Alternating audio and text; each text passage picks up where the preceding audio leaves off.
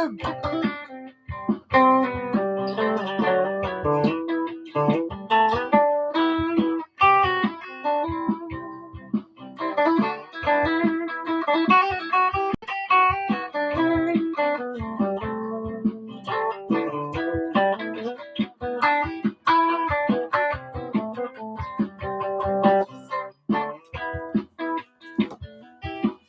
Hey, Kit Kats! How's it going? Sorry, no Telecaster. You're first in, a wee bit early. So we're going to put some bass down.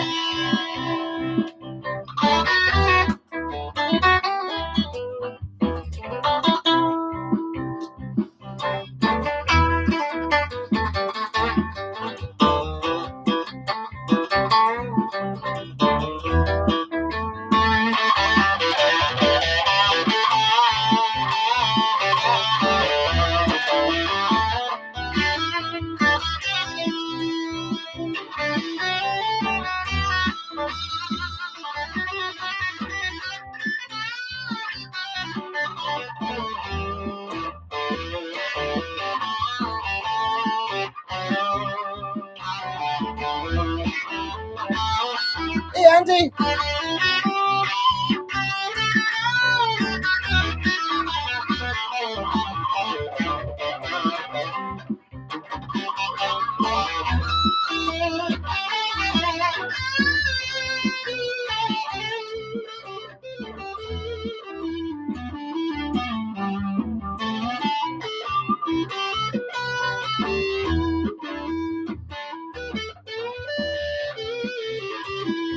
Not 8 o'clock yet. But Bucky time. It's been over a week. I've not had a Bucky in over a week. Not a lot over a week because I was pure hammered last Saturday night. So let's say about midnight. So maybe a week plus. What time is it? 8 o'clock? Is that 18, 20? Yeah. A week and a day. How's it going? Hey, Tom, how's it going? Alex, here's the Bucky. Is it called the Bucky? No, I'm a classy Bucky drinker. Red wine. Well, 99 point, oh God, I can't even remember the exact number. 99.28% red wine. So it's 99.28% should be warm. Hey, Scott, how's it going? Traditional, what's the number? It is 26. I don't know what the bingo term is for that.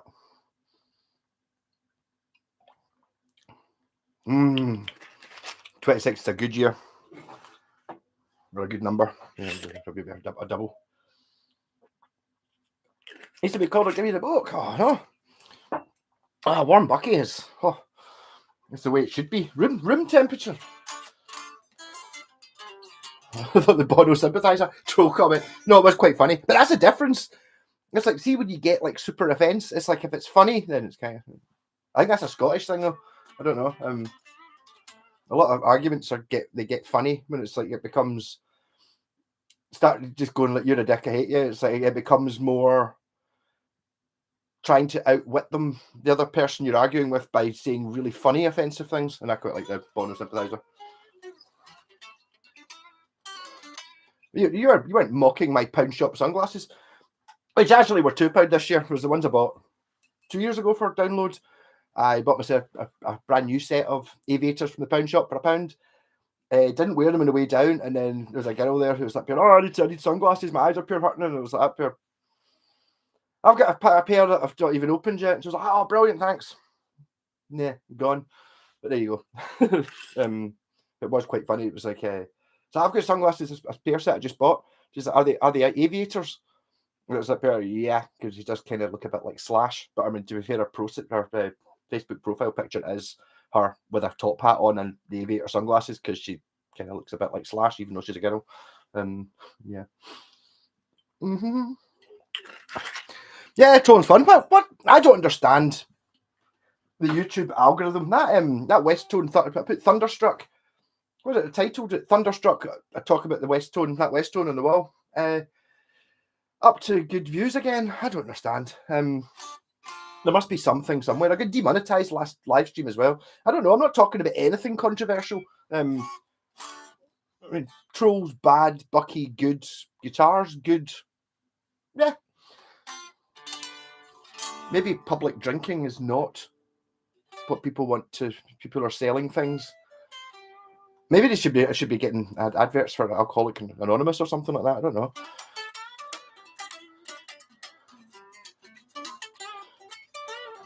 But I don't understand the cold Bucky thing.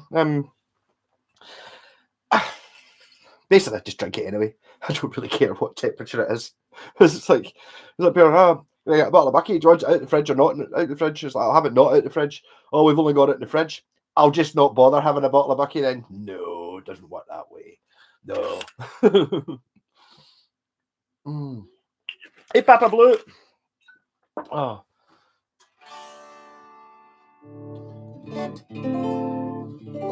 So who's bought guitars this week then? The usual Guitaraholics Anonymous question. It's like, hi, I'm Malco, and I ended up buying another guitar. I haven't. I did, but I bought a bass. I bought an Epiphone Explorer, actually. No, not an Explorer. An Explorer GT, which is like a small-bodied Explorer. It was just the body. It looks really good. I realise why it's just a body, though. The guys said selling it. Was it Dumbarton or something like that? So I bought this last year off YouTube. Off eBay. Never actually did anything with it. And then I'm looking at it, and it's like it's a funny scale length. It doesn't take a normal neck. I looked it up. It's meant to be a 24 3/4 inch, but you can't put. If you put a Les Paul neck on it, it's the way up at 25 odd. And if you put a Strat neck on it, it's a way off. And you're like, so I've got a neck, a BC Rich Gibson scale one that's a bit damaged up at the top. It's got 24 frets. I think I'm going to be able to attack that round about the end of the neck and make it fit, and then it'll be all right. EX Paps, Kenneth.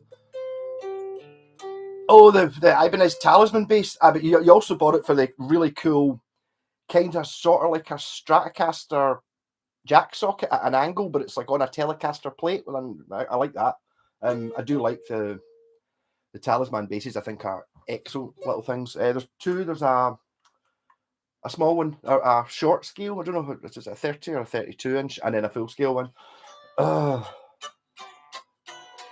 Yeah, Wales. After the Strat, ban myself from buying another guitar until at least Christmas. I see. There's a difference between guitars you think about and guitars you have to buy. That's where it comes in. I mean, a lot of guitars that were planned.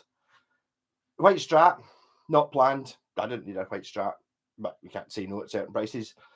That one, it wasn't planned. That one, again, not planned. That one I did for fixing a kitchen. That one I thought about for ages. So that's a true guitar I bought for myself.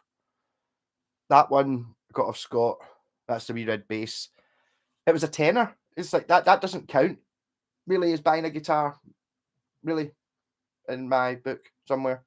I didn't plan that one either. Yeah. This one, I didn't plan it, but there's that whole planning thing. I don't need, and I haven't needed another guitar for quite a long time.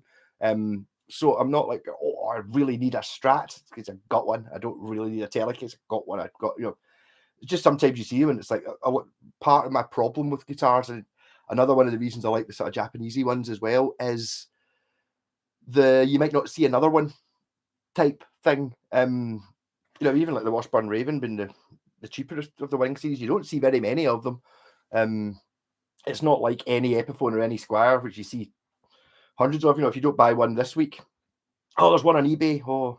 There's obviously a slight element of, but it's only 150 quid. They're normally 200 type thing. There's always that in there, but you can always buy it later. I found that when I was buying new guitars, or going to look at new guitars, the impetus wasn't there to buy it right now. Otherwise, you never get another shot. So I had the tendency to look at it and go, that's really interesting. I might buy that. I mean, I'll maybe leave it just now and we think about it. And then a couple of months go by, they're still in the shop. And then a couple of years go by and you go, I should have bought that. Jennifer bought 8. Yes, she bought one today as well. Apparently, Scott, you're picking up tomorrow. Yeah, that's quite a lot of guitars. But she's doing what I do. You're justifying it by, like, when I'm buying guitars, I don't really count buying guitars if it's for a bucky caster or if it's one I'm going to fix up and sell. That's like a business transaction thing. It's not for me. Sometimes they end up being for me, but you go that way. An X1, like a melted mockingbird, is a bit mad. Is the X1, is that a Stag X1? Is that the one I'm thinking of, or is that something else? Hey, Pontiac, don't buy guitars. They find me and play on my addiction. Yes. No, I mean, I don't know if you stole that quote from me, but yeah, I don't find guitars, they find me. Even when I'm not really looking at all, I kind of haven't really been looking for a while. Really this year, to be honest, I've had so many guitars to fix, and it's like you make more money fixing guitars than I do buying ones and then doing them up and selling them, sort of thing. Really doesn't. This guitar does not go well with my shorts and t-shirt combination, does it? The bass is a problem. When I turn the tone down, the volume drops big time, but the volume control works fine. I wonder if it sounds like it could just be a bad pot, possibly. Or maybe just the wrong value of thingy, or what kind of amp is it you're using? I don't know. It does seem annoying. I know what you mean, but the volume drops big time. I don't know, but I'd imagine it's really annoying. It's possible it's like a quirk from that type of bass. It's like that when you get like a Gibson EBO or something like that, and it's like the tone control just doesn't seem to go all the way up at all. It's because it doesn't have any treble no matter what you do. So it's a different thing. It's like, I don't think the Talisman's likely to be like a unique, quirky sound that you only get from this bass. It's likely to be more in the middle somewhere where you can use it for different things.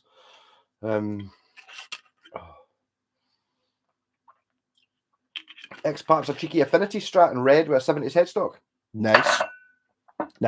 I do like the 70s headstock. I don't know if I actually got one with a 70s headstock. I think I prefer it to the 50s one, the 70s headstock. Maybe from seeing a picture of Richie Blackmore on the inside of a Deep Purple record or something like that. But I think the big headstock is a nicer looking thing on a Strat. I think if I had the choice, like, obviously I'd rather have a 50s Strat, like one from the actual 50s. If you want one from the 50s or one from the 70s, I'll have one from the 50s, the actual guitar. But I don't know, headstocks are a funny thing. I've just spent this afternoon chopping up a Les Paul. It's like a proper lawsuit Gibson Les Paul neck to make it, because it's going on a Flying V, to make it, because I couldn't handle looking at it. Just like Les Paul headstock on acoustic, on an SG, on a Les Paul, yep. On a Flying V, no, you have a pointy headstock. You can't have it's got to fit.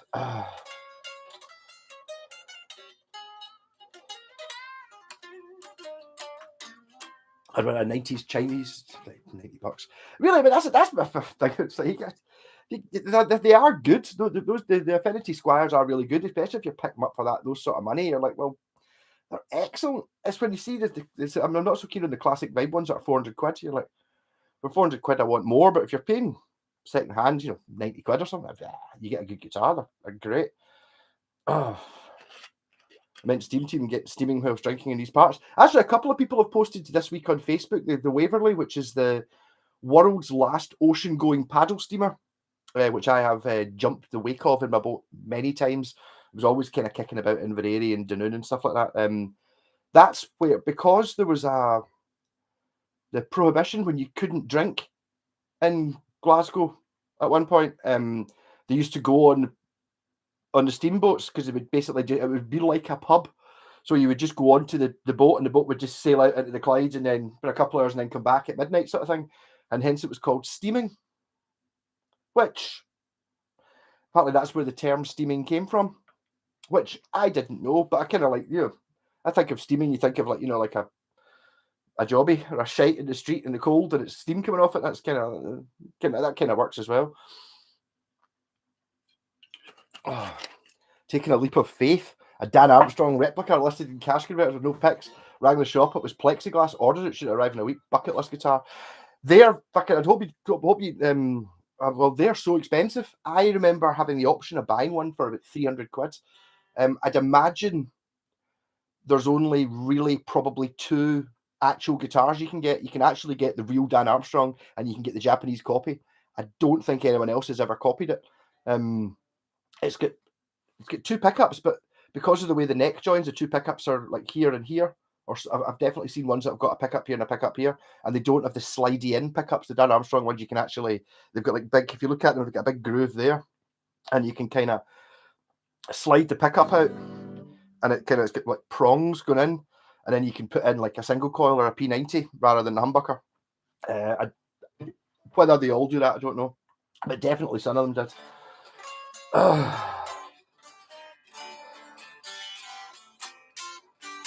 Bruce, just out of interest, how much did you end up paying for it? Just out of interest, I've always kind of fancied a plexiglass guitar. I actually bought a plexiglass Telecaster when I was in China.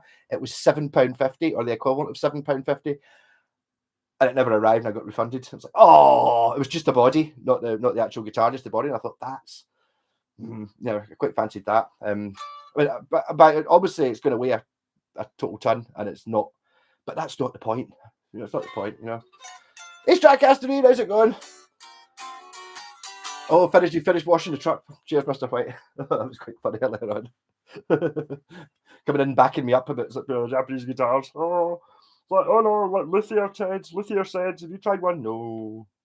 Luthier said, though, someone who knows said, I don't have an opinion. I'm just telling you other opinions and then putting my name on it.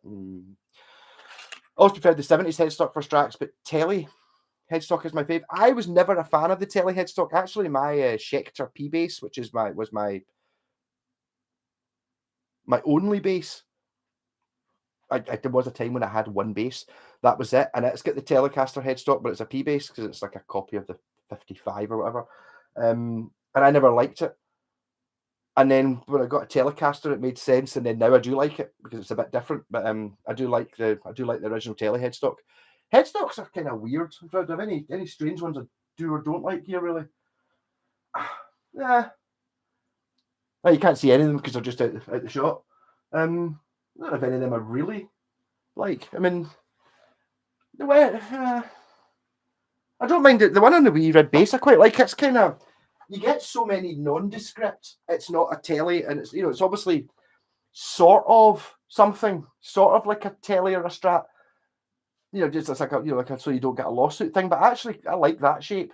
It suits this bass. I don't really know what you would call that. It's just kind of like a sort of it's some Fender-ish. It's amazing how many people get it wrong, though. I mean, actually, I was watching Foxy's Guitar Channel the other day, and he'd a Charvel, which is I'm not sure the exact name of the exact model of it, but it's the worst headstock I've ever seen. As soon as I saw it, I was like, that's the one. I knew there was one. I remember nearly buying one years ago and just couldn't live with a headstock. It looked basically like you'd taken a Strat head. I suppose I can sort of get to that one. Imagine this is a Strat headstock. I'm not super keen on this. I don't like it. If you imagine this, and it basically just went in a straight line like that. So it's basically that was a headstock with a sort of round end on it. It was just like dunk. It looked like see if you imagine it being a separate piece of wood. This one isn't, but like a stuck-on bit that snapped off. So you just end up with a line And it was just, worst headstock ever. Again, I think that's an incredibly ugly headstock on its own, regardless of what you put it on. But other things, it's like, I don't mind that one. That's all right. It depends on what body you put it on. Really. Problem with plexiglass guitars is weight. It's like having a party paving slab on a guitar strap, I can imagine. Hey, Skull and Drum Kit. Drum It. Don't know, it's a cool name.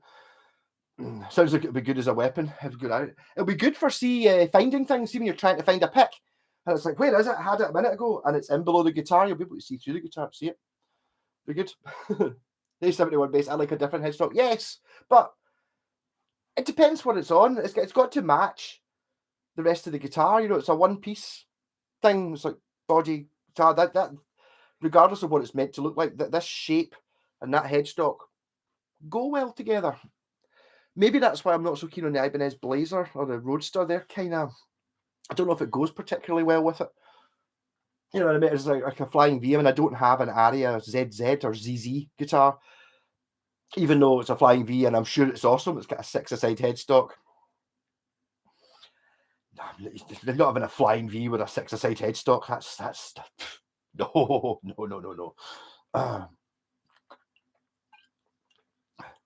Charvel and Jackson had shite headstocks on anything non-pointy before Fender bought them. Yeah, I know what you mean. Yeah, but I mean, even the pointy headstock, like the pointy headstock, is fine on. No, an RG doesn't have necessarily. I wouldn't have said an RG was a pointy headstock. Not proper pointy. It's pointy-ish. I don't mind that headstock. It's quite good. But if this guitar had, like a Jackson headstock, that's cool. I'm happy with that. That's fine with that. See if it was like a Strat type guitar with a pointy headstock. No, it's not right. I suppose in that sense, I do actually like the Roadster headstock because it kind of goes with the Strat more than I couldn't have that. I think actually Mr. White's got one or had one. The year after that, they moved from Japan to Korea and they put what is now the standard Ibanez headstock on it. It doesn't look right on that guitar. Got to match. Dean headstock. I actually quite like it. I had a Flying V, the one that's like that. I mean, it's like the whole problem with the Gibson. Your two middle strings, because it sounds like that. The two middle strings are kind of coming in at an angle like this before they get to the nut. So it's like, really, you want the strings to go straight over the nut so they don't get stuck in it when you bend a string and it pulls the string through the nut, so it can slide back when you let go of it, sort of thing. But the Dean one's even worse. It's like, how can we sort that problem? The way you sort it is kind of, almost like that sort of thing, or a PRS. I mean, okay, it's still a little bit of an angle there, but this tuner's here instead of being here like it would be in a Gibson. So that angle is that instead of being that. So it's not as bad. And obviously, one of Leo Fender's inventions was the Strat headstock was because all the strings went in a straight line, which is good. But the Dean one's up here. Oh no. Instead, what's up here? So the Gibson one's here. We'll move it in. No, we'll put it away out here, so it just goes like that. So, yeah, I think they kind of work on the ML guitar. The one that's kind of like an Explorer and a Flying V. The body is so big; it's like carrying a door about. It's like Flying Vs don't seem that big because it's all here, sort of thing. But there's nothing here, so it doesn't feel that big. An Explorer.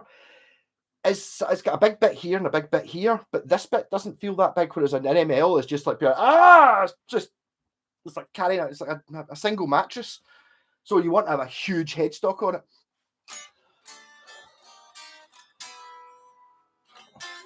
Did have a Charvel Star bass, all right. I want to know, was that before the Ibanez X series? Because I've got an Ibanez Destroyer that's a similar sort of shape, to the point of when I see the Charvel Star, it looks totally wrong to me because I'm used to looking at the Ibanez Destroyer. It's a bit off-centered, a wee bit like because it's got the Jackson Warrior.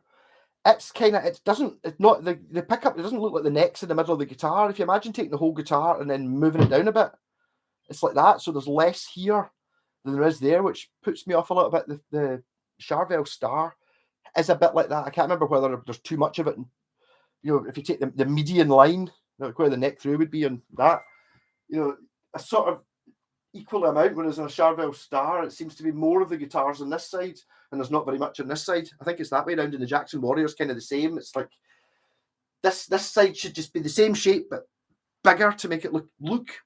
When I say balanced, I don't mean balanced in weight. I mean balanced as looking at it. Was put a Burnley 1980s Les Paul with 3 humbuckers and a Bigsby. Nice guitar. It might not have been an 80s one, but it could have been, because Burnley are making Les Pauls again just now. They're kicking about. They're more expensive than Epiphones, and I think they're still made in China and stuff like that. The Charles Rabbit's not too keen on the Seymour Duncan SPB2 pickups. I don't know what they are. I like a good P-bass pickup. Other pickups, I find I have to adjust them to get the sound I want, rather than just the P-bass is just a known element. Some late 80s guitars go cheapest because of the pointy headstocks. Yeah, well, that was even more so when I started playing the guitar. So we're talking mid to late 90s. Was the extreme pointy headstocks were right out.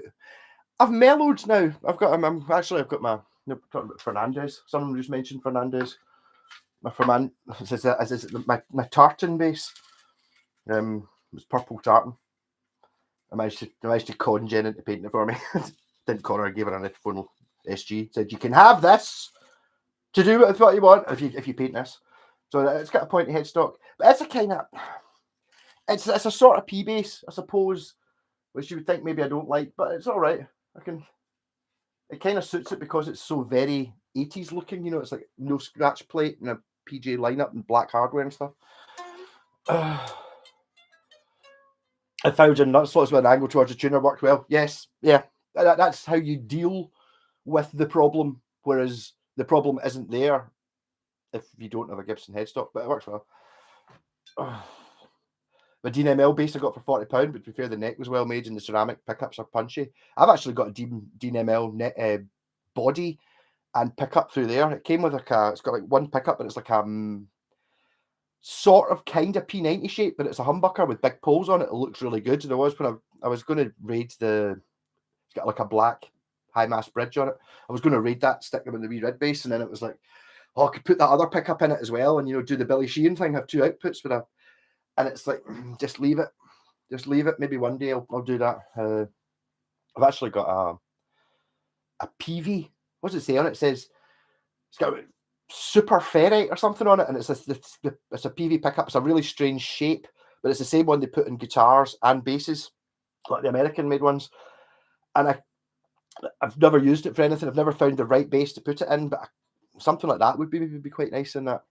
The problem being, I would know if it didn't work because it wouldn't have a reading, but if it sounds shit, I've just cut a hole that shape in the bass, sort of thing. Kind of weird.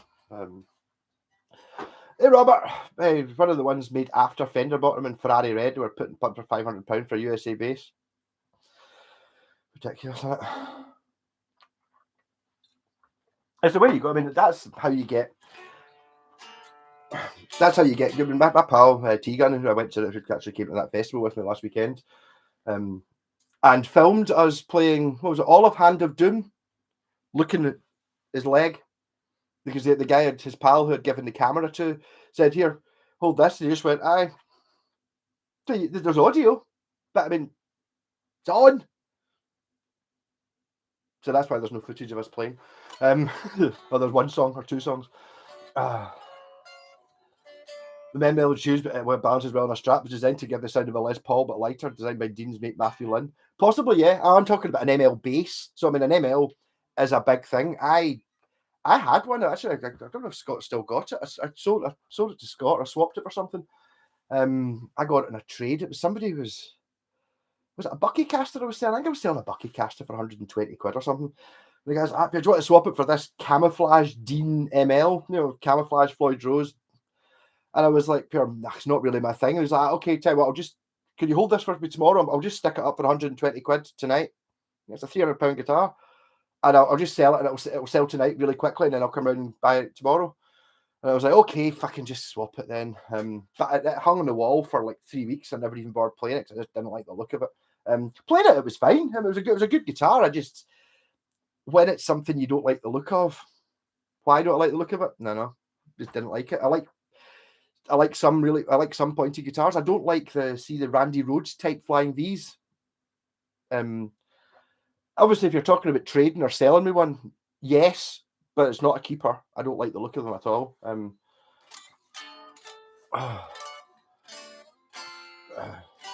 Those PV pickups are gold. I think they might be. Yeah, I've heard this. Is it Scott Grove talking about them? Said they're. I mean, they are. I'm sure they are. I just need a bass to put it in, and I don't know which one I want to put it in. I don't think the wee red bass. I don't think needs anymore. It's not very big. I don't know if it really wants a neck pickup. Yeah, the super fair. I bought a couple of the basses cheap because they all look like the cheaper ones. It's hard for your average punter to tell the difference. I know what you mean. It's yeah, you just don't know. It's over here. I think in America, the PVs you've got much more chance of getting an American one, and they're amazing, and they can be found really cheap because people are scared of them. There's that PV and a PV. I'll have a Fender.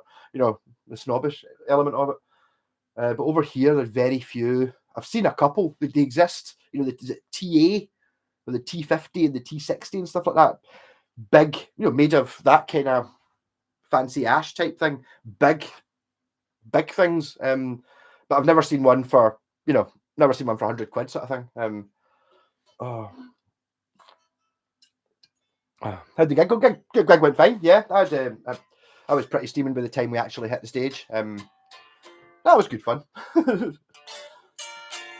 Someone was asking about Carol Trims. I know the chat's been quite active because I've been off for a couple of weeks. So I'm just talking and just catch up. If I missed you, just say it again.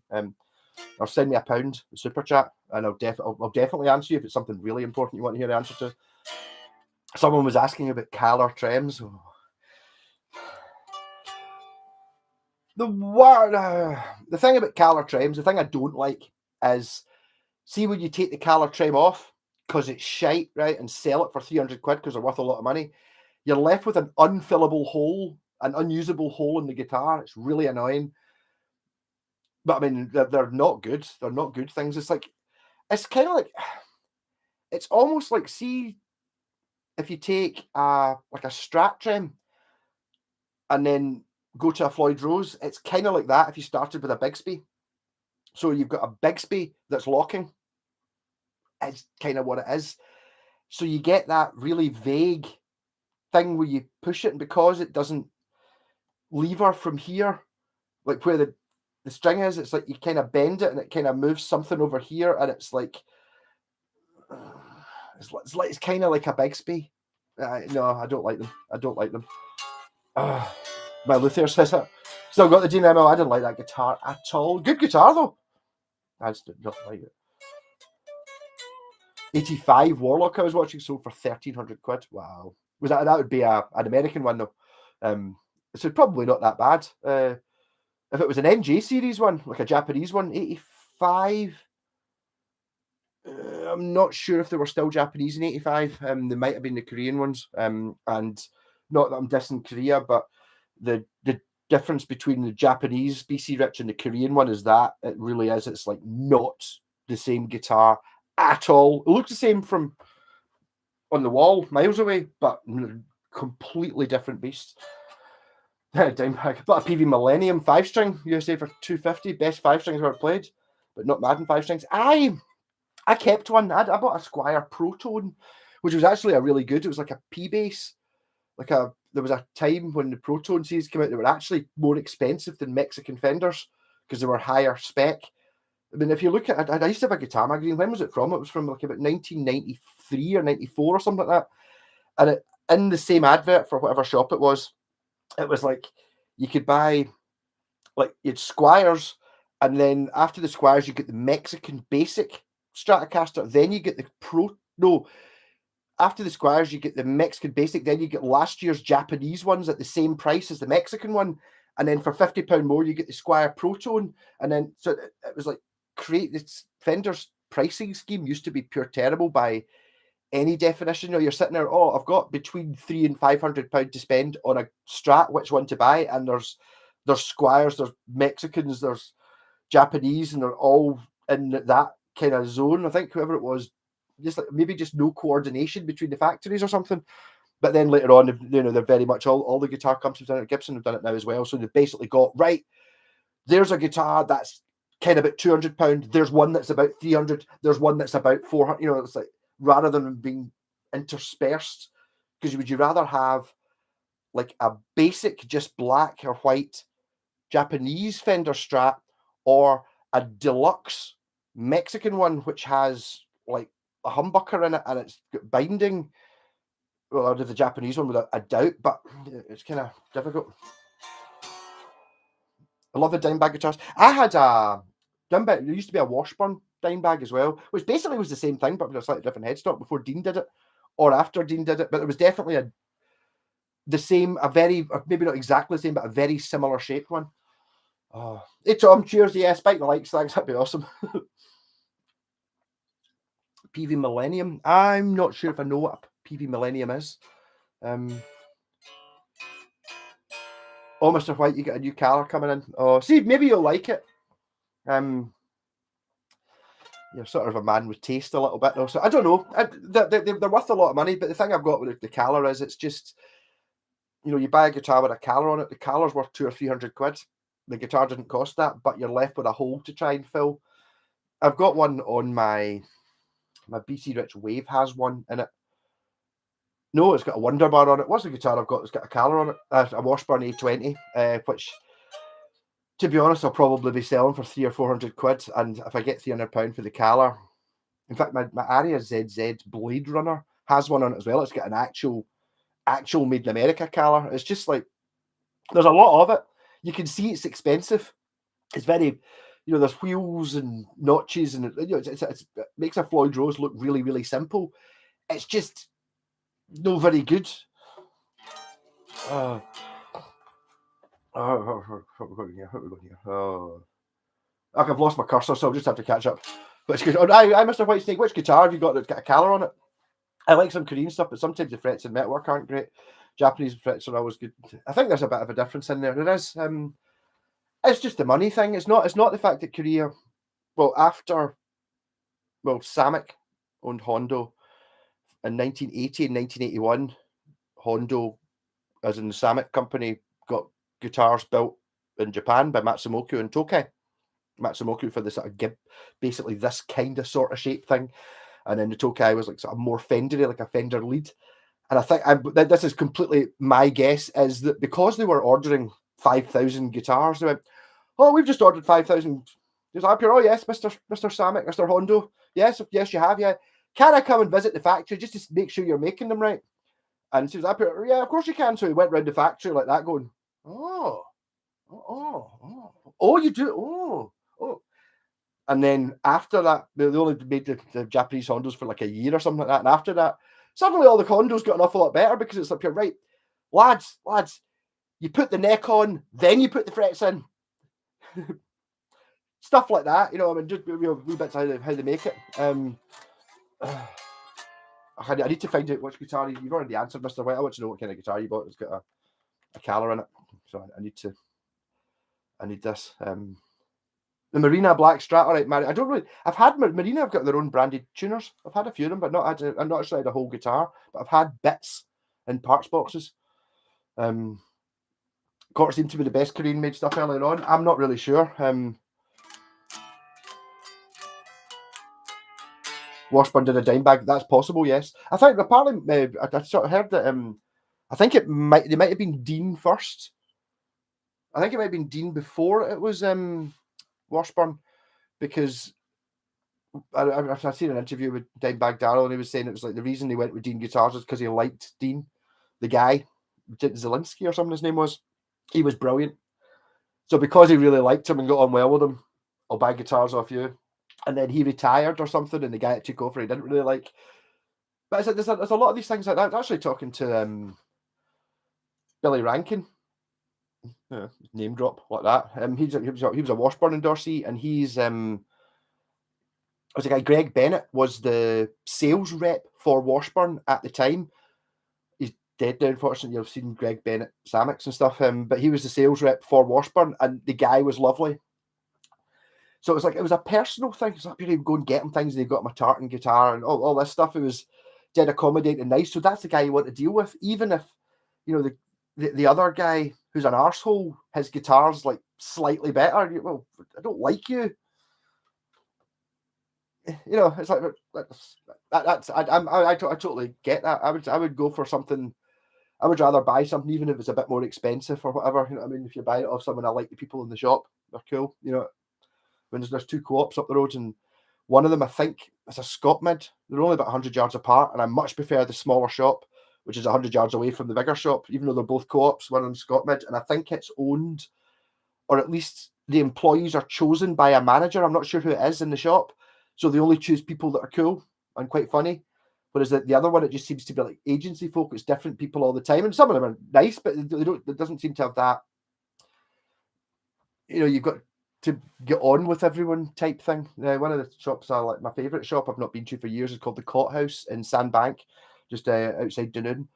And it's a guy my age that owns the thing, so everyone in it's hilarious because I think he only employs his pals or folk that are up for a bit of a laugh sort of thing. So I mean, obviously you've got to be good at your job as well, but there's no stour-faced, depressy folk. They're all up for a stupid laugh and crappy jokes and all that.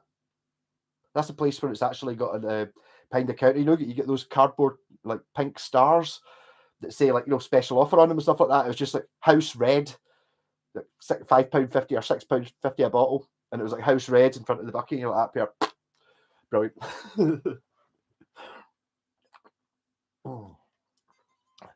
The Hurricane has a Gotha colour. Wow, I didn't know Gotha had made them, but I suppose they just made what was popular. So I'm just going down to the bottom now, right? Must have don't use it though. Forced to use the fine tune of it. Hey, front row, how's it going? He's right, you know. I'm always right. Is that you shouting at the telly? You decided to type it in. Yeah. So I'm getting a wee bit. Samick can be great or crap. About a Samick Royale just for fun. Beautiful fit and finish, but the pickups could not adjust. Found out that the pickup cavities were too small. That seems like a bad mistake, doesn't it? I have a Hondo Professional base. That's the one I've got. Yeah, it's an ugly shape compared to this, but yeah, I think they might have actually done P bases as well. There definitely was a Hondo P base. It was made by Tokai. I think it might be the Professional series, but the ones that kind of look a bit like this, but a bit uglier, or Matsumoku. I think it's a Tokai P base. It's so well made. Yeah, it's basically it is a Tokai P base. Is what it is. Never actually played one. Forced to use the fine tune, obviously. 71 sounds about right. Looks cool, don't touch. But it kind of does return to pitch. It just feels very vague. It's like, you know, it's like, it's like something you're telling somebody. It's like, could you give the whammy bar a wiggle? And then they do it. It's not the wiggle. It's like wiggle. Obviously not that much of it. There's a delay in it. Mate, if you're used to it, maybe it is good.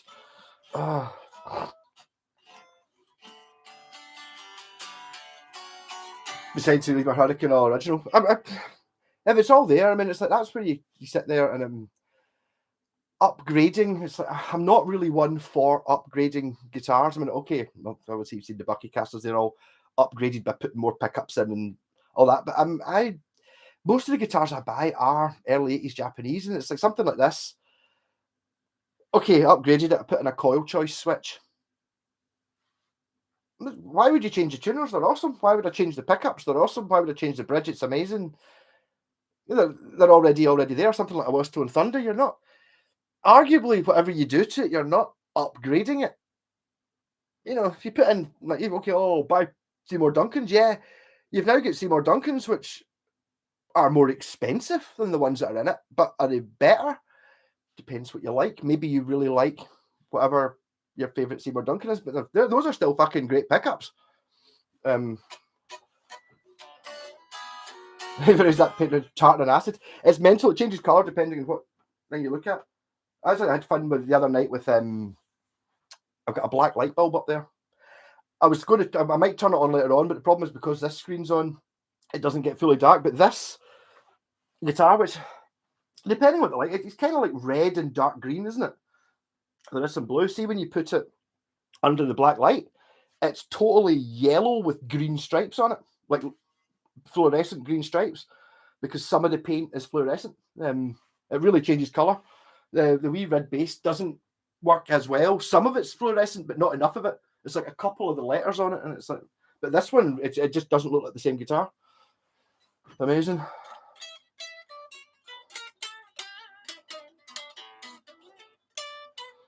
Many Greg Bennett guitars around, good price. They're good guitars. They're like sort of your.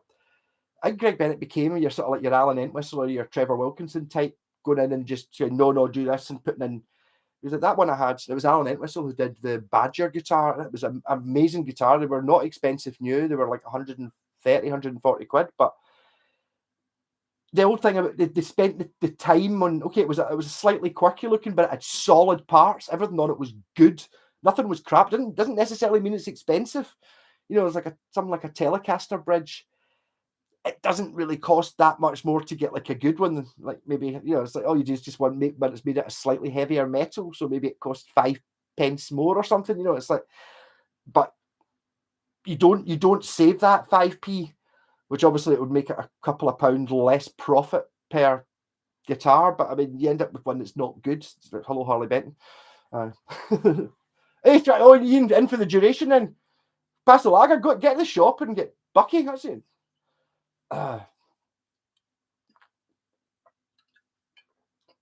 That's a badass Pointy and Goto. Ain't no crap, man. Yeah. The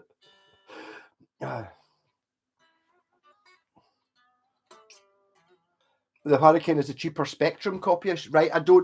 It could be because there was a thing. If you look at America, the guitar, I think it's called a Phoenix, an Electra Phoenix, is very desirable, and they go for big bucks, an Electra Phoenix, and basically that is a West Tone Spectrum, because Electra bought their guitars exclusively from Matsumoku, and Matsumoku decided they were going to make their own range. I think the plan was, right, well, you don't really sell Electras in Europe, so we'll do the Matsumokus, we'll go to Europe, but we're not going to put out a rival with one of our best customers. You know, we're not just going to put out the West Tone Spectrum range in America, because so in America you've got like the Electra Phoenix, which is, I don't think it's not quite exactly the same as any of the Spectrum range. It's like a mix of two of them. I think it's got the bridge from one of the guitars and the pickup arrangement from another one, but you can get one that's very, very close, or the pickup switch is here. Something that's slightly different, but only like a cosmetic difference. But here we've got like a whole range of Spectrum guitars, going from the cheaper one, which has got crap tuners and a Strat trem, to the next one up, which has got better tuners and a Bandmaster trem, to the next one up, which has got like, it's a set neck and it's got like a locking trem, and then you get the next one up, which is a through neck, and but they're all in the range. I bought a Jap copy. I don't class Jap as a derogatory term, because you can't do that on some of the Facebook sites. You can't use that. There was a guy talking to me who was Japanese. At one point we were going to have a deal where he was going to buy guitars for me, Yamakis and stuff, because apparently you can get them over there, no bother. And I was going to buy Gibsons and Fenders, and we're going to swap them over, because they're really, really expensive over there to get like a Gibson or a Fender, whereas over here they're like, okay, they're expensive, but not as expensive as that. And he was talking about Japanese. Like, I can't really use Japanese, it's racist. And he was like, what? I'm Japanese. Right. Okay. And it's at that point where it goes in, when are you offended by these things? I mean, it's like, I'm Scottish. So if someone says, Malcolm, he's a Scot, I have zero, even an inkling of that being an offensive term. It's not. A jock, only ever hear it from racist English people. I hear it so little, I'm not offended, but that is a derogatory term, whereas Scot is short for Scottish, Jap is short for Japanese, so that's fine. Don't know. I even worry about calling them, it's like Americans the Yanks, and it's like, I don't think that's a derogatory term, but I don't use it just in case. Electra Phoenix is the best of the lot. There you go. But we've got them. If you buy honestly, Pontiac, look up West Tone Spectrum. You'll have to look on eBay over here. We've got hundreds of them. That was one of the biggest selling guitars of the 80s. Was a West Tone Spectrum, which is basically the Electra Phoenix, or exactly the same shape and stuff, the same pickups. But as I said, there's so many models of Spectrum. Not one of them is identical There's one below and one above, or several above. I started work on the 15th of May, and I've done weeks training, and I've been sat at home ever since, getting paid, awaiting security clearance. Work is going to be a shock to the system. At least you've got some. If you've got, as long as you get lots of bases to play. You watched the entirety of Star Trek yet? I did that for when lockdown came in. But oh god, how long is this going to be? I don't know. It's only been a couple. I was like, fuck it. Star Trek: The Next Generation. I've not seen all of it, and it's like I'd seen, I don't know, probably a lot of it, but I've never actually sat and watched it. It's one of those things that was always on, so I watched all of Star Trek. So do that. It's good stuff.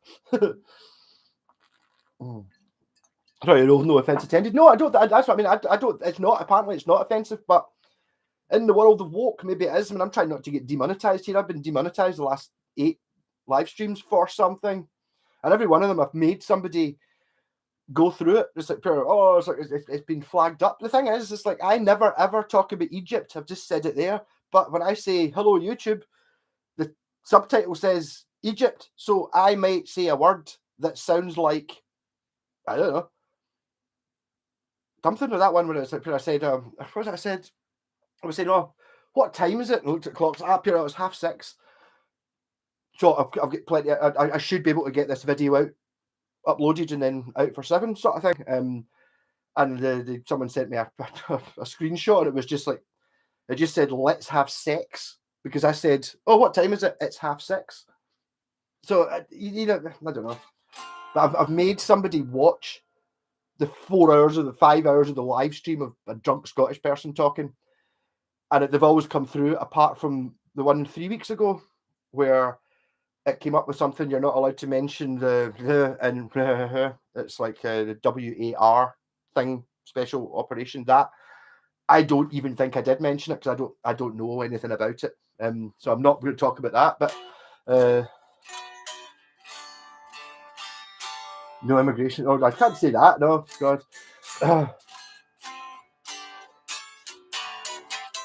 Yeah, I don't know. I mean, I think I'm allowed to say the current Westminster, well, basically the Westminster government is corrupt as fuck.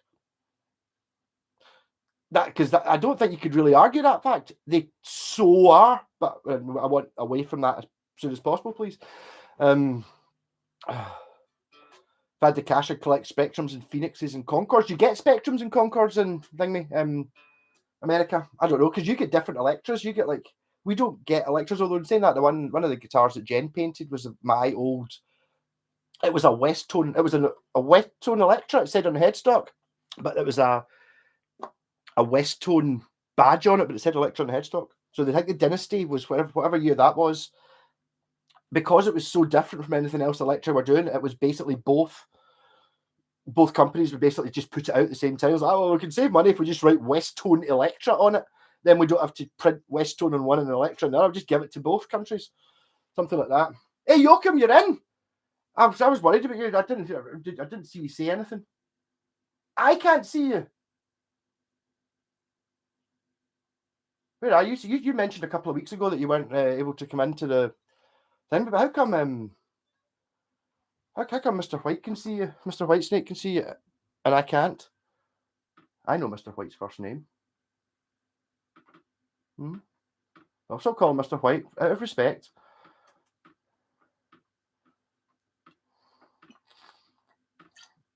No, Joachim's not coming up. That's really annoying. I like Joachim. I don't know why.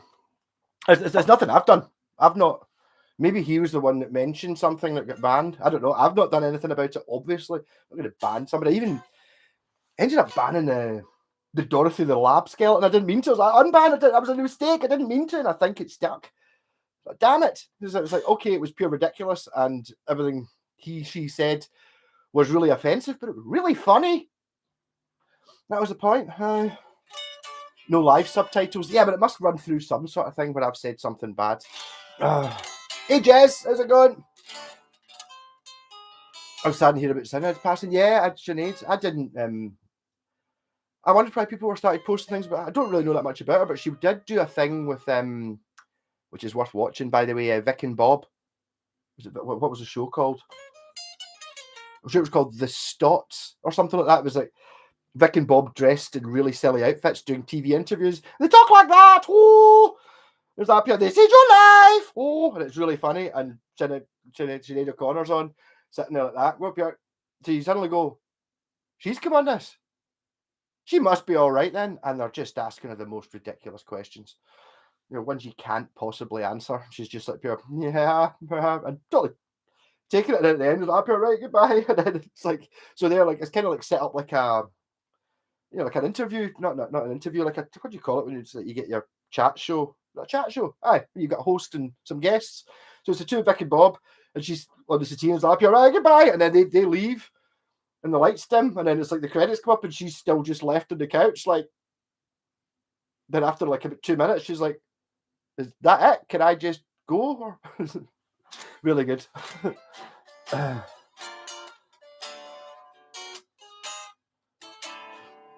You have a ZX Spectrum. Okay, it's different from a. I never had a ZX Spectrum.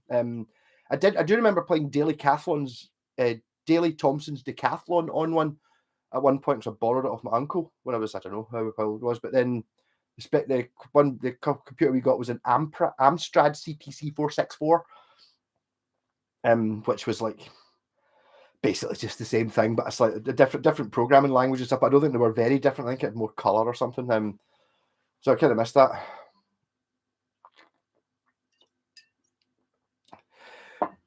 You don't. There's no preconceived Pontiac. Just if you did any research whatsoever, you know why I don't have the butcher's apron anywhere. Refuse. Even on some of the Electrics cars I have it, I've scraped it off. I don't want anything to do with that. The thing that's really annoying is, see the blue bit on that flag? It's the blue bit from that. So by proxy, it's partly my fault. But I mean, no, utter bastards. And it's the same families that still run a lot. You blocked him thinking he was the AI? Oh God, I hope not. No, because they were really funny. No, Joking was, they were just being annoying. No, it definitely wasn't him. I don't know who the AI was. I forgot about that. Oh. Hope it wasn't. I didn't know anything. I don't even know about her son. Oh. Love my I think if you go to your YouTube site, you can unblock users, Mark. I've done it before by accident, but it's a deep dive into the settings, if I remember. But possibly is, yeah. I'll have to have a look. I hope I haven't. But I mean, Mr. White, did you talk to Joachim there? So I'm just not seeing it. Maybe it's Joachim, say hello if you're still there. Miss you, man. It's like, we've got the blazer there. I'll play it if you if you say hello. I'll go in and have a make sure, because I'm surely I must have a folder of people that are blocked. Because I mean, let's be honest, there only are like, I don't know, 3 or 4 people I've ever blocked on anywhere, really. Because generally people who are arseholes just don't talk to you. They watch me for 30 seconds and go, and then they're off. So which is fine. It's 1K memory. No, Spectrum was a Spectrum 48K.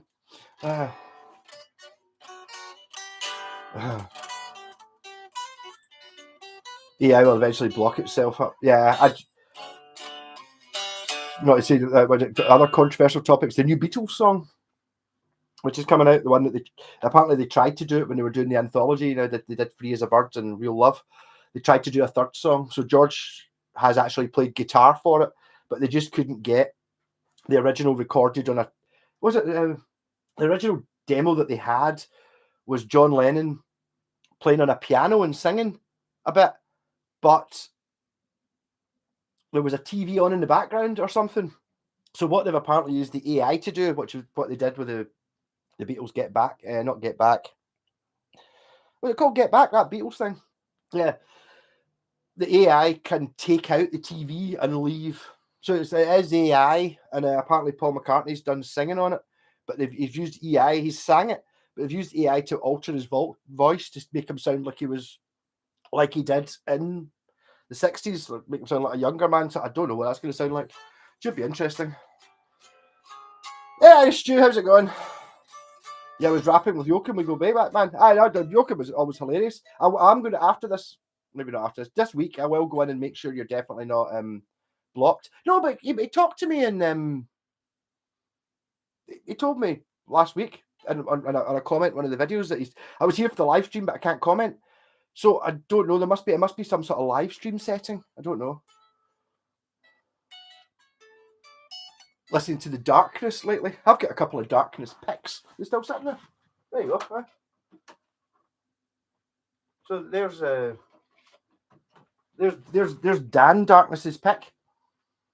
That's really interesting. It's a 0.73 into it. A 0.73mm Jim Dunlop. And there is Justin Hawkins's one, which has a picture of him playing the guitar on one side and the darkness on the other. Because where was it? Which one was it? Was one of them was fucking stuck to me. It was at the Hard Rock Hell last year. It was at Darkness, and it was like 6 inches away from the front.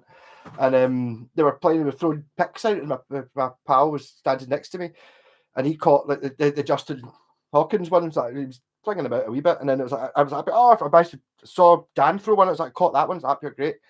And it was like, and Justin threw one right totally at me, and I was like, right, couldn't find it, and it was fucking stuck to my neck. It basically just gone and stuck to my sweaty neck. The pal's like, you're fucking hell.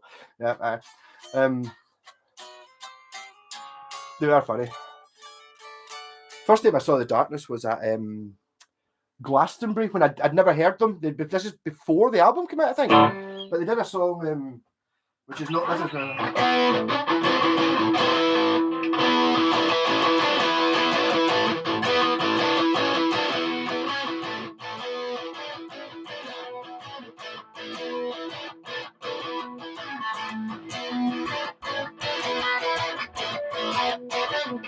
and it was my first time and only time I ever went to Glastonbury.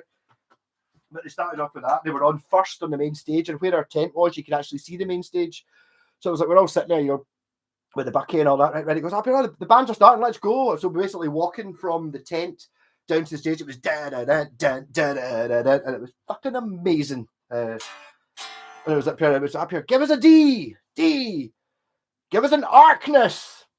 Yay! No, I do like that. Want to put in a super chat, but it's rejecting comments.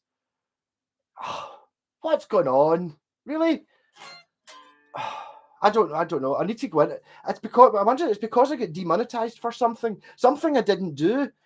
I don't know. I need to have a look at it. I don't know if maybe I have to restart it or something like that. That's really annoying. I mean, you don't owe me any super chats. Yes, but it'd be nice to get it. Maybe it's because of the live stream that my my income from YouTube's halved. I'm now at £30 a month. That's still, I'm doing video every day. I'm getting £30 a month. That can't be right. But they don't want me on YouTube. They want people who toe the line and do what people want. I'm not doing what people want. I'll do what I want.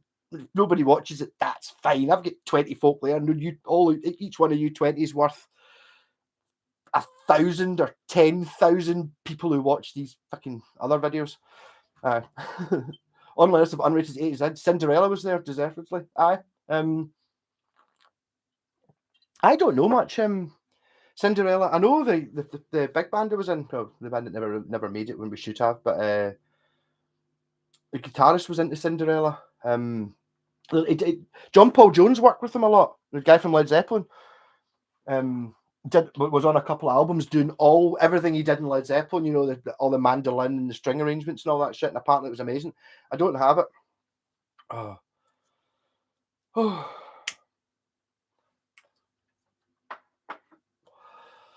Saxon were not bad. They were a product of time. Saxon are really good now.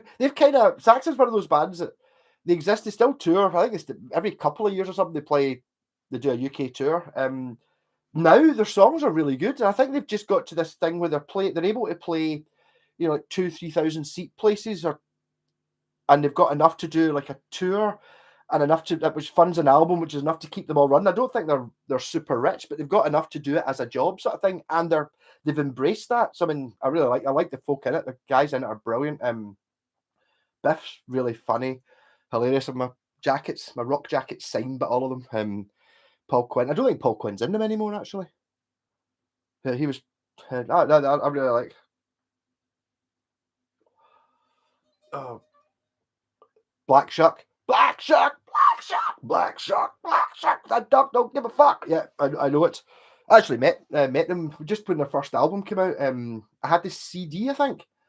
I mean, my pal were waiting in the queue they played in Virgin Megastores on Buchanan Street, which has got like a spiral staircase up the middle. It's not been Virgin for years, but they were playing in there, and they were fucking brilliant. Really enjoyed it. And there was a queue to wait for to get something signed. So I had my CD, and it was like I'd actually taken in Big Gun by AC/DC to get to sign that.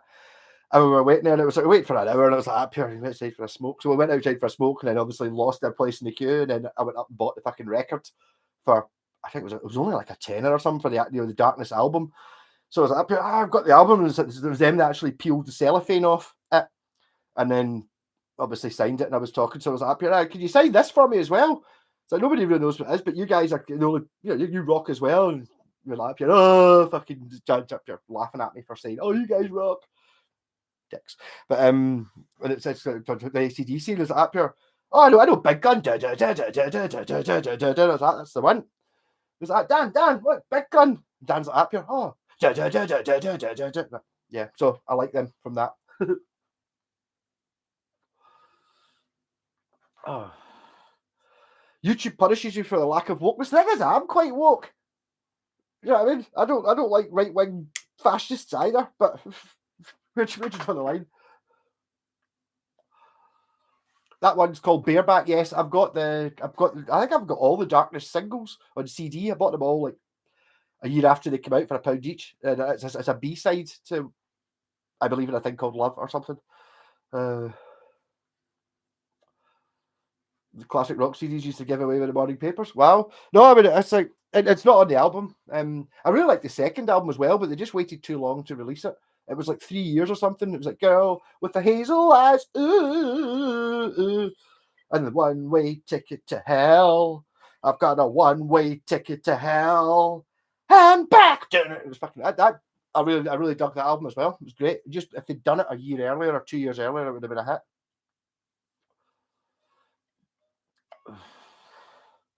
YouTube seems to be a place for the big boys to advertise their nonsense. They get ad traffic. The little folks are tolerated. They don't cost much.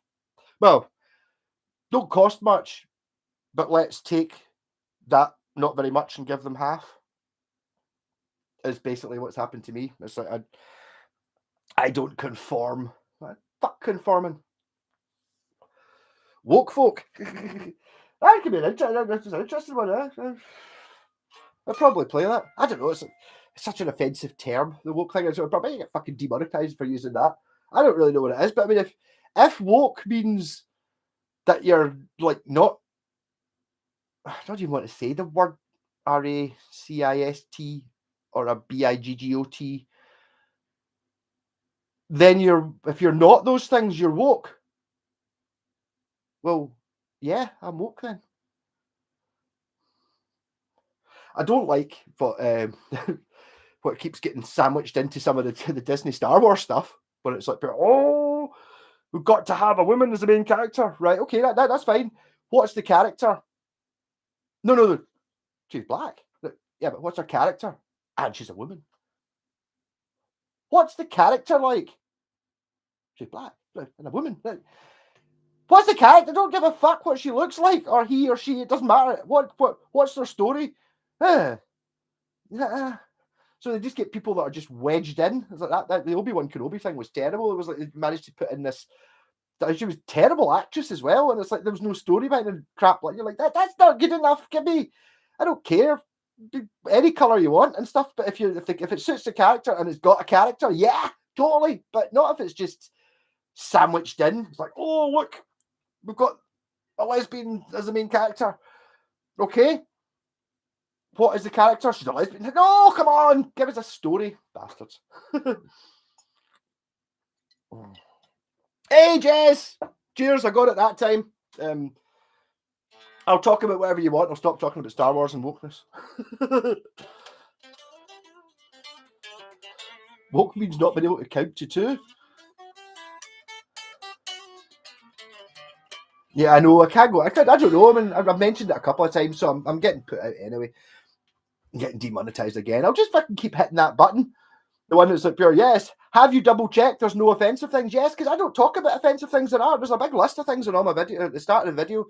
As soon as you hit monetize, it asks you whether you're talking about banned things, and it's like, if I mention them, I'll get. But I don't talk about any of those things. It's like, I think I'm allowed to say guns. Yeah, but I mean, I don't know anything about that, so I don't talk about it. It's the same thing as happened in the non-specified military operation thing. Is like, I don't know enough about it to talk about it. I'll talk about guitars because I kind of know about them. I might not necessarily be right, but I'll give you my opinion on that. I'm not giving you an opinion on something that I don't know anything about. If I wasn't on YouTube, you could ask me and I would go, I don't really know anything about that. Fair enough. Midnight Walker. Oh yeah, totally.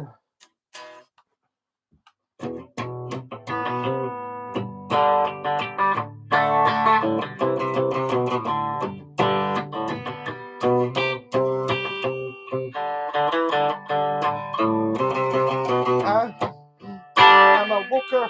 I'm a smoker. I'm a joker.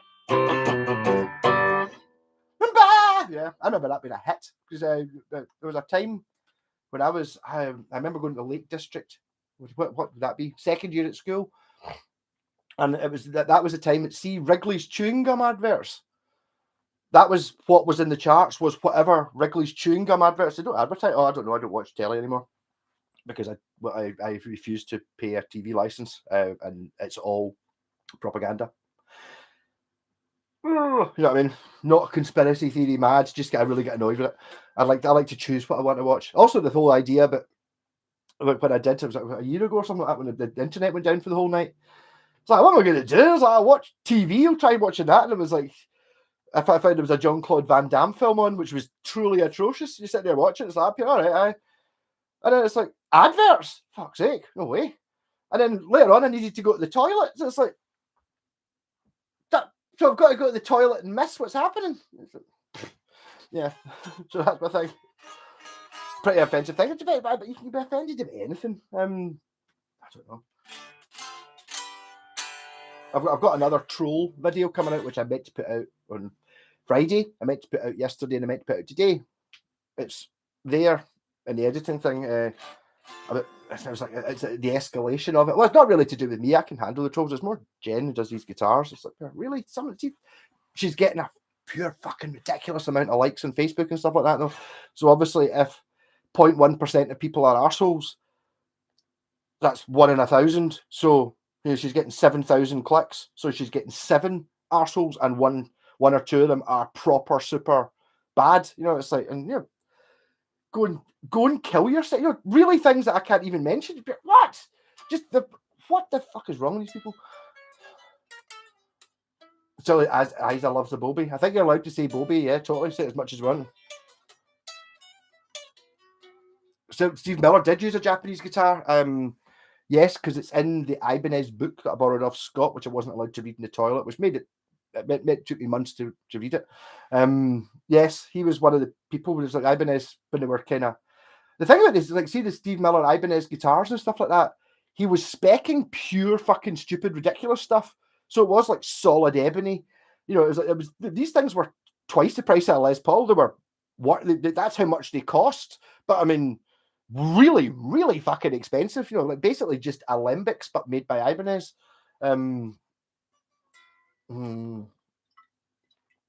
Yeah, I don't have an Ibanez artist. I've played a couple of them, and they are unbelievably good.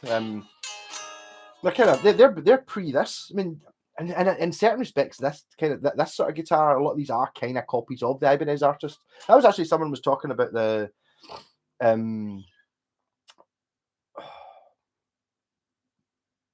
drinking Bucky. Can't remember what I was going to say. I've just smoked a fag. I'm going to smoke another one.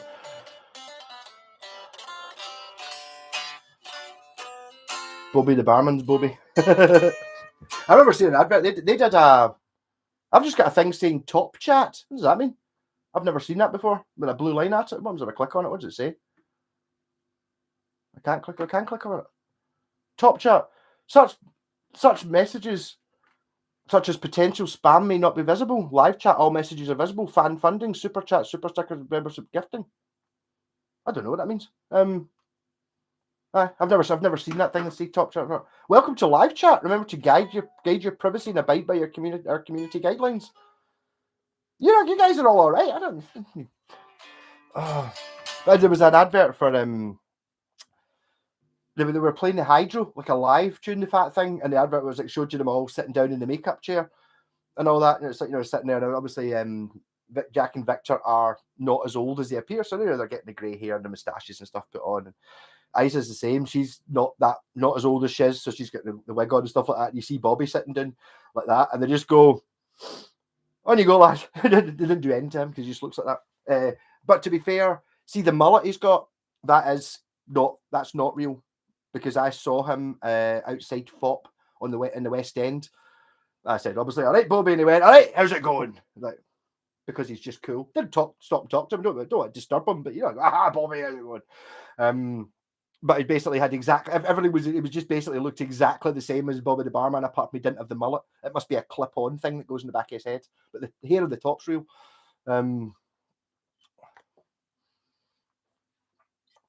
Abracadabra. And I bought a Steve Miller album. I thought it was an album. It was like Greatest Hits 70 to 73 or something like that, with a picture of a horse on the front. And I remember that. But the Joker was a big hit because it was in a Wrigley's Chewing Gum advert. Other songs that were in Wrigley's Chewing Gum adverts probably that year or the year before were Get It On by T-Rex, which got to number 1 in the charts.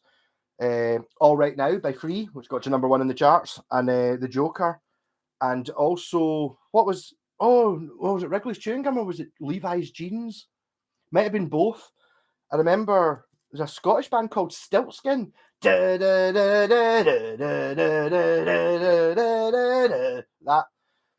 it. And what I sang there was Hey Joe, but it was a bit like that.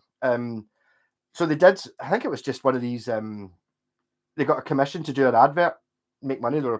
So they did this advert, and then it started doing really well. And they were up here, oh, we should release this as a single. And they're like,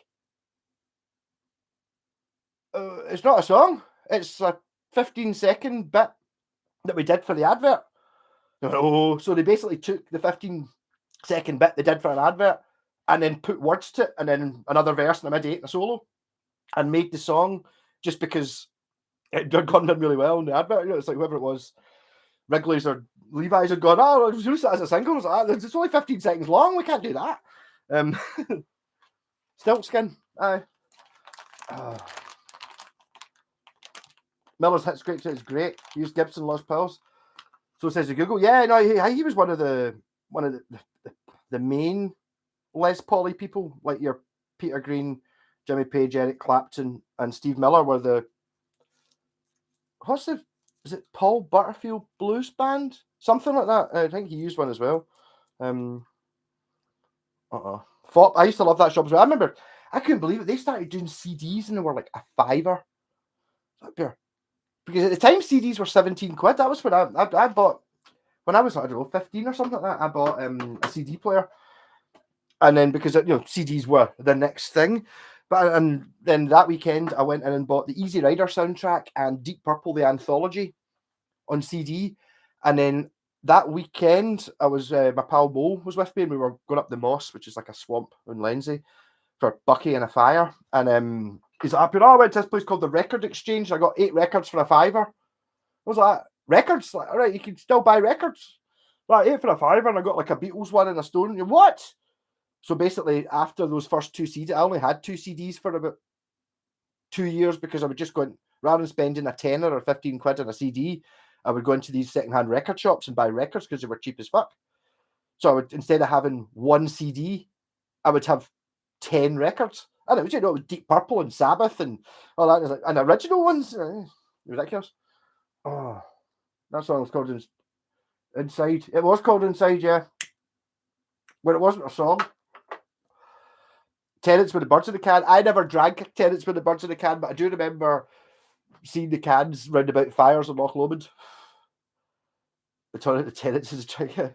And Deep Purple anthology. There was 2 because I was really disappointed because I had a cassette copy of Deep Purple the anthology, which was from the record, which was not the same as the Deep Purple anthology that came out in CD. The CD one was more more like a greatest hits, whereas the record had unreleased stuff. It had grab splatter on it, but that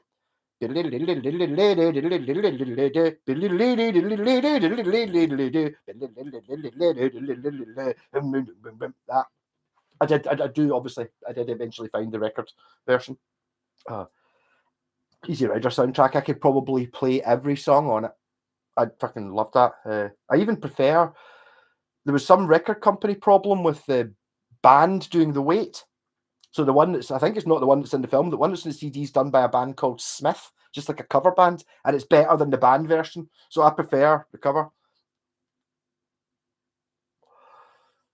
Oh, I know you say they're all the same, but see my Western Thunder 1A, she's got amazing natural relic and been well fingered, but still plays brilliantly. Yeah, but I mean, yeah, it might look differently, but they're all the same. They're all the same as that one. The figure in this one's pure amazing. Actually, this is a beautiful guitar. I don't know if you can really see. Look at the grain on it. You know, it's like to buy a guitar with wood like that, and that's not strips or a veneer or shit. That's solid ash. You know, buy a guitar with wood like that just now. You know what I mean? I mean, you are into. You get the choices of the Gibson custom shop, the PRS custom shop, or you know, there's not be any actual guitars you can buy that are like that. The Bud Light cards. I don't even know what Bud Light is. Don't go there, Stu.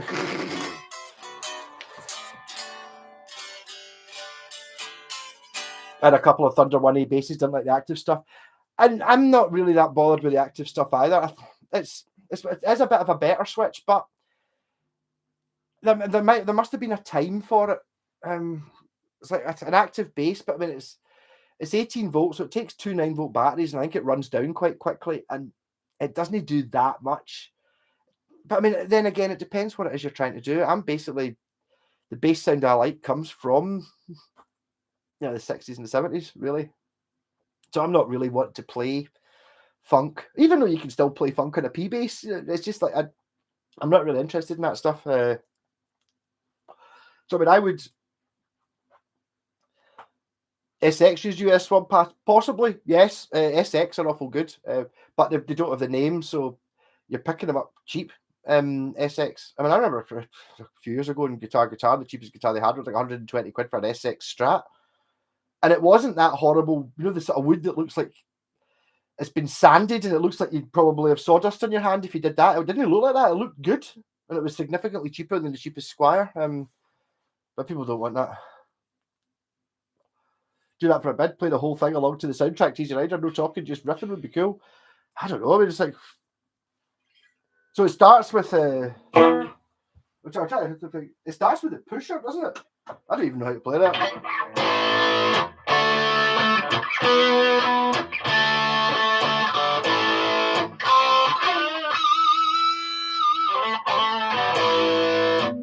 Well, I smoked a lot of them. I can't remember. I don't know how to play. I never knew how to play the pusher. It's got Burning Wild on it,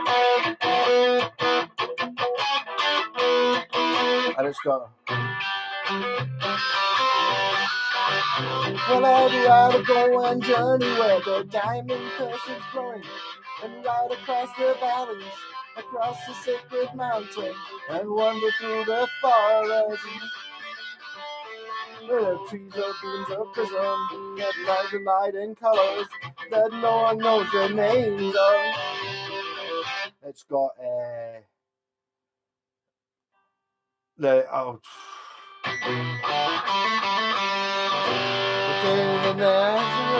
one looking for a place to hide, and it's all common in the devil walking side by side. It's got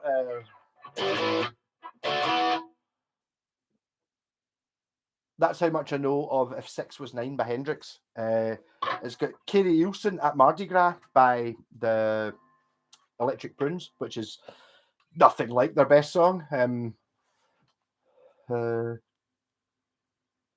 Hey Jeff, even Gag Running Late just splashed out a G4 Music Oregon based shop advertising in Chicago, but it ain't £70 for a cased ash-bodied 5-piece straight through neck PG active bass. Wow. I mean, even if you have to spend a bit of time making it work, it's like It does get an awful lot of boxes ticked for an expensive base, and it was 70 quid. That's ridiculous. Oh. There's a Smith LP. I didn't know that, but I know the song. Yeah, the Pusher's great. Yeah, I mean Pusher, Steppenwolf have.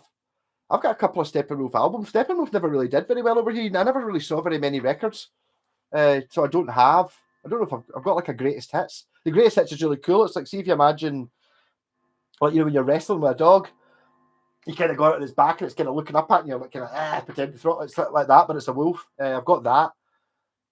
I've got one called Steppenwolf at Your Birthday Party, but I think that's it. You know, obviously Magic Carpet Ride, The Pusher, and Thingy are really the only ones I know, to be honest. I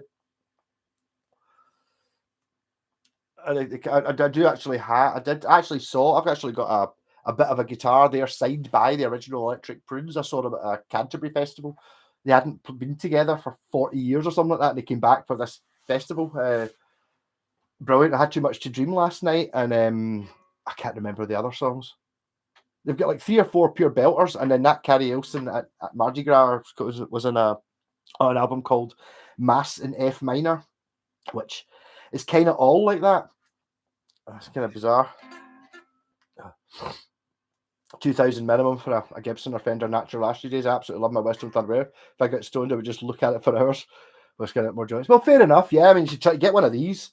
I haven't even not been smoking, but I mean, if you look at these things, it changes color every time you look at it. It's like they're different in the morning than they are at night.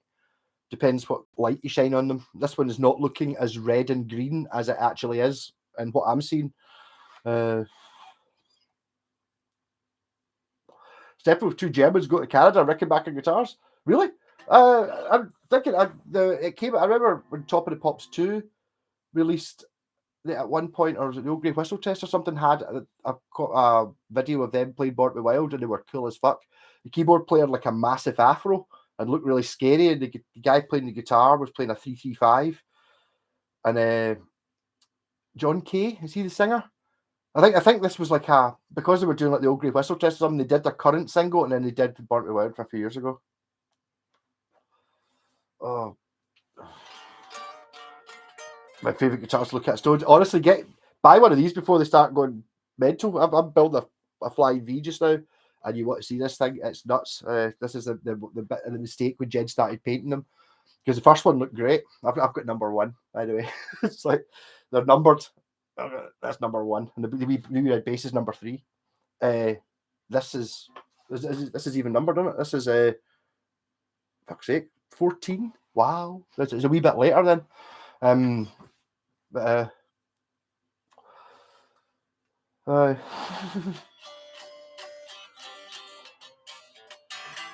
Cooler Shaker. I saw them before. I don't know. Before their first before that came out, I saw them supporting Neil Young in the SCCC. But I did like a couple of the songs, not necessarily that one, but was it their second album? There was a couple of songs on it that were actually really good, but they weren't hits because they weren't indie enough. But they were all right, Who's I've never heard of Steel Beans before. They must get stuck in your throat a bit. I'll need to watch it. That's the thing. The thing with these YouTube things is if you don't watch a few videos, because I'm subscribed to Anderton's and stuff like that, because he's one of the few guitar channels I actually watch. But if you skip a couple, it stops showing you them.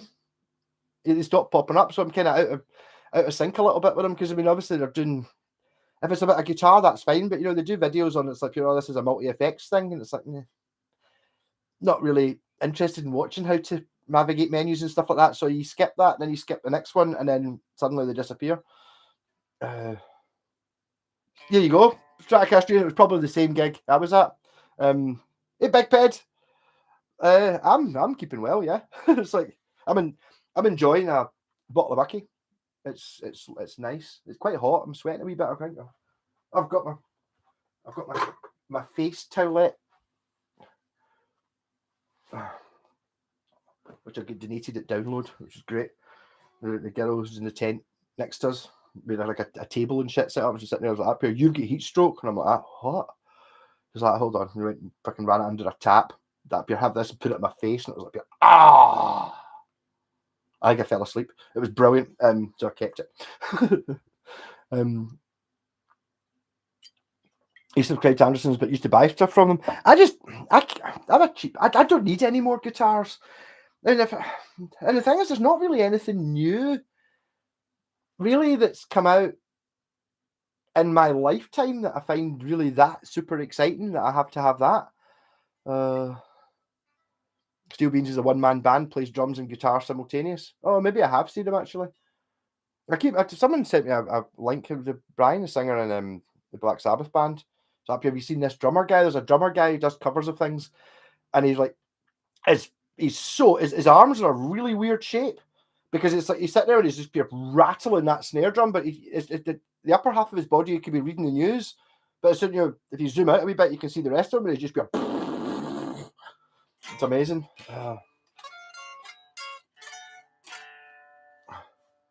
Taylor Shaker went down to it after possessing a fondness for Germany's least favourite corporal. But, Neil Young got really weird into interviews when he got older. Actually, said he did not care what his fans thought of his music. I saw Neil Young twice.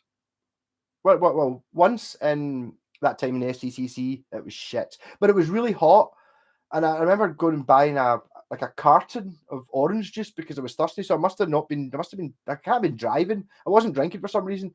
Just I wanted something to drink, and it made me feel sick, and I really felt ill during it. It was really bad. And then the second time I went to see him, it was down in London in the Hammersmith Odeon, and it was really, really, really, really hot. And you know the noise, the smell you get next to a chemical toilet, where it's like pure fresh air. It was so strong that we were pure dying, and it was awful. And then he played Aberdeen a couple of years later, and I'm not going to see New York again. He was pish. I like some of his records, but I mean, it was awful. And eventually it came down to my pal Peg was going up his lap. Well, I've got you a ticket, right? And it's like, well, if you drive, I'll drive us back, so you stay sober, and then the other 3 or 4 people, you drive my car home, but stay sober, and you get a free ticket. So I went to that, and it was amazing. And then I saw them in the Hydro twice, and they were amazing both times. I really like that.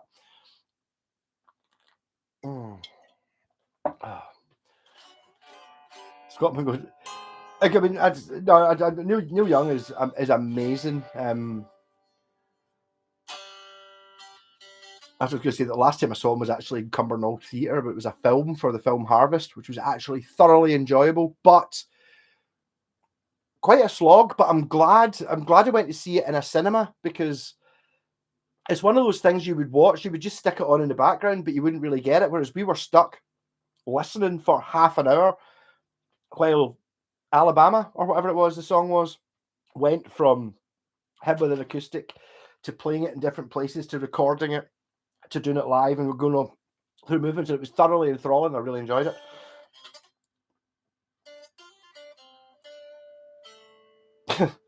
Scotsman goes into a barber's in England and says, "Sit here, sir. You comfy?" Easterhouse. Yeah, okay.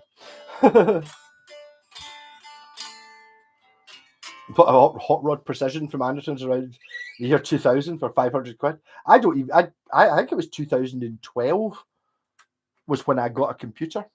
I didn't even have a computer. I mean, what used to do then? I didn't have Facebook or YouTube or anything like that. I had Xbox Live first. And I always thought it was really shit the way Xbox Live didn't let you, but I think it did later on, didn't let you look up YouTube. But you're already on the internet. I used to look on eBay on my dad's computer downstairs. Seen a bit about a recent dispute between a journal and Behringer. Journal gave a bad review. Behringer responded with bigoted meme. Might not buy Behringer. Well, I don't know. I mean, Behringer. Was it? There's a special chip that you need for a delay pedal or a core, something like that. And basically, Behringer's the only company that makes it. So even if you're buying, I remember it was JHS Pedals guy talking about it. I've not actually seen one of his videos for a while either. Maybe I didn't watch one and then I get skipped out. And it's like, it's apparently, no matter how, even if you're spending 500 quid on a hand-wired boutique I think it's a delay pedal. There's a certain type of a bucket brigade chip, something like that. It's got a Behringer chip in it because they're the only company that make it. They bought the company that made the bucket brigade chips, and they continue to make it. Behringer's mental though. It's got like there's like a city, or I think it's almost a city, where basically if you work for Behringer, I assume it's in China, it's just like in the middle of nowhere. They just bought cheap land and built an entire factory complex, schools, hospitals, all that. So everyone who works for Behringer, it's all kind of in one big, in the middle of a desert or something, or the mountains, kind of like mental. There is actually, I think it's actually called Behringer City, where they just make all the stuff and they design it all. And there's a lot of stealing going on, but I mean, a lot of the pedals are just copies of something else. But I mean, they're decent, I suppose. Bucket brigade delay, yeah, that's the one. But the only ones you can get the only ones that are still made in the world are made by Behringer. So no matter how much you spend on a bucket, obviously the other components are different. It's still hand wired and stuff. Oh, my man's from Govan and Easterhouse, like for jeez, there's a fight going on. Behringer has some great stuff. I don't know. I suppose they're kind of accountable to nobody. I think the stuff with Behringer is it's like even the pedals. Whenever you see a review of any of the pedals, they go, "Oh, I'm not sure the plastic case." It's really the only, everyone always mentions the plastic case because it's got a plastic case. That's not going to break. What does break is the input and output jacks. See, rather than putting out the Super Fuzz pedal for £21, I wish they'd put it out for £23 and spend £1 more on each of the input and output jacks.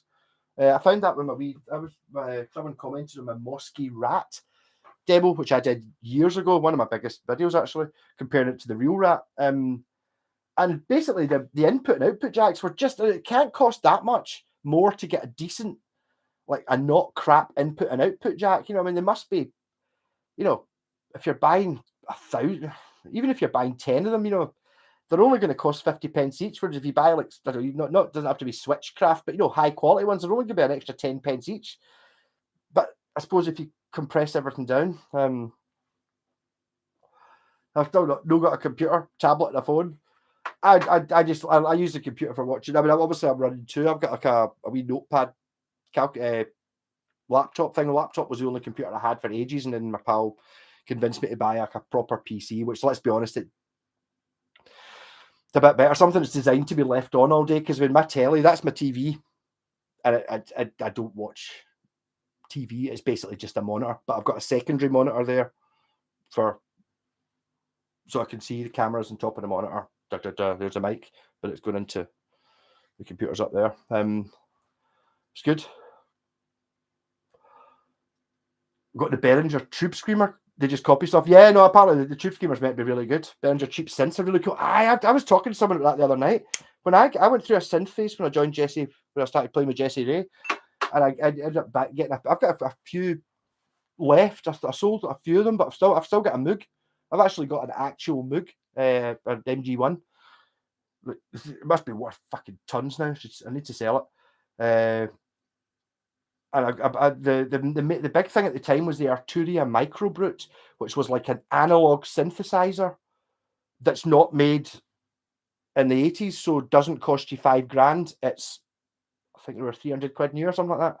That was the big thing. So I got into that. I've still got it. It's amazing what it does. And then ever since then, I've been kind of out of it for about 10 years. But all these like ARP Odysseys, which used to be a few £1,000 and they would not work, were bought by Behringer. So you're buying basically an ARP Odyssey that even looks the same. It's the same color, and it's even called an ARP Odyssey by Behringer and below it, and it's cheap for a proper analog synth. Synthesizers are a scary thing. You can get really, really into them really quickly. And the thing about synthesizers is you can play two at the same time. So I had it in my room when I was in Lindsay, I just shelves that I'd get rid of the videos off the shelves and put keyboards on them. So I'd like synthesizers. I've still got a Yamaha DX21, which is fucking awesome. Paul Weller did a great version of Neil Young's Ohio, opposite the roof of the Barlands when I was in the front row, climbing to the barrier. Don't hit my box in 1992. I never really got Paul Weller. That was at the time when people were going, "Oh, listen to this Paul Weller's pure amazing." You put it on, but that pure. Yeah, have you heard Black Sabbath? No, I don't like Black Sabbath. Have you heard them? No. And that was the era when I was growing up, when it was like people listening to REM and U2 and all that, and it's like, that's not as good as the Stones and the Beatles or anything. No, no, no, no, no. So I don't really like Paul Weller. But I do know. I was outside the Barra this afternoon. Cleaners everywhere sorting it for the big cycle thing this week. Really? Wow, cool. I was in the Barras. Was it 3 weeks ago? I got backstage in the Barras. Did I take a video? I was with Pete and Diesel, who actually have now own a Bucky caster. I felt really weird being backstage in the Barras, because when you're sitting there in Barra, I've seen, I've seen Ozzy in the Barras and all that. And they're in their backstage dressing room, kind of like. I'm not. I don't know. I felt wrong, and I felt like I was taking the piss. I mean, nobody cared. I mean, I could have asked anyone in the band. I was talking to fucking Boydie, the singer from Thingways, and he was like, they've just done a gig and they're not really wanting to talk to random hangers on. And it's like, I'm not really a random hanger on, but it's like, it felt really weird. It didn't feel right. Been backstage, but I did get to see backstage in the Barras, and I smoked a fag at a windy at the back while the drummer listened to a conversation between the drummer from Pete and Diesel and the drummer from Runrig, who was there. Came up and did a couple of songs at the end of the set. I think Runrig split up years ago. Don't really know much about Runrig.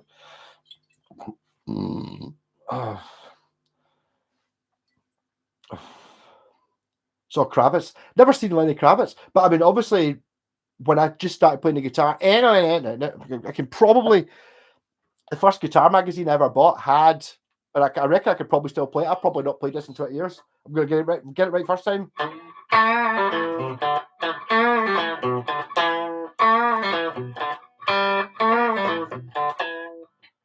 There you go. See, I can still play that from the first guitar magazine I ever bought. I never played the whole song. They also did. I used to be in a band that played "Are You Gonna Go My Way?" Is that song? I want to get away. I want to fly anymore. That was been rocking. Excellent. Love that. My friend had an ARP mid-80s, the mini one. We recorded it to 4-track cassette. Fantastic. Wow. I have the Americana pedal. It's made by a few companies. Some pedal with mid control is a great pedal. I've got it. In fact, almost got it. I've got the British one, but the Americana is that pedal in it. That's a Joyo, but it's that pedal, but it's the one that sounds like a Fender rather than the British one will sound like a Vox, something like that. I do have, in fact, is that the other one there? Is that? I think it might be that one. That's a US Dream. Something. Why are these not in my pedal board? They should be. That was my idea of having like a sort of more overdrivey type thing, then the Rat pedal, and then a pure extreme fuzz. So I had 3 levels of distortion without having to fanny about with anything. But both of those pedals were awesome. I just don't have. I need to rotate it round. Currently, I'm using one called an EL Cambo, which is really good.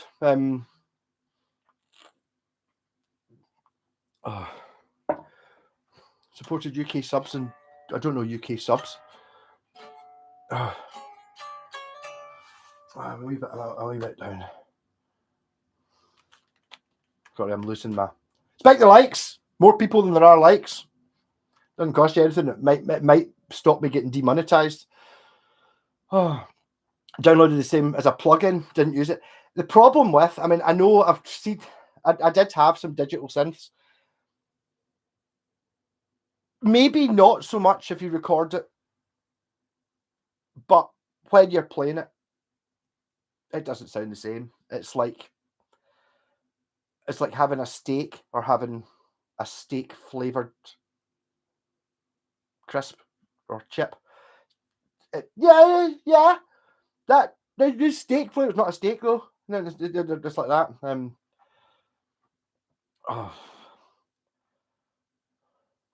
I love cream. I was into cream sort of. I love the greatest hits like White Room and Tales of Babe Ulysses is amazing, but there's so many blues songs that just piss me off. I get fed up with them.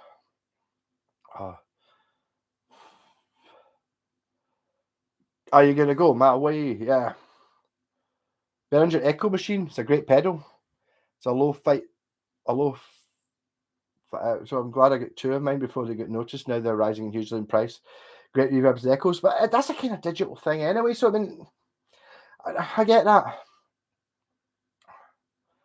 My 2 claims are from I supported UK subs and also top loader. I'm giving away my age. Well, there you go. That's I don't know any of those things, but there you go. I don't remember. Hey, Bjorn Biff, how's it going? You're back.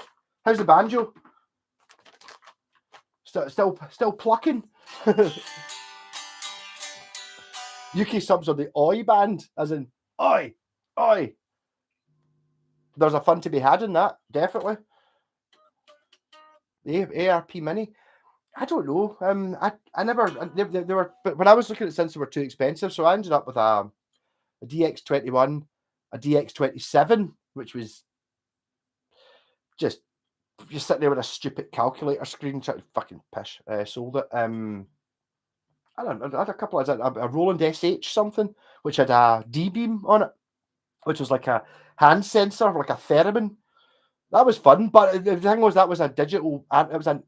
It was laid out like an analog synth, but it was digital, and it was just. It did sort of sound like it, but it wasn't like a real thing. It's like that whole thing about recording.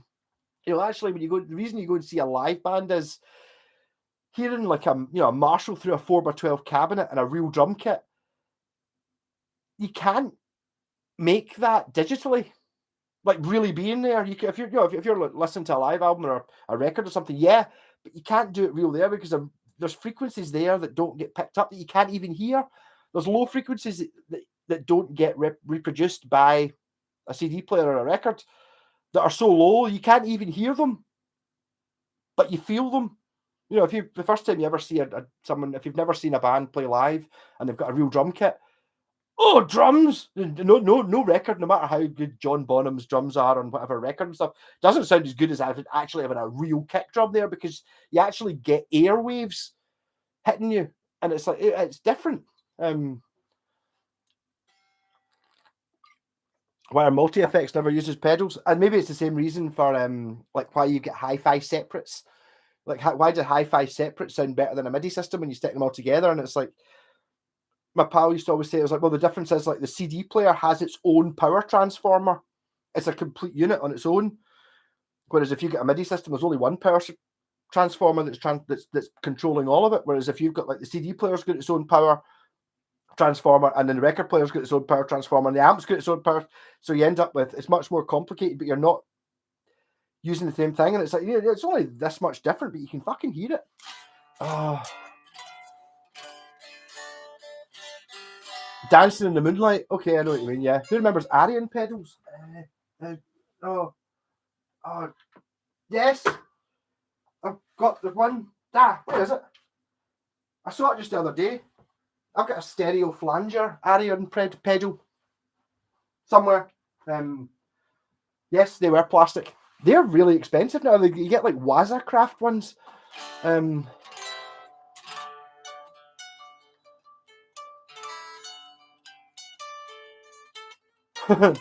Oh, sorry, Barn. It's just shit when someone dies in it.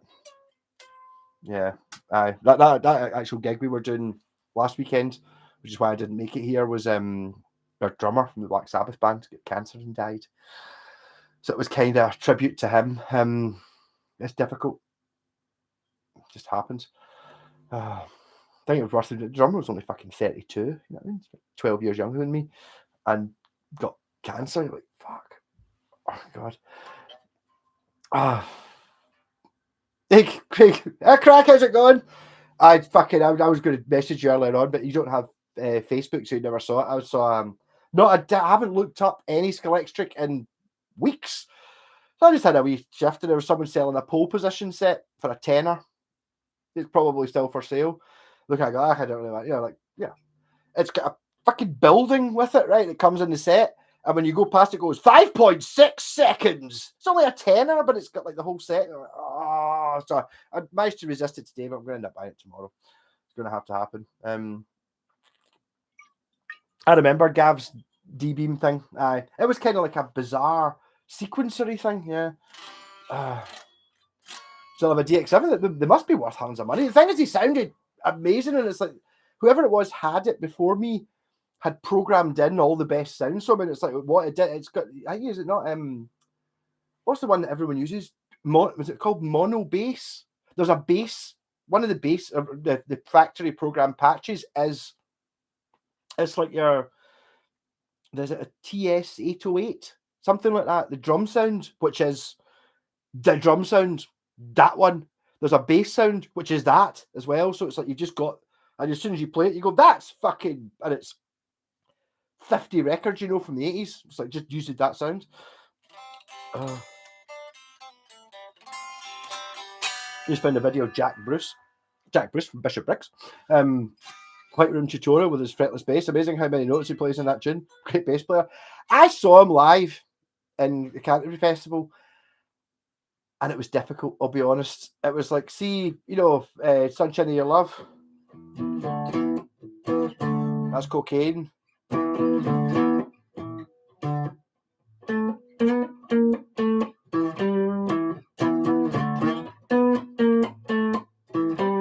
That, but what he played was, it was like pure. He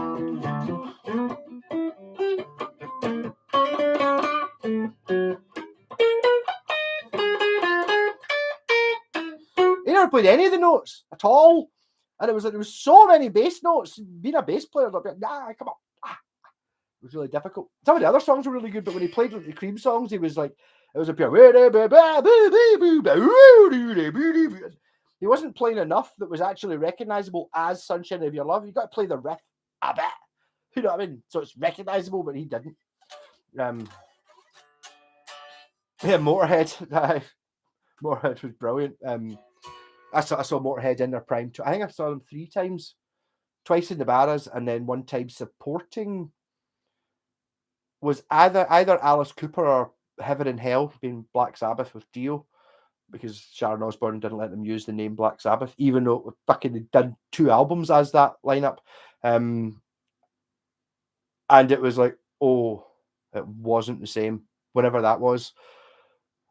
Did Dio not die in like 2010 or something? It must have been 2008, something like that. I've still got the t-shirt, I still wear it. The Heaven and Hell t-shirt, and Lemmy was on his way out. When I saw him at the Barras a couple of times, it was just Lemmy, as in, it was the same as when you saw him in the Young Ones. Exactly the same, right in front of his Marshall stacks with Murder 1 and Death something car number plates on them. Fucking amazing. The only time I've ever been crowd surfing was at that gig. I like Jack Bruce's singing a lot. I don't like Ginger Baker. I saw a documentary of Ginger Baker. What an absolute bastard. Yeah. Craig, I'm not. I can't buy any more, man. Buy some. You buy it. It's only a tenner. It's a whole set. It's got 2 Formula 1 cars that work. There's a whole set, but it's got the "You have qualified" voice that comes out. And it's, yeah, I want that. DX7 about 500 in the UK. It wasn't as much as 500. When I sold mine, I bought it. Actually, I bought it in Essex. I was down. My uncle died, and me and my dad went down and sorted out his affairs, cleaned up his house and stuff like that. And I was just asked about it. I was like, DX7 for like, I think it was 110 quid. In Essex, I'm in Essex. That's only like, look, Google Mapped it. It's like 20 minutes away. Dad, I'm going to go and get this. So I was driving about the countryside in Essex. Horrible. It was like, English guy here. Yeah, man. And he was like, he had the blonde hair that goes like this. And up here, why have you got DX7 like that? So I bought it for 110. I think I got 250 for it. But I mean, I assume they've gone up. He played all the notes. He played all the notes in the right order. He just put 25 notes between each note that you would know.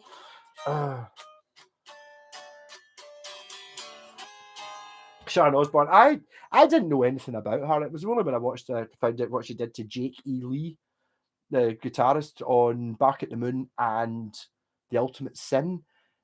And you just go, you bitch. What a monster. You know what I mean? It's like that whole, dare I say, Tory thing where it's like pure, right, we're making £8 million cash from this. And you're getting 500 quid? No. You're getting 100 quid. That mentality where you're just like, but you're making £8 million for yourself, and you can't afford to give the and they pure screwed him. Awful. I mean, it's like, it's totally unacceptable. And I kind of to be honest, put me off Ozzy as well. But to be honest, I think he was probably just a bit stoned and drunk to really know what was going on. But I mean, what a bunch of bastards. Did the same with when they did the album for the Blizzard of Oz album. If you don't look at, if you're an Ozzy Osbourne fan, don't look that up. Don't look up the Blizzard of Oz. You know, it was like Ozzy was just basically in the pub drinking, and Randy Rhoads, and he had Randy Rhoads on tour, and Randy was like, let's go into the studio, and Ozzy's in the pub. Right? So they got Lee Kerslake and Bob Daisley in, and they basically fucking wrote the album. And then Ozzy came in, up here, right? And I was like, here's the words, because he'd fucking written all, Bob Daisley wrote all the words. The songs were done. Here's the words. Sing the song. There you go. And then it's like, you're right. So this band is called Blizzard of Oz, right? Because it's got Ozzy in the title. That's fine. Blizzard of Oz. They fucking wrote all the music, did everything, recorded it all before Ozzy'd even heard it. And then out came the albums. Like, here's the test pressing. It was like Ozzy Osbourne, Blizzard of Oz, and they're like, but this is a band called Blizzard of Oz. Sharon's like, I think you'll find your contracts doesn't say that. Bastards. It's horrible. Don't just believe that Ozzy's awesome, because I used to, and then just forget about it. Most hated folks on this stream: Sharon, Loam, and Neil Gallagher. Who else? No, I don't hate Liam. Liam's all right. I would put who would I put on the most hated folks in my and from my stream. Honestly, I don't really hate very many people. Even you two, I hate them. I don't really hate any of the people in it. You two, I like The Edge because I saw that film with him and Jack White and Jimmy Page. I quite like that. Yeah, I don't know. I hate the song Return of the Mac. Whoever it was that did that. I hate Oasis. All their music and all Noel Gallagher music is all unacceptable. Yeah, not that much. Sharon Osbourne did. That was the Bob Daisley thing. Didn't want to give him credit, so they basically got the bass lines and the drums replaced from the original recordings. That's what she did to J.K. Lee. J.K. Lee was like, up here, right? You done the first album, it's cool. And he's like, I've got the contract. Can I sign it? Can I get the contract? Yeah, we'll get you the contract next week. Don't you worry. Trust us. We'll get you the contract. You're in the band. Get you the contract. And then it was blah blah blah. And it was like, so they were in the studio, and he's like, fucking writing all the solos, writing all the songs. Up here, right? Oh, fucking every day. Can I have this contract? We'll just get the lawyers to write it up. Oh, don't you worry. You'll be fucking fine. It'll be great. Your guitar playing's fantastic. We're really loving these songs that you're writing for Ozzy. This is great. So they finished recording it, and then Sharon's up here, right? Here's the contract. And he's like, but this says that I'm getting like $100 a gig, and I'm not in the band.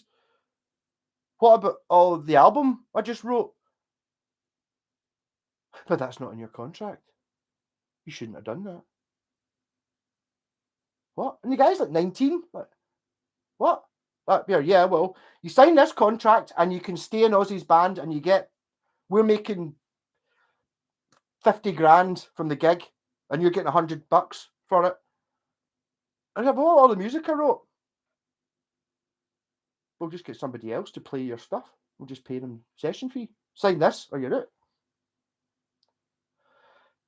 And it was like, Ozzy's things was, we get ripped off when we started off as well. You know, it's like the first Black Sabbath albums, we get ripped off. All the bands get ripped off. So that's just how it is. And you're like, no, it fucking isn't. You had the choice. It's that whole thing, making millions of pounds and giving, you want 500 quid? No, we'll give you 70. You know, that bastards. Horrible. Yeah, I didn't want to play any songwriting. So that basically, as they also chose that box set, which is the one that had the re-recorded bass lines and the re-recorded drums, so they didn't have to give any money to Daisley and Thingmate. Also, it was the complete Ozzy Osbourne set, and it had no mention at all of Rest of the Wicked, because my pal bought it, and I was like, where's Rest of the Wicked? Shot in the Dark and all that. He's like, oh, that is an album, eh? But it's got the complete discography on the back of the box set. There's no mention of that album at all. Decca Records invented digital recording in the 70s for the classical records. Todd Rundgren helped the tech nerds with the musical stuff. I'm not sure. What was the first truly digital album? I know that Black Sabbath, The Eternal Idol was an entirely digital album. I don't know why it says that in the back. She'd look fine, mighty fine on the tarp. No, fuck off. She'd be just getting in below the. I can't say. I want to put it in below the tarp and then sink it. You know, tied up the tarp with some gravel. Yeah, it's just how it is. World is full of vipers, but it doesn't have to be. That's what I mean. It was totally 100% within her control, and it's like it's such a small amount.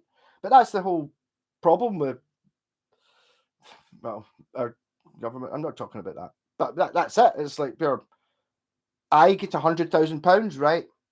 But 100,000 people will starve. But I get £100,000. I've only got 10 million. Humanity's fucked. I think I have a DX9. I don't remember I don't know what a DX9 is. DX7 is the main one. DX1 is the first one. The DX21 and 27 are later on.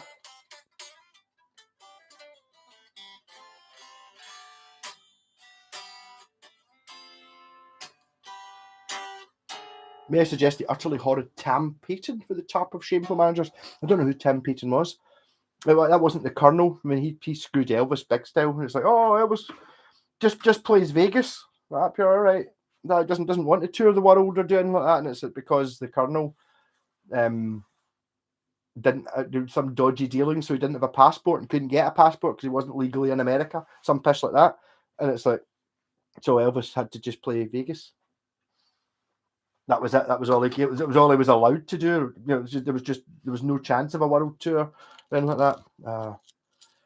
Tam was managing the Bay City Rollers. I don't know anything about the Bay City Rollers. I've heard a couple of songs that are quite good though, and I'm sure he would have played this guitar. But DX7, a Juno 6, and a 120 Jazz Chorus under a ton of dust. I think Juno might have been bought by Behringer as well. But I remember them when I was looking at since they were about £600 or £700 if it hadn't had some chip replaced, because there was some sort of chip that only lasted 30 years and would always wear out. So, but they were like £1,000 to get a Juno with the chip replaced, because it cost a couple £100 to replace whatever it was. Something went, or a battery went, or something that needed a specific part to fix. Wow. But I mean, there were a time when these things were cheap. I mean, I'm assuming, Ian, you bought them in the 80s when they'd just gone out of fashion.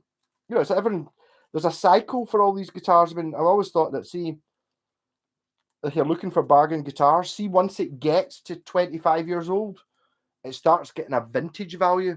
See, when it's like between 5 and 15 years old, that's, you know, the best guitars you can probably buy value-wise just now are going to be from about 2005, 2010, because they're too old to be new, but they're not old enough to be old. That's just the way of things. I'm talking about perceived value and all that shit. The Connor was a gambling addict. I don't understand gambling. I hate it. I've always hated gambling. I'll never gamble on anything. I do play poker with my pals sometime, or used to, but that was different because that was okay. It cost you a $5 or $10 to play the game, which you might win. You know, there's 60, so you might win £60. Right. But if I lose, one of my friends is getting a tenner off me. That's fine. I'm not that bothered. That's okay. But the whole just betting on horses, no, I don't get it. But I know it's really dangerous. Because obviously you could just bet everything you've got, and I see that whole idea of the buzz of the win and shit. But no, I just hate it. Is the smoking that gets you demonetized? It might be. I might not be allowed to smoke. Surely, don't know. Damn, it's good. So I'm not.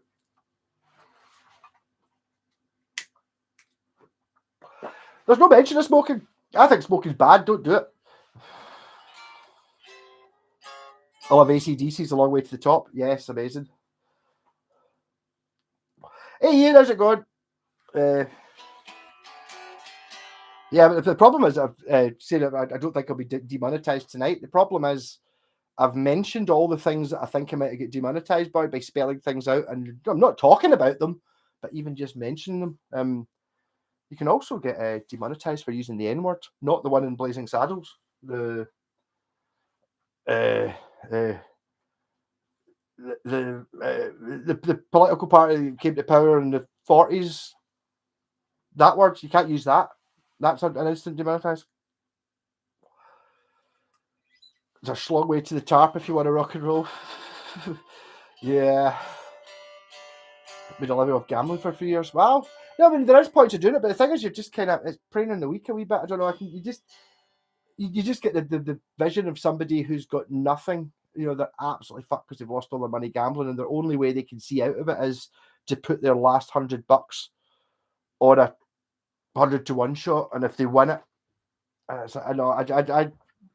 For me, the gain of winning, but the fact of just losing it and throwing it away is much worse than the joy of winning. I don't know. There's a VST that's so closely emulated to DX called Dex that you can swap patches back and forth from the VST to the original. It's free. Yes, I can understand that, but the thing is that the DX7 is, no, it's not an original. It's not an entirely digital thing.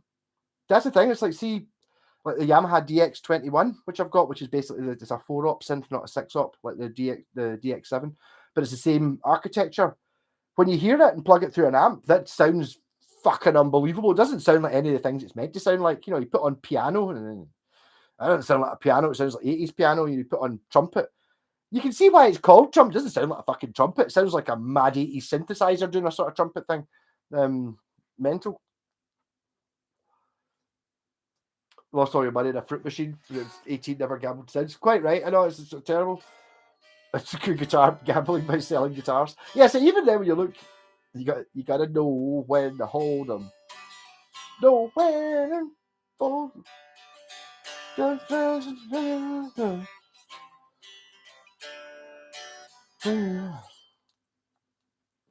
It's not really that gamble. As I say, it's like, you know, I did gamble with buying a lot of these guitars, but on my defense, I didn't really gamble because I was buying guitars to see what they were like, you know, untested, unplayed, but I was buying them broken, knowing that if I don't like it, I can fix it and sell it for slightly more than I bought it for any situation.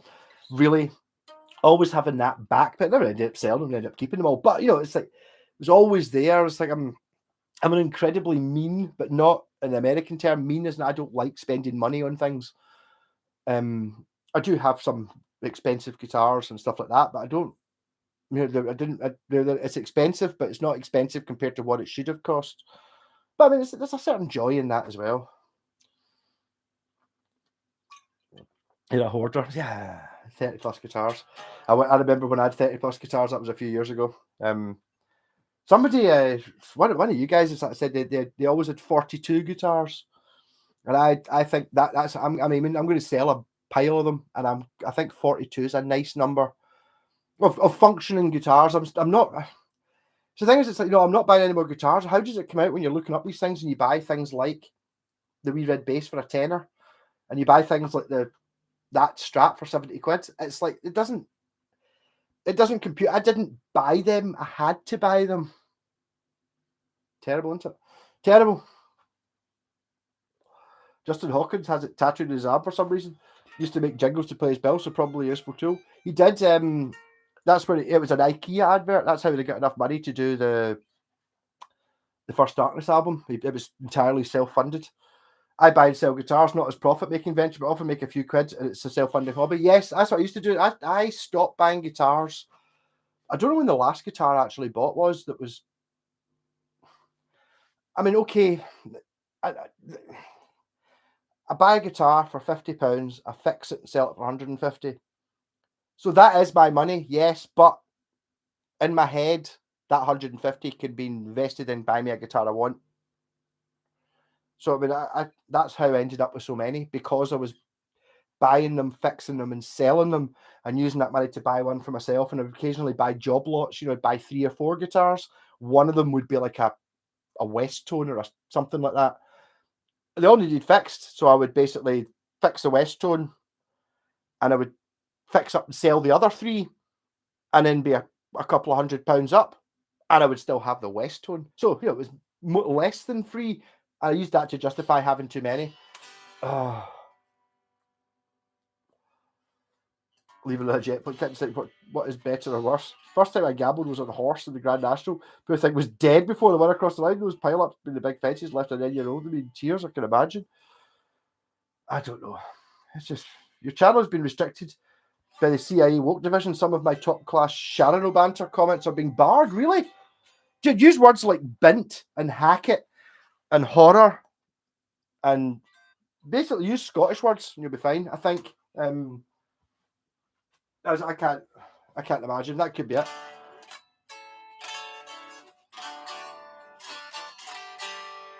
Kenneth M. Crazy story. See, I don't know. See, I don't know. But again, it's just you're brought up. I was always told the gambling was bad, and I just believed it. That was it. And I even remember my uncle Colin. One time we were at a place called Forest Hills at Lochard in the Trossachs. And I don't know, 20p or something like that. And I used to go up and hit the buttons on the fruit machines. I never used to put any money in. Hit the buttons on the fruit machines because it was all lighty up. You're a kid, mum and dad are having dinner, you're running a bit, just being a dick, basically. And I was happy, put some, you got 20p, put it in. And I was happy, put it in, and it was like pure. I got 2 spins of the wheel and it was gone. And it's like, what? And I was fucking really upset. I must have been like 6 or something like that. And I was like, but what? That's it. But what was the point in that? And it was like, that's what the gambling machine is. What? And I've never put money in a fruit machine since then.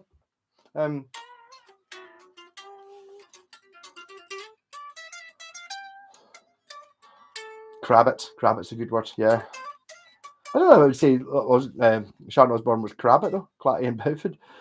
Bought the 77p bass for 200. Then bought a 75 left-handed p bass advertised as a Thunder bass. The local paper swapped it in London for a Gibson EB3.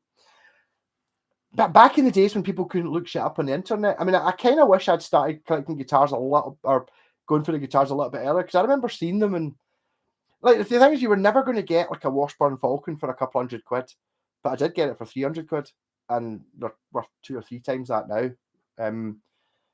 Because no one's going to look at it and go, "Oh, that's just a cheap guitar." It's like, it can't be, but I mean, something like this could have been.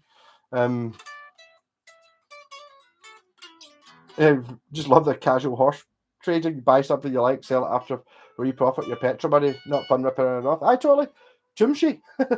Chumshi's quite a nice thing though. That's a nice defence. Did you see that NASA are on the Isle of Rum because the rocks are the same as in Mars? Well, possibly, yeah.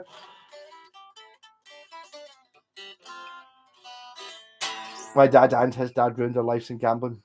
Yeah. I suppose it's just one of those. I suppose that there's the fun in it, but I mean, not really.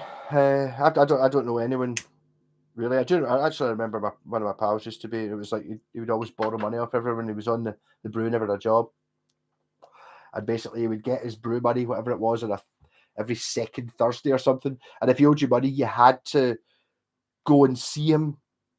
I was like, well, I'm signing on at 10 o'clock on Tuesday, so if you come and see me before 11 o'clock in the betting shop, I'll give you your money. And he would take his, I don't know how much it was he got, 80 quid or something like that. And he would build it up, and he's like, sometimes, how'd you go on? How's it going? And he'd be like, up here, I got up to 6 grand betting on horses. Like, really? Wow, you get 6 grand? No. Because obviously he got up to 6 grand betting on a horse and lost a lot. And you're like, right. So I'm not getting my 20 quid. It's like kind of, it's a bizarre thing. Wow. Wow.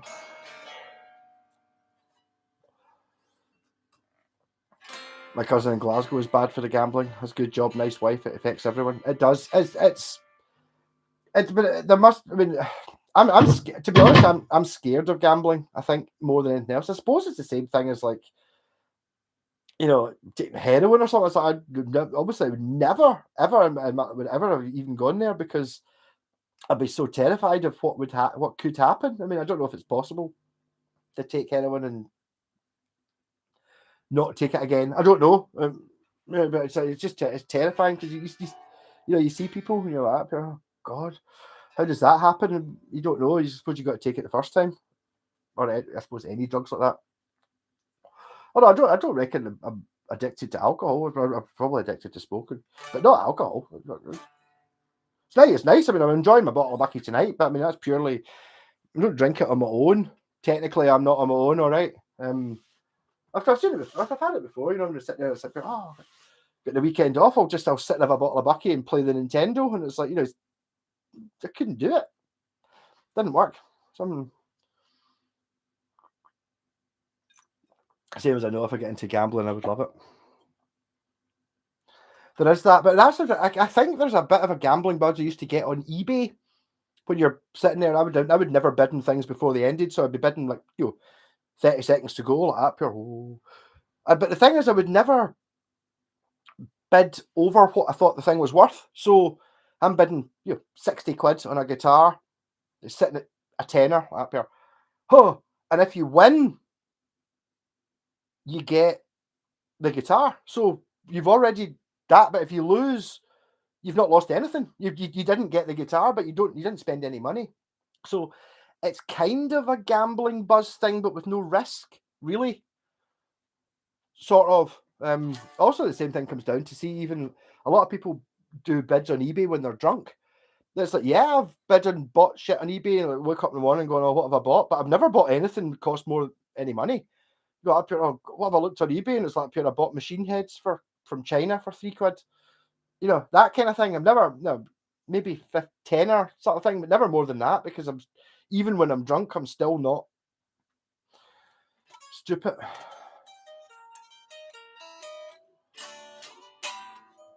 Addicted to nicotine, yeah, that's the thing. I was really worried when I tried giving up weed whether I was going to be able to do it. Now it's occasionally still get a bit in, but I mean not all the time. It's fine.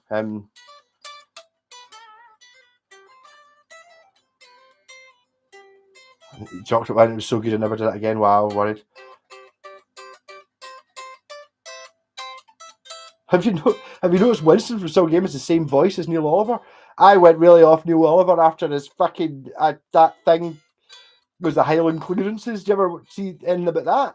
Highland clearances like that pure. Yeah, well, the reason the people wanted to leave was because the weather wasn't very good in Scotland and they wanted to go somewhere sunny. Really? Really? When the redcoats are coming around burning their farms and shooting all the old people and herding them out so the rich landlords could put sheep on the land. That's what you're fucking going by. So he's got no. The guy's an arsehole. If I saw him, I would call him a cunt to his face. He's ridiculous. No, bastard. My mum used to say I looked like him as well, and like, which was fine until I heard that shit. You're like, oh, fuck off, you bastard. But there is some point of finding the bargain the rust. That I do get. It's like you see a guitar that might slip under the radar, maybe no one that is. But I mean, I've bought guitars like for stupid amounts of money. Like 30 quid and shit like that for you getting like a proper Japanese Stratocaster, like just because some riffs. Funny thing was someone who was doing it to jazz. He woke up in the morning, he'd ordered a saxophone and a turtleneck. Oh, there you go.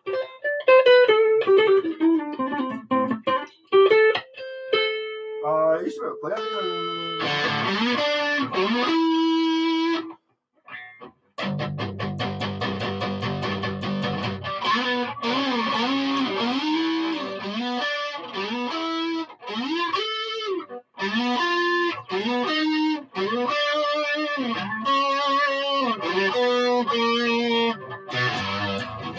the folks are born to wear the flag, like the red, white, and blue.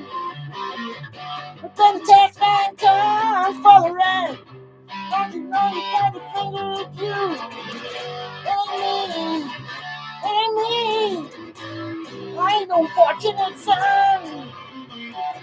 It ain't me. It ain't me.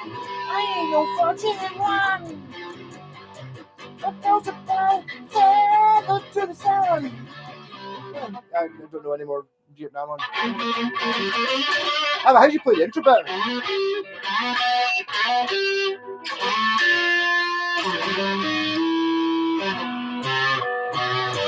Something like that.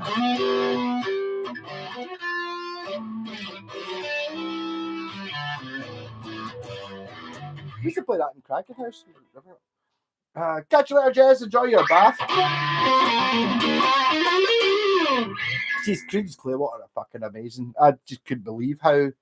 I can't believe when I bought the first. It was a Cosmos Factory. I bought it was 50 pence, and I bought it just because the cover was hilarious, and I'd heard it through the grapevine on it, and it was like fucking the best album. In my top 10 albums is Creed's Clearwater Revival, Cosmos Factory.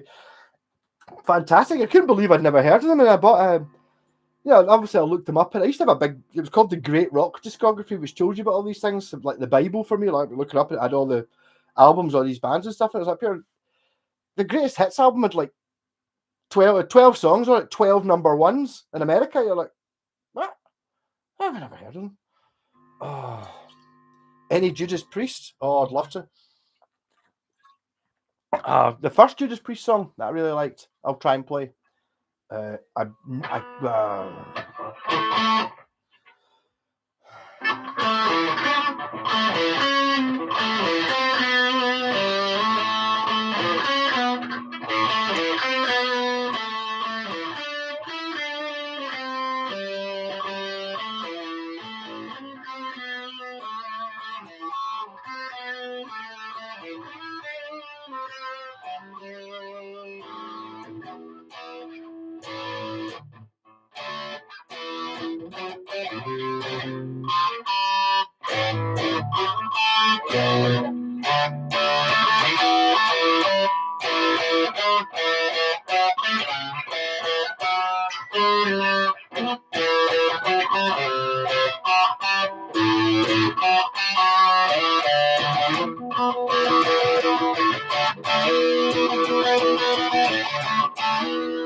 This might be not the right key. I'll know when I start saying.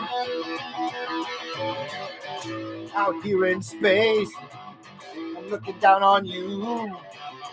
Finding out a trace. What am I gonna do? There you know it doesn't, nothing else will do. It's time to show if I can go with what to do. I'm made of matter. Clean. That was atrocious. If I was sober, I'd be able to play that. But Electric Eye, Judas Priest, yes. But the songs I can play, I can play obviously Judas Breaking the Law. Maybe what's that?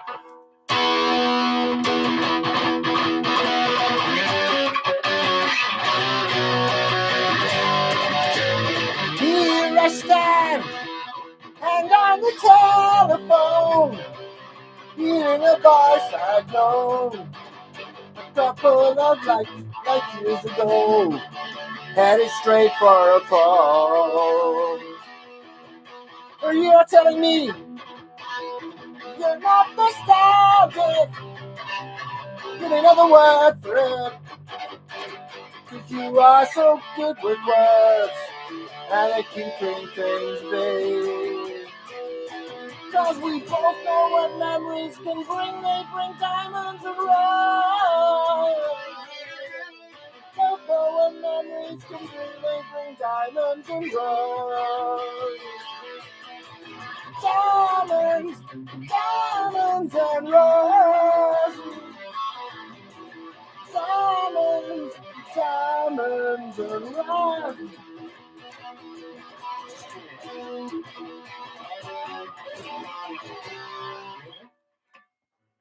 Yeah, sorry. the terrible testicles. I didn't have that. I don't do this. I was a machine. Priest got me through the Frankie Goes to Hollywood days. I wasn't there, so I don't. I do think I remember Frankie Goes to Hollywood. Relax, never really got it. I don't know I don't know, Clutch. I need to. The Puppies Plums. Natural Frange, the limiter on YouTube, yes.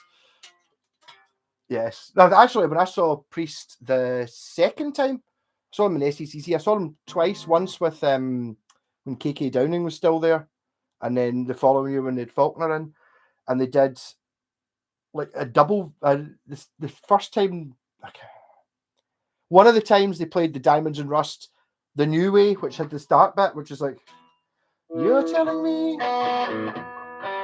not nostalgic. Give another word for it.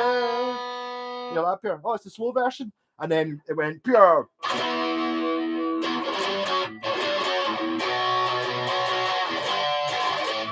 They did like the slow original Joan Baez version going into the fast one, and it was amazing.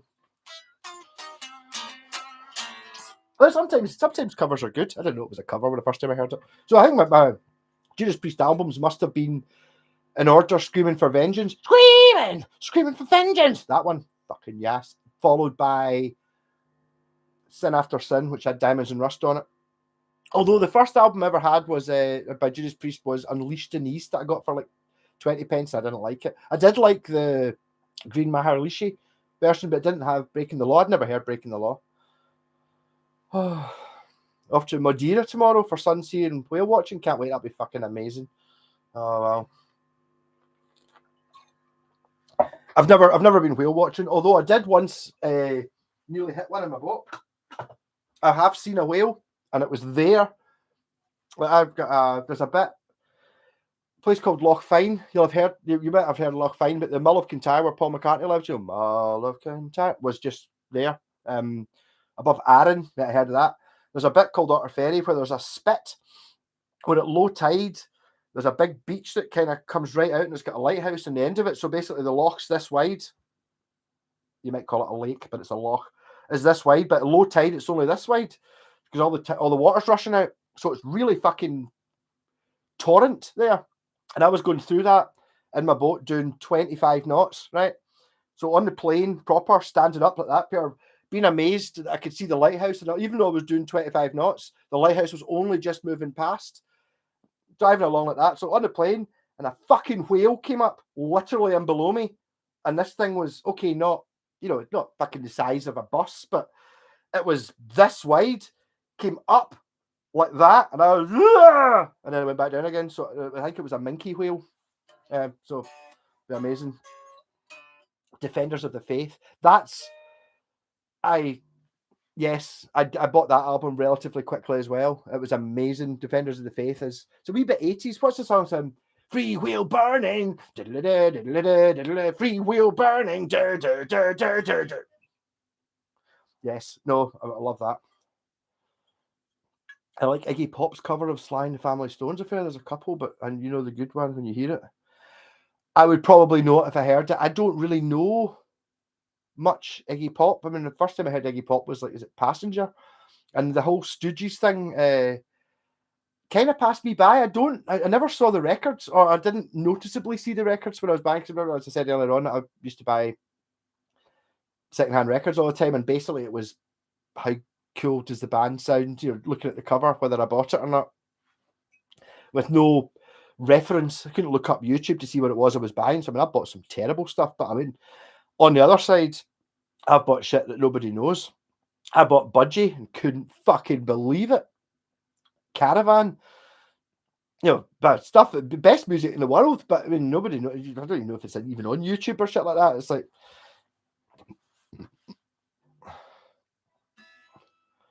I don't know if maybe it wasn't there. I used to see a lot of Bowie records. I never really. Sorry to say, I'm not a huge Bowie fan. I mean, it's great. I do obviously I know the greatest hits kind of thing, but it's never been my thing.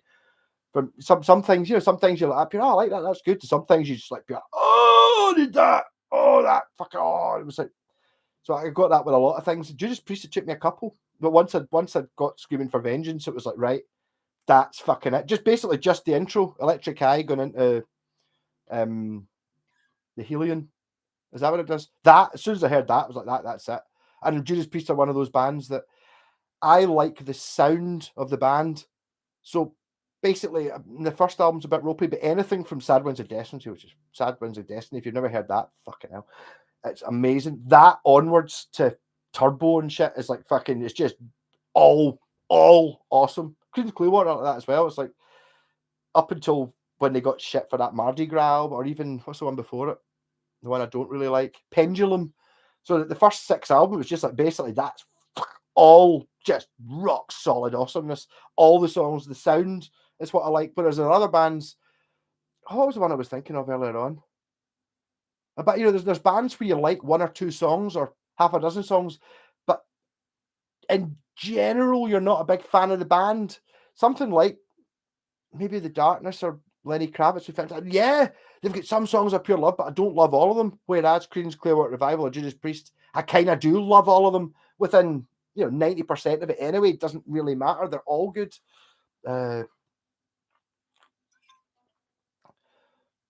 16 was Caravan. Wow. What year would that be, Ian Ryan? I mean, in the Land of Green Pink. It's on the wall there. Signed by the whole band. It was a $5. Yeah. I knew All Young Dudes, yeah. All the young dudes carry the news. I don't even know if I'd play it. I'm sure I've played All the Young Dudes before. I can't. It's not one that jumps out. When I get records, when I started getting into music and stuff like that, I'm talking about. This is the 3rd time I've talked about my Uncle Colin tonight. It's bizarre. He also went to school with Brian Robertson at Thin Lizzy, because I remember him telling me, because I was obviously, once I get 14, hair started getting longer. Do you want my old records? It was like, and I got, that's where I paid Bowie. I got Aladdin Sane was there, man. Shirley was up here.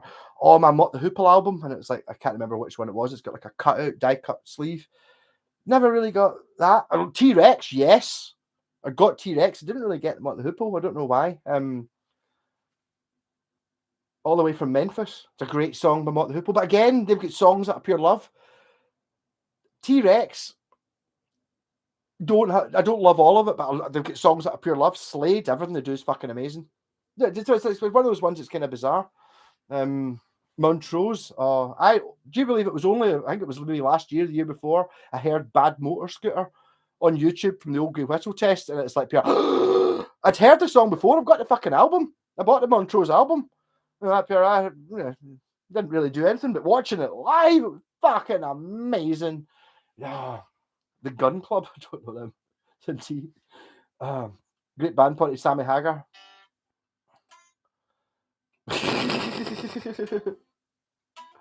Well, it starts with D and then goes to D major 7. I don't even know if I know how to play fucking D major 7.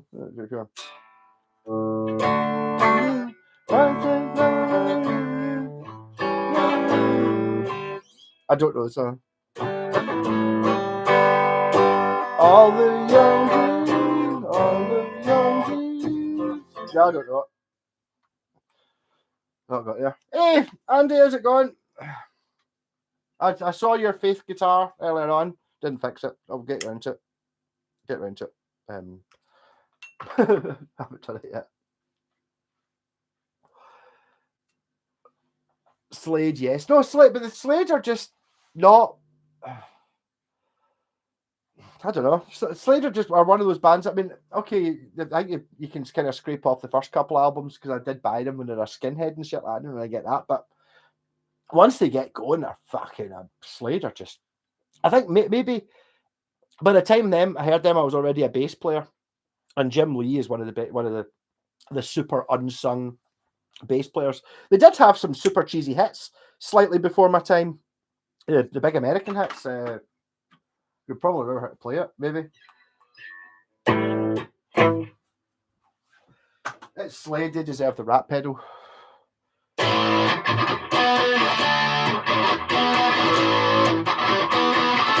Oh, yeah!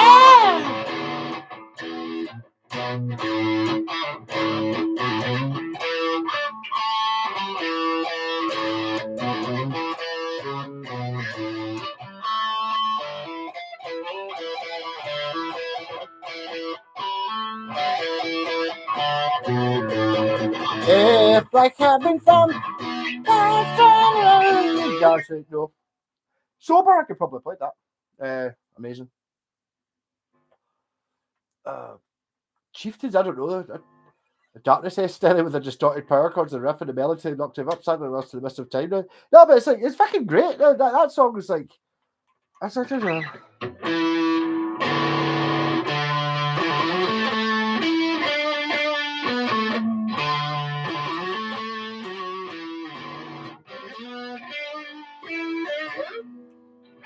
Can't do anything drunk.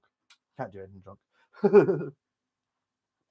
Montrose, yes, I bought the Montrose album. I got a DVD of Montrose, but it must have been a DVD or a video with Montrose. Yes, that's with Bruce on vocals. I think it might have been a Bruce Dickinson DVD I bought. Tears of the Dragon. Yeah, all that shit. This is well after the time, but it became cheap later on.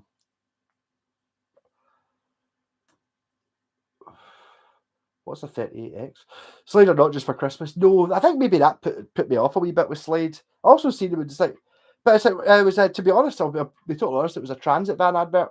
I won't look at you when you, cause I love you. Or I seem to remember it's B flat.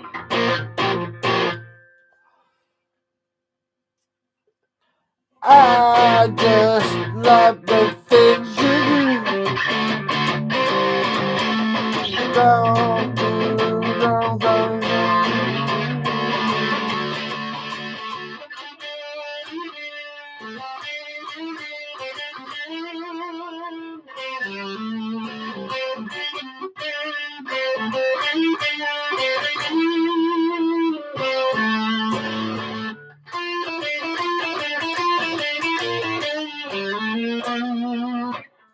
I can't play guitar drunk. Not stuff I don't know. Not stuff I've never played. But I mean, it was for me. It was a transit van advert with "Because I Love You" in it, and it was like, what's that? God, that song. I was like, my pal G's happy. What's that song?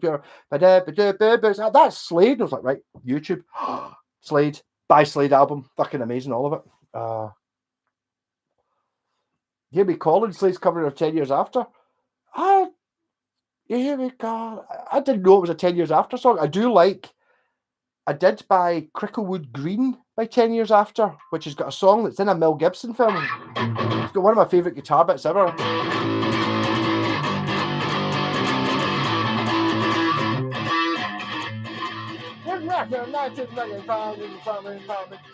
Don't you know, babe? I got a feeling as hell.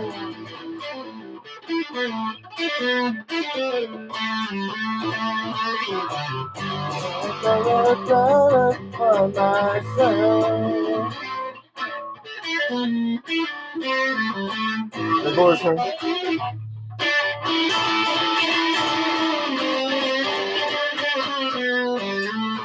Yeah, no, Cricklewood Green, the album is fucking amazing.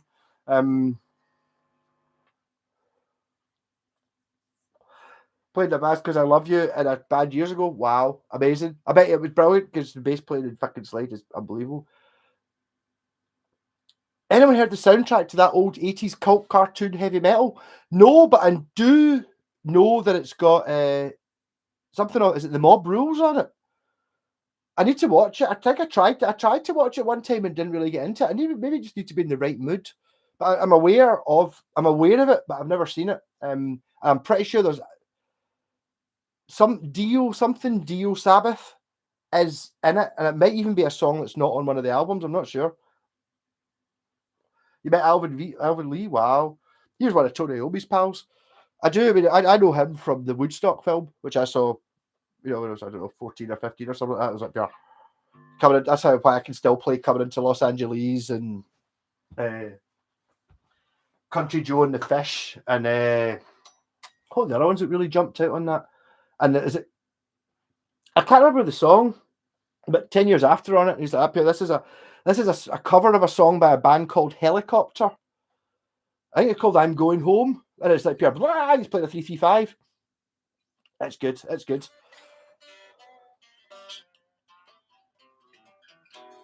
Yeah, he died. Alvin Lee. He died before I knew who he was, I think. Yeah, no, amazing guitarist with his 335. And I do dig that album. I bought a couple of records by theirs, one called Stonehenge, because it looked really cool. I didn't really get it. But that Cricklewood Green one is, it's also got, if you ever want to hear over the top bass playing, as in That's Too Much Bass, is a song called Circles, which is like a slow acoustic one, which kind of goes pure. And I was going through in circles. Do do do do boo boo do boo do. Na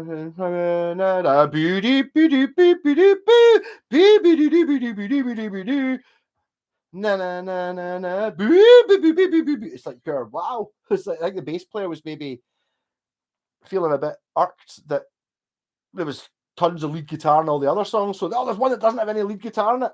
I'll play thousands of notes on the bass, but it's an acoustic song. I still play thousands of, so it's like pure. The bass is just like it's like a guy in the wrong band type thing. It's fucking hilarious. Taking the bus to Kirky. Got you? Okay, sorry. Yes, I never saw X87 as a bass as a bus number, but you're quite right. Yeah. I don't remember Transfer. I never saw the cartoon. I didn't have Sky or whatever it was. So, but it does have a pure super cheesy 80s rock in thing. I do remember buying the VHS for Thundercats just because I hadn't seen it since I was a kid. My wee brother, I was a wee bit old for that. My wee brother used to watch it, and it was the first episode of the pilot episode of Thundercats, and it was like pure. It started off and blah blah blah, like the backstory, and they crashed on some planet and something, and they were in cryogenic sleep and they'd escaped. And there was a bit where like a monkey thing who was a baddie, he was like up here, oh my god, Thundercats are on the loose. It went dun dun dun dun dun dun, dun. It was up here, and it was fucking great. The tape was chewed, but that. So I mean, give that for Thundercats.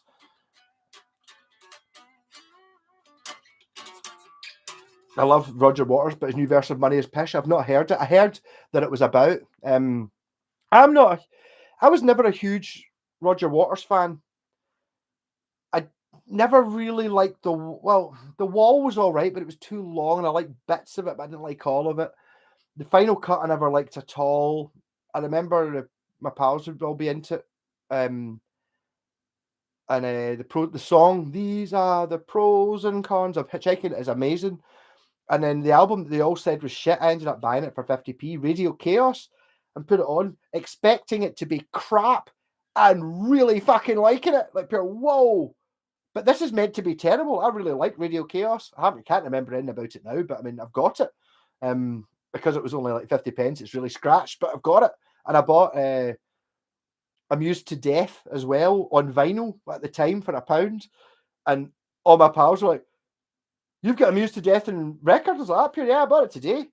And they're like, buy it off you. And I was like, up here, I've not even listened to it yet. I was like, no, hold on. So I'll give you a tenner for it. No, hold on.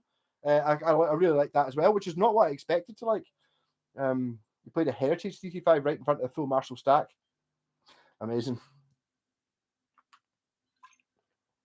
The Thundercats theme. The one that got me was, can I even play it? I'm going to try and play it, see if you can remember it. Well, it's going to take a wee bit of effort for me to actually play it. Do you remember what it goes like? Oh man, I know it. Oh, give me a second.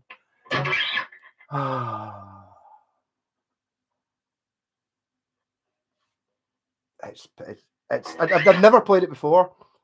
I can't remember what it goes like. I know it's fucking amazing. I've now got Thundercats with me.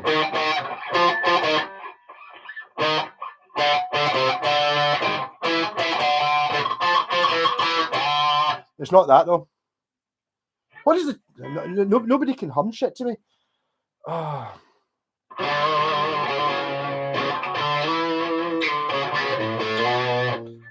Ulysses. That's one of the that was a recurring nightmare for me. I don't really remember watching. I see a lot of these cartoons and shit. I used to watch the music at the start. This is before I knew anything about music. I used to watch the intros to them because I really loved the intros. But then when the actual cartoon started, I didn't like it. Same with like the Dukes of Hazzard, Knight Rider. The intro, fucking amazing. The rest of it, nah. But the actual intro, the pure bum bum bum, and Airwolf as well. I don't remember actually liking. I remember I would watch the intro pure, like when I was sitting playing with my toy cars and shit, And then when it was on, it would be like, "Here, just play the toy cars." And at the end, it would be, "Oh, the music again." I just didn't know.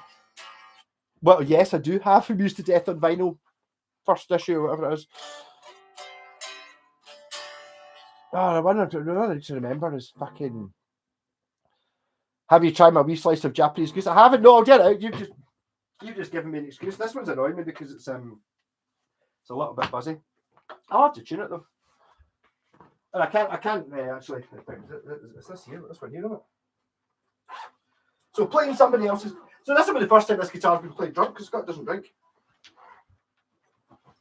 It better be. It's got a green strap. Can't take this to Lark Hall. Oh no. No. You don't want to do that. Oh! That wasn't me. It was already on it.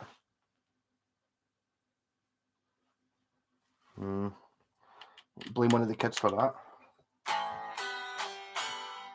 I will have to tune it. E good. A good. D good. G good. B still in tune, Scott. Well done.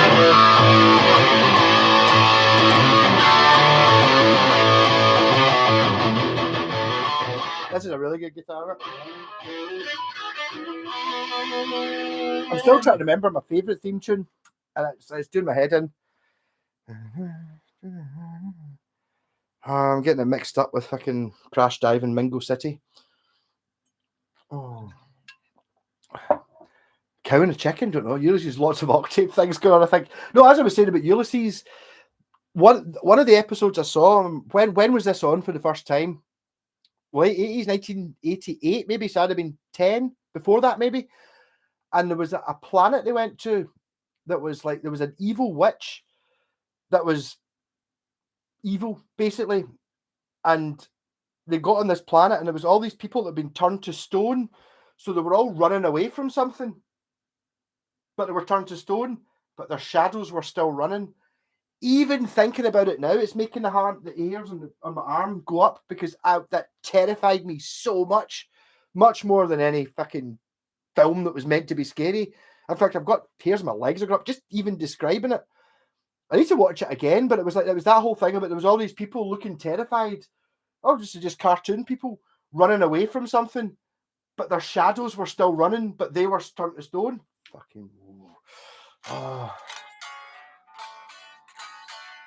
The Skeletrix accident. Awesome. Leave it on. I take it doesn't come off for a bit of. Doesn't, so that's burnt rubber from a screaming Skeletrix thing. Fantastic. I don't need to know the thing. What I really want is I wish I could look it up without any of you knowing that I'd looked it up to remember what it goes like, because it's the best, one of the best pieces of music ever written. I just can't remember. I've got fucking. It's very light. Crash Dive in Mingo City or Attack of the Hawkmen.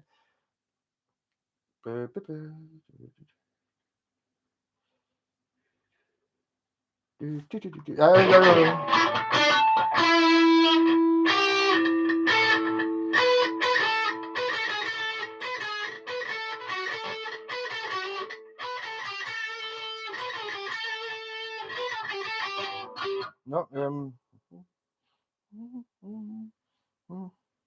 it's fucking Terrahawks. Remember Terrahawks? Jerry Anderson. It was kind of like Thunderbirds, which had amazing music as well, and Stingray, which had great music, but it was about 50s. Terrahawks was fucking the best theme tune ever, and I can't remember what it goes like, but I've definitely played it before, and I've not obviously thought about it in 20 years, but fucking loved it. Oh. Drunken Guitar Land. Catch you later, Ian. Yes, this is Scott's FGN Odyssey. Odyssey doesn't say on it. Mine's an Iliad. This is the Odyssey. The best guitar you can buy for. I don't think it's under 500. Is it 550, something like that? And you're getting a fucking Fujigen built Strat. Amazing.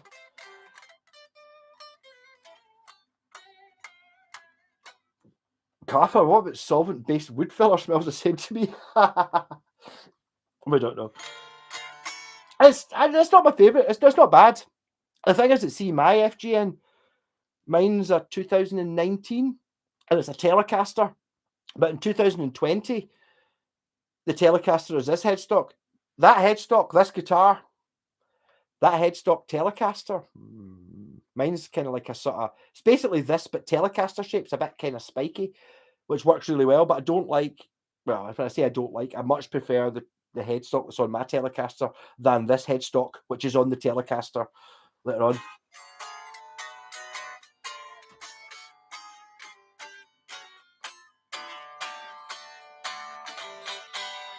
I'm still in my head. I'm still really pissed off that I can't remember.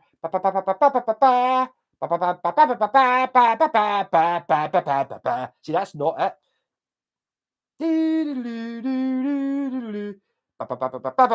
Is that?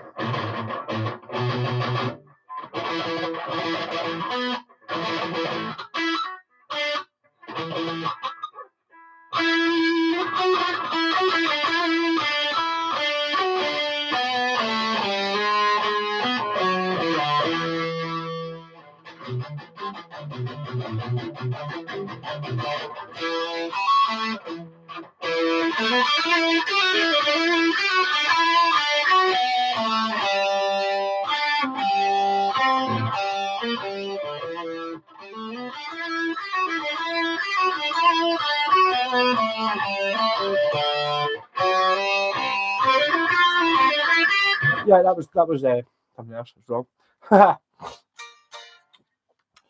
Oh yeah, no, these are great Stratocaster, and they would just be FGNing. It's just like Scott didn't like the pickups in it, so it's got Seymour Duncans in it now. They were a bit kind of, see, because it's sort of stratty, the pickups were kind of Stratocaster voiced rather than being metal voiced. I don't think they were bad pickups. They were just not what you would expect. It's like I bought this because I didn't want a Strat. I wanted a metal Strat, so these are a bit more rock. Hey Lee, I do not have an ERG 121 at present, although Jen's just painted one. I think it's sold though. Those are amazing. It's kind of, yeah. Basically, this is a Yamaha ERG 121, apart from the Japanese one. So it's like this and that. It's a different shape. This and that. It's a different shape. This and that. It's a different shape. This and that. It's a slightly different shape. That's it, really. You are buying. It's kind of Yamaha. It's kind of an Ibanez RG, or it's a Roadster, or it's a 70s or 80s Fender Japan Strat. It's that level. The thing that really pissed me off a little bit about this one was when I bought my original FGN. Scott can back me up on this. It was for sale on eBay for ages, and I kept looking. It seemed suspiciously cheap, and then it kept dropping the price, and eventually it went down to a pure stupid price. It went down to 240, 250, I think. And I was like, "What the fuck? How's it?" But that's Japanese, wasn't it? So I went in. This is during lockdown. Me and Scott. There's a video of it. Me and Scott went into Merchant City in Glasgow. And I was like, up here because I knew they had one, and I played it, and it was as soon as I played it, it was like, this is a Japanese guitar. But my luthier says, no, right. Immediately, as soon as I played it, it was like, this is a Japanese guitar. I know they're all going to be exactly the same because it's a West Tone Thunder or it's a Ibanez RG Prestige. It was that. And it was the Telecaster I bought, and I was, Scott said, the Telecaster's good. If you buy that, I'll maybe buy one as well. Yeah, just been. He didn't even play it, but you could see it. Looking at it, it's like, look at the routing around that truss rod cover. It's so clean you could eat your dinner off it. Shit like that, and it's got the circle fretting system, which is written. What is it actually? Is it a circle? CFS is adjusted. And that's like the whole idea of these frets are not straight because on a guitar, the bridge is wider here than it is here. Yeah. You want the strings going over the frets absolutely perpendicular. That doesn't happen in a normal guitar. These frets are this shape. So it does happen in this guitar. It's also got a compound radius fingerboard, which goes from quite a sort of almost flat 10-inch or 12-inch to a pure super flat 16-inch radius. All that. And it's like, but if Scott hadn't bought this, I would probably have bought one because after the Telecaster, which is the one I wanted, It was amazing, but Scott had bought the other one I would have wanted, which would have been this one. These are just the cheap ones. These are the Boundary series. You do get, you know, the expensive ones are the same price as Fender Japan because they're better than Fender Japan, sort of thing, but made in the same factory. But this one is just very simple and basic. Just got the things you need. The tuners are Gotoh Cluson types. Scott didn't like them. I was like, oh, come on, you big Jesse, you're just being picky. When I restrung mine, it's like they're a bit stiff. Maybe after 10 years of use, they'll start to loosen up. The tuners aren't great. Everyone else is just easy. It is Airwolf, yeah. I tried to play Knight Rider. It's like there's like.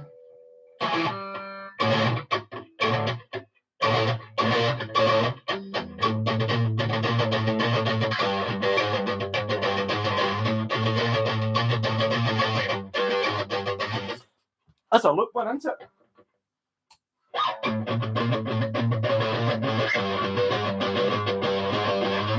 Just like.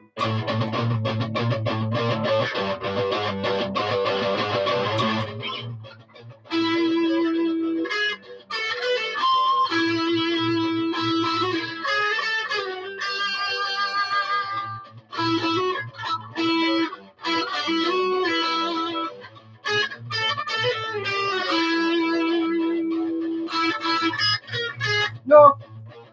Sober. There was a chance. I've nearly tied my bucky. Not happening.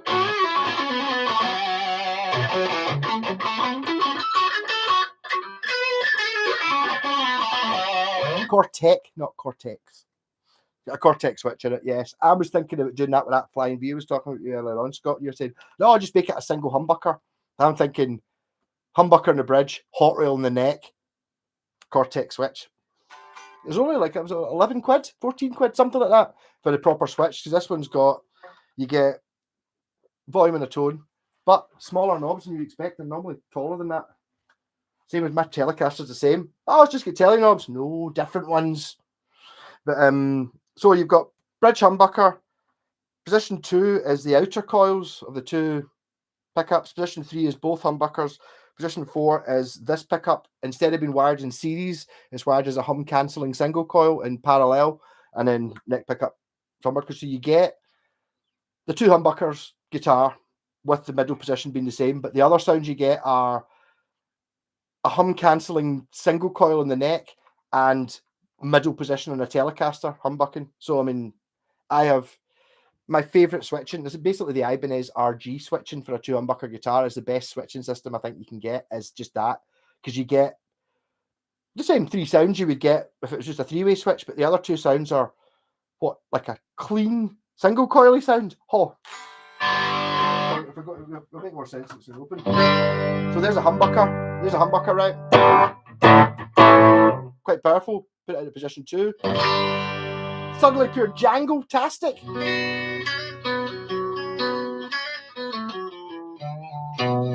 And then position 4 is neck single coil. Still very much a single coil, as opposed to the humbucker. These are very powerful pickups. I would imagine you've probably got the pickups set, so yeah, you do. You've got the pickup so high up that basically when I'm playing and palm muting, the strings hit off the pickups. I think maybe I'm just not as accurate.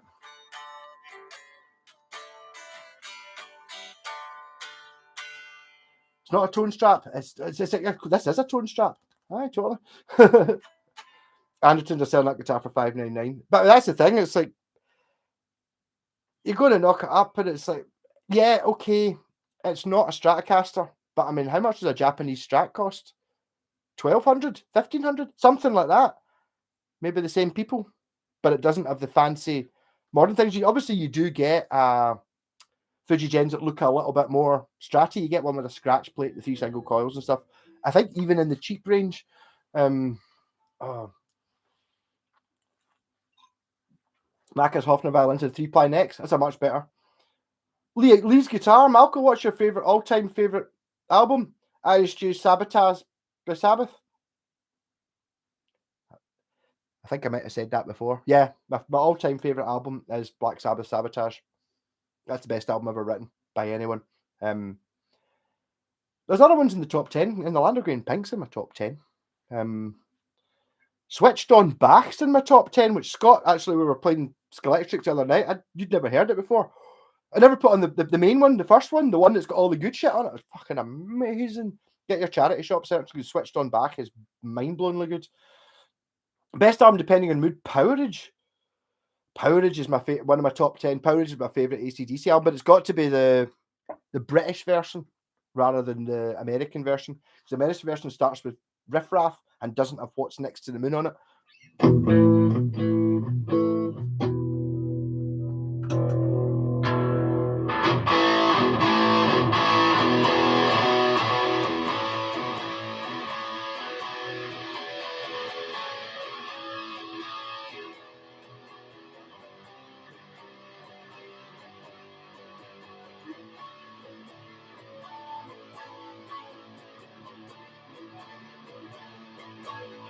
Hey!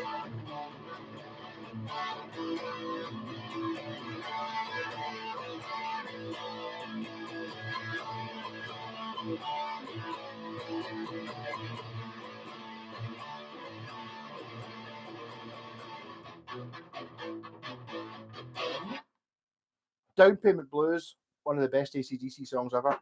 What's Next to the Moon, and Cold Hearted Man. The best. The best. Yeah. Best album, depending on mood. Well, I don't know. See, I just decided that was my favourite album, if it was ever to come down to it, because it's got the best song ever written is Black Sabbath Into the Universe, because it's got it's got everything in it. Yeah, I'm assuming that the Don't Start Too Late in brackets is part of the song, obviously. So it's got this sort of nylon stringy shit. Let's get the best riff ever. Less notes, best riff.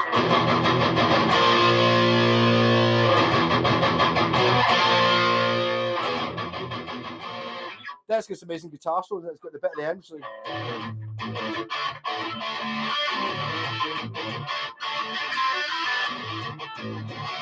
Then it's got a big bit at the end where it's like all funky and woman chatting. It's fucking amazing. Best song ever, best album ever. Yeah. My Luther would not count that as a strap. It's a humble sling. It's not an expensive one. This is pleather for sure. It's not squeaking though, and it's a strange washed out green. So maybe a bluey almost green, but yeah. Hey Scott Beer, what did you miss? Just drinking, talking shit, and me not remembering how the yeah,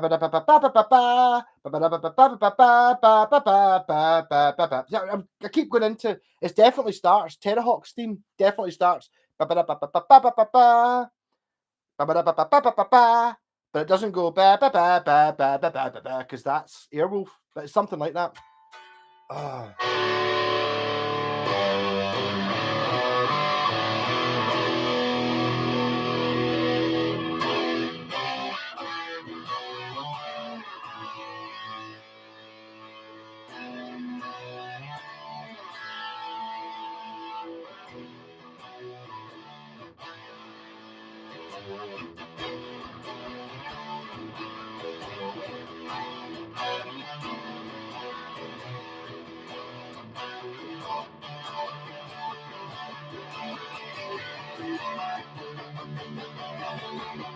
Diamond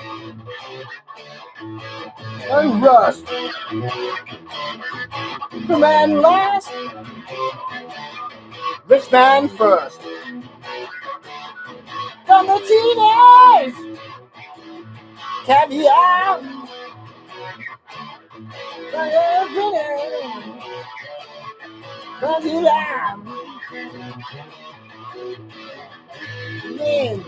feeling up inside of me. You're burning. I gotta set me free. I'm going down. The same city. Yeah, no, Sin City's fucking amazing. Yeah, totally. AC/DC. That should demonetize. I don't get demonetized for paying cover, so maybe I do. See, the thing is, I intentionally always play them really badly. That was much faster, and I sang it badly, so it should be all right. Ortofon Red 2M accept no substitutes, can't afford blue. What the hell are you talking about, Mr. White? I don't, it's not the Thundercats theme I need. Scott, I remember that. That's Thundercats are on the low, Thundercats are loose. Boo! I know that one. It's Terrahawks I need. I don't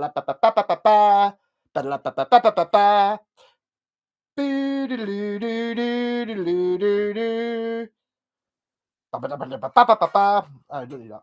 What happened, you guys reckon under 200 quid? Had a Marshall MG10 but never liked it. No, the MG10's pretty good. But yeah, no, Scott, as Scott said there, the Black Star ID core is the one you want. It sounds like a relamp and it's really small. Sounds bigger than it is. Like significantly better. I know it is modeling and shit like that. I don't think it's got an EQ, which is really annoying, but the Black Star ID core is the best one. Amazing. Yeah, but it is a tinny terror, not a tiny terror, a tinny terror. Yeah, but that's like a valve amp. So the problem with valve amps is they don't really run properly at low volumes. I'm assuming you're talking about an amp for using when you're sitting in the house watching telly, sort of thing. And it's like, I'm running. I've got valve amps and shit. I mean the wee orange TH30. It's got a switch in the back that cuts it down to 15 watts. It's also got a switch in the front that cuts it down to 7.5 watts. And I've got the volume control at the point where it just comes on, like less than 1 out of 10 to play it just now. Whereas the wee Black Star ID core sounds rocking at a quieter level. It sounds better than that amp at this volume. It's just, that's at its lowest possible still working volume. So I would definitely go for it. Night, someone. Night, Stratocaster. Oh, yeah, right. Is that you? You could. You're on holiday. I suppose you're going on holiday. I do like Black Star and Orange too. It's mainly a practice amp. I've been using guitar on my rig on my PC, but I need a real amp. Yeah, I think you do. But the Black Star ID cores are fantastic. If you're gigging it, I'm not sure. Terrahawks better be as good as I remember.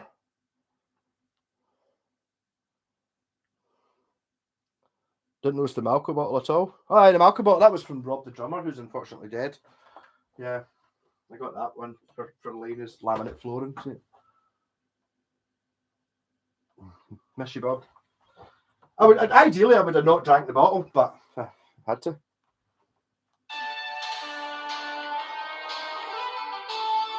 So remember,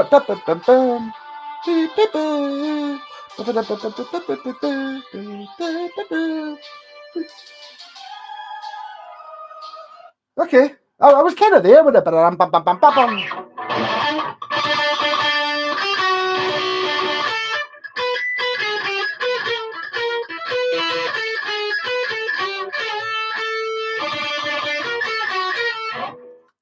was sober to be able to do it. Yeah, okay.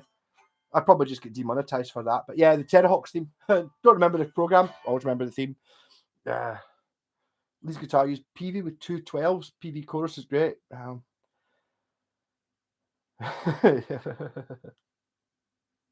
Talking about record needles.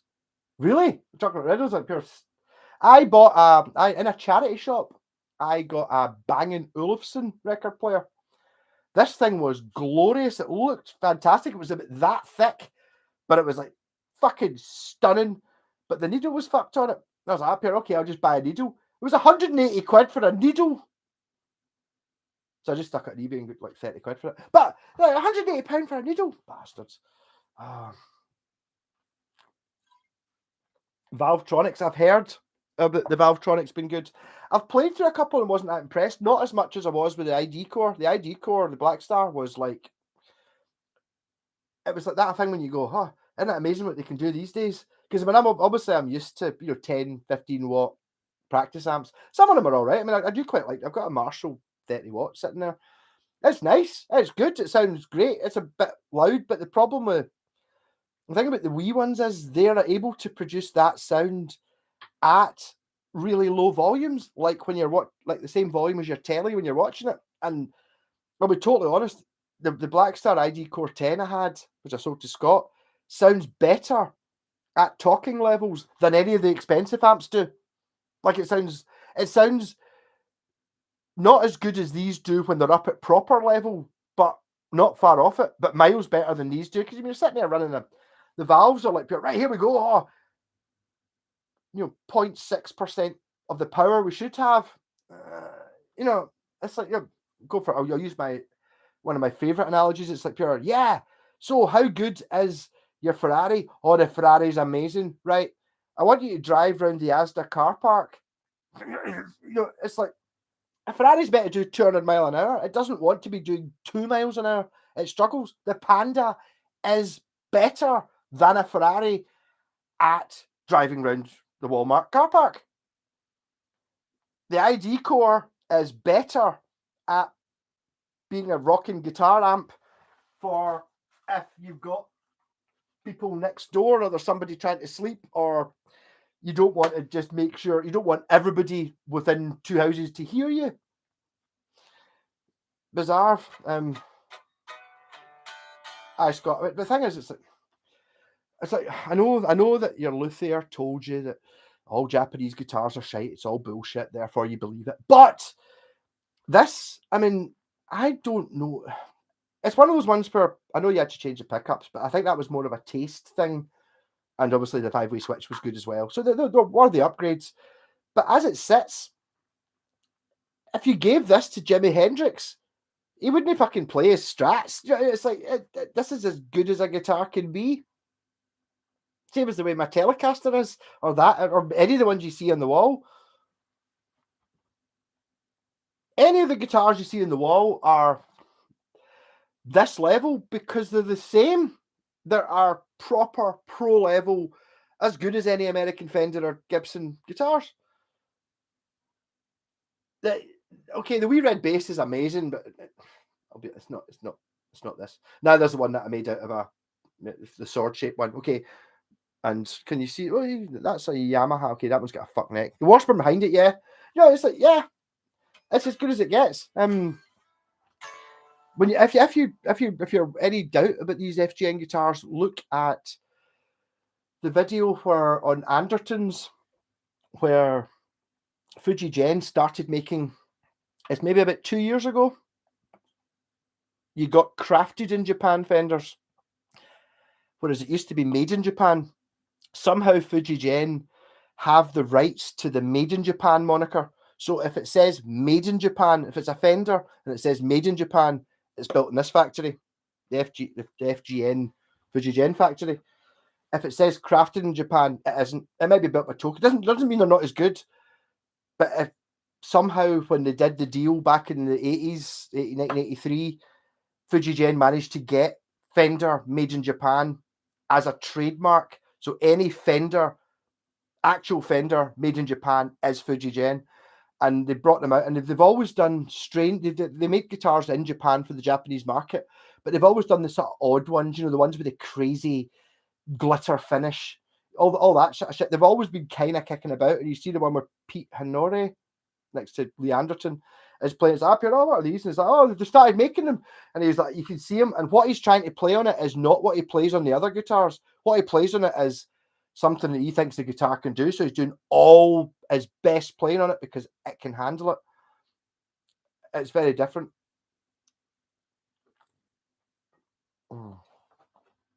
Then again, when you're talking about the Black Stars, I've lost the top from my Bucky.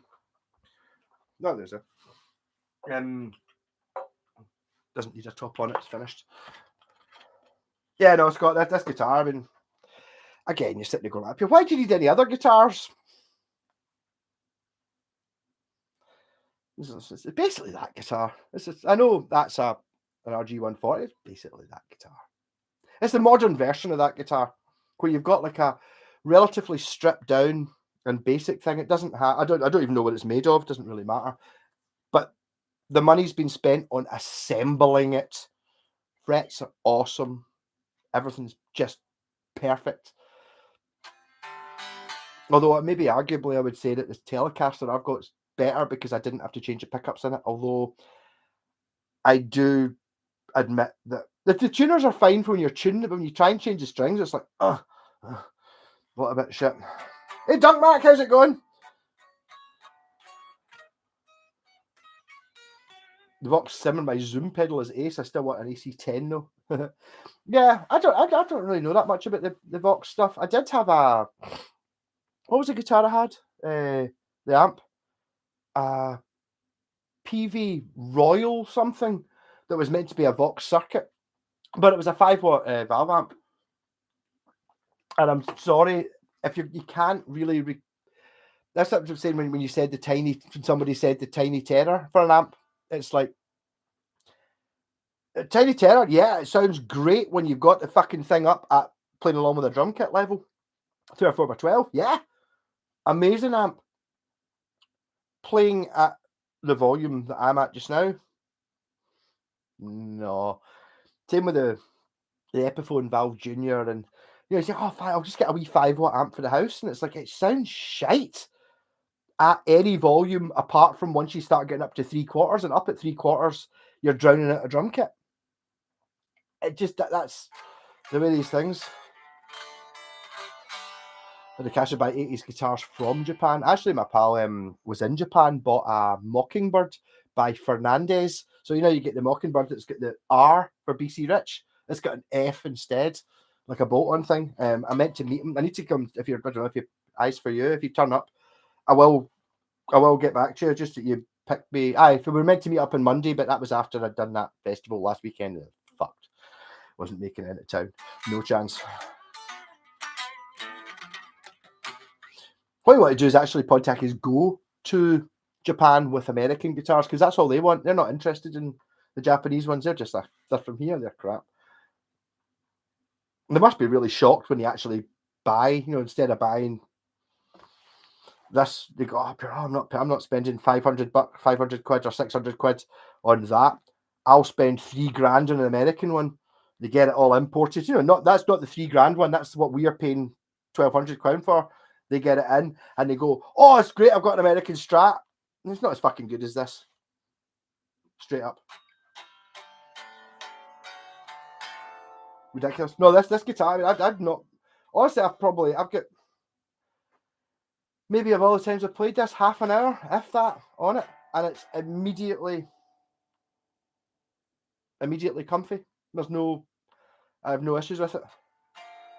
Would you buy a Mexican Fender or a Japanese Squire? I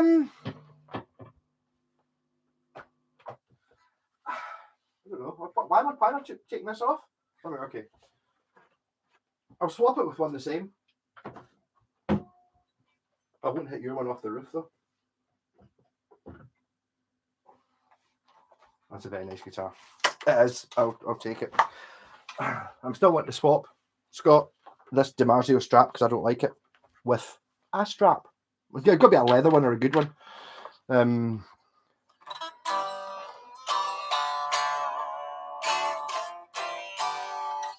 Would I buy I don't know about a Mexican Fender or a Japanese Squire? To be honest, I'm not really likely to buy either of them. Really? Because the thing about Japanese Squires is they're really fucking expensive. I've seen Japanese Squires go for like 500, 600, 700 quid. I'm fucking not paying that for a guitar. Fuck off.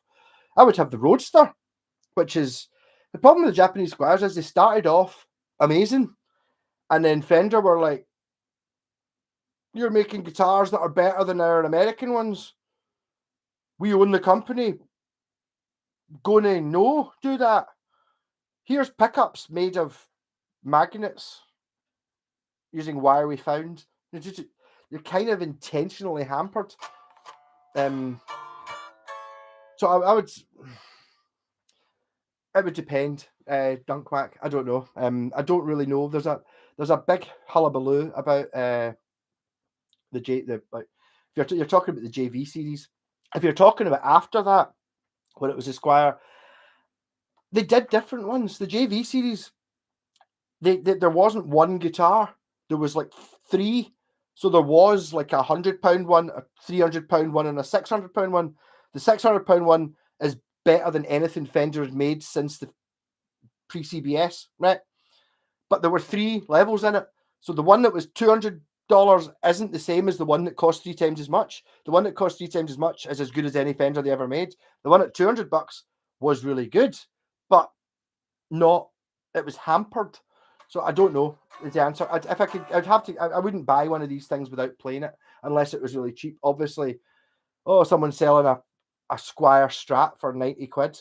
You zoom in and it says made in Japan on the headstock. I'm going to go and buy that for 90 quid, but I'm not going to pay 400 or 500 quid for it without playing it. Maybe if I play it, it'll be amazing.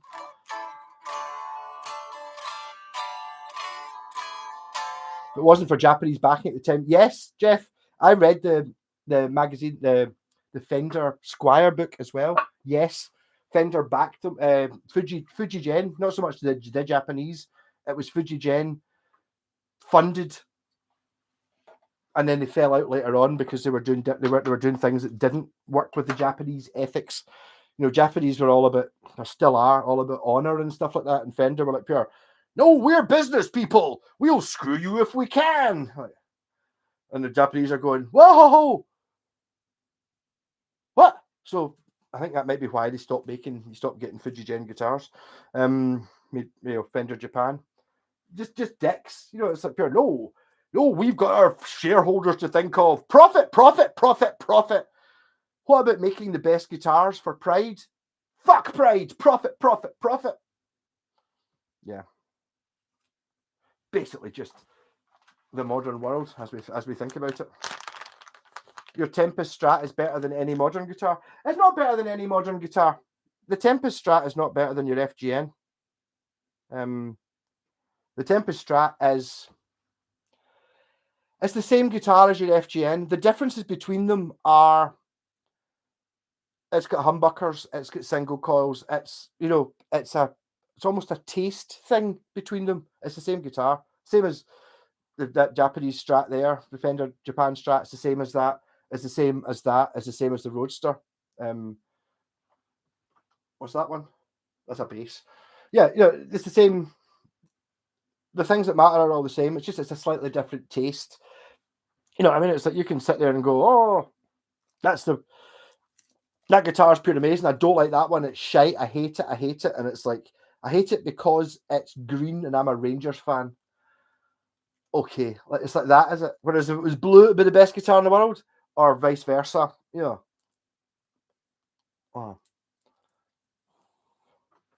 I have £400 I'm willing to spend on a Strat. There's too many good options for me. Tokai, Yamaha, etc.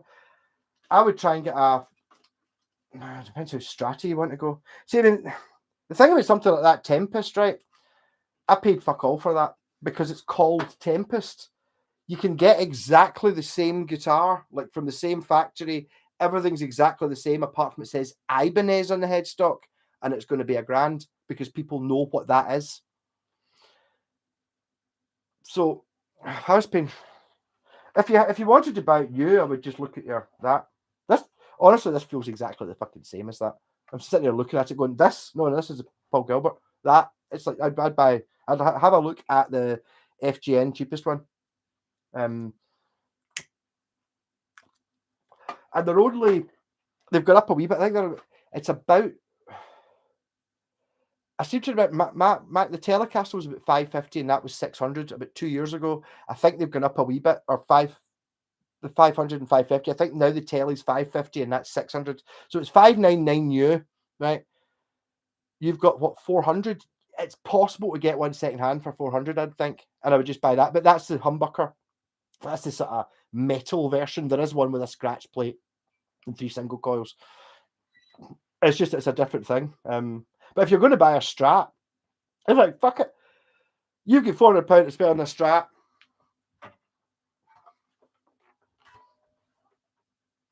Just buy that.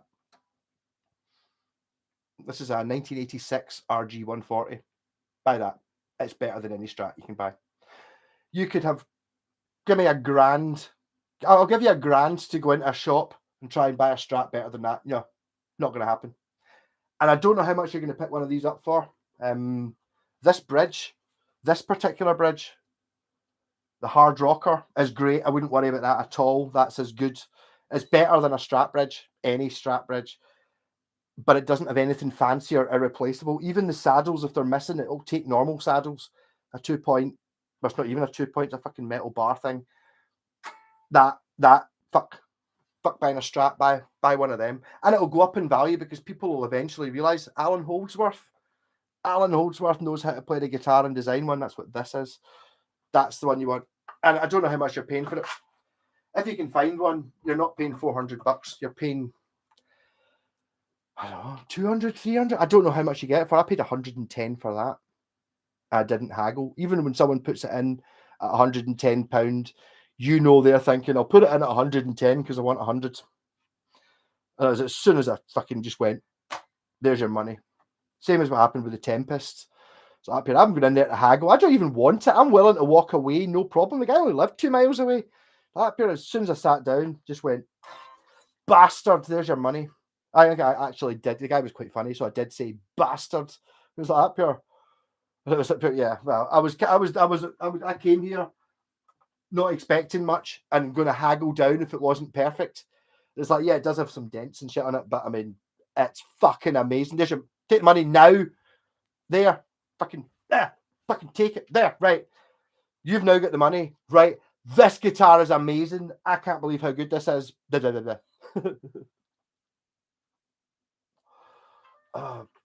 a bit of wood. It is a bit of wood. Yes, selling off the bulk of my guitars to reduce my carbon footprint. It helped the earth. No, keeping them's. Well, I suppose buying. Oh, so there you go. Carbon footprint. What, you buying a new guitar? No, buy an old one.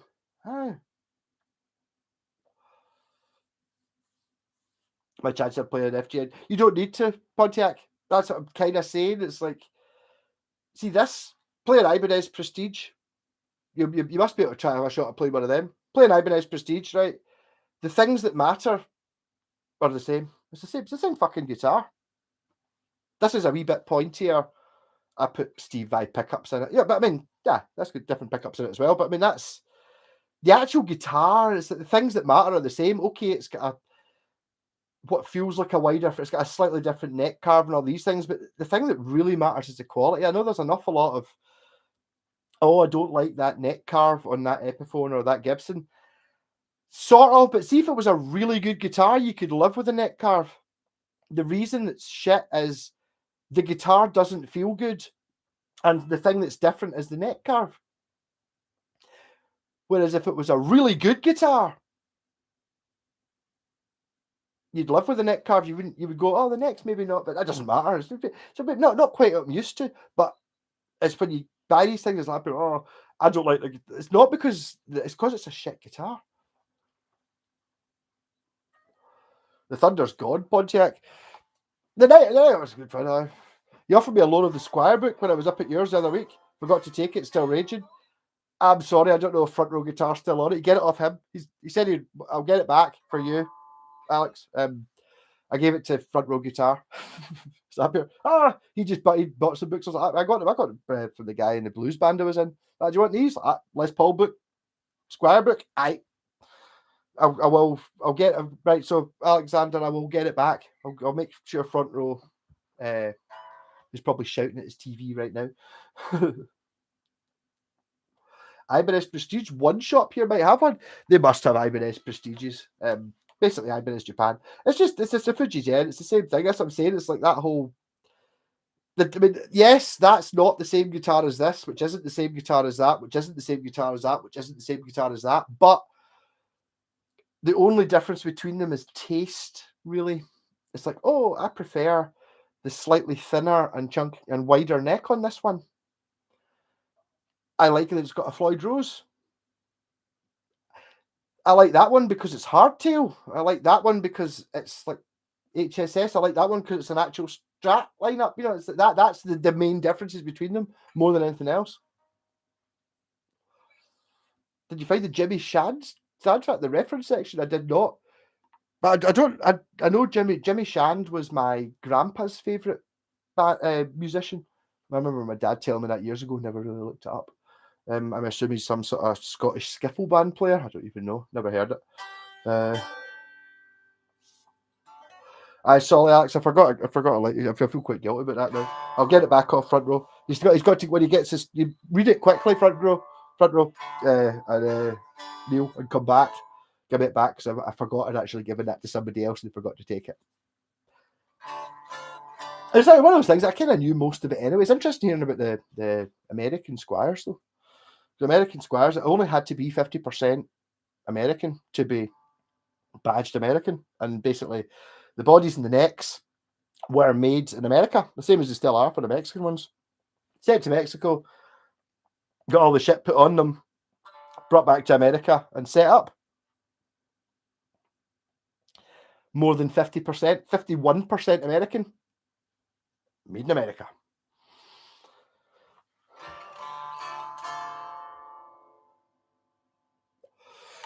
Oh dear.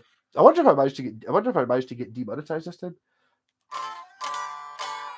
Page 145 there to catch the proofreaders. In the Squire book, is it possibly? Yeah. I did quite enjoy the Squire book. I have to say I did read. I gave up on the Les Paul book, to be honest. I gave up when it started getting to the 90s and they were talking about just basically just trying to reissue the 58 Les Paul. That's really the only thing it talked about. And it's like, oh, yeah, okay, the 58, 59 Les Paul. Yeah, I hope you're amazing. Yeah, I mean, it's like, I'd still put fucking one of them up against the Washington Falcon. You know what I mean? And they don't cost fucking 50 grand or however much they cost.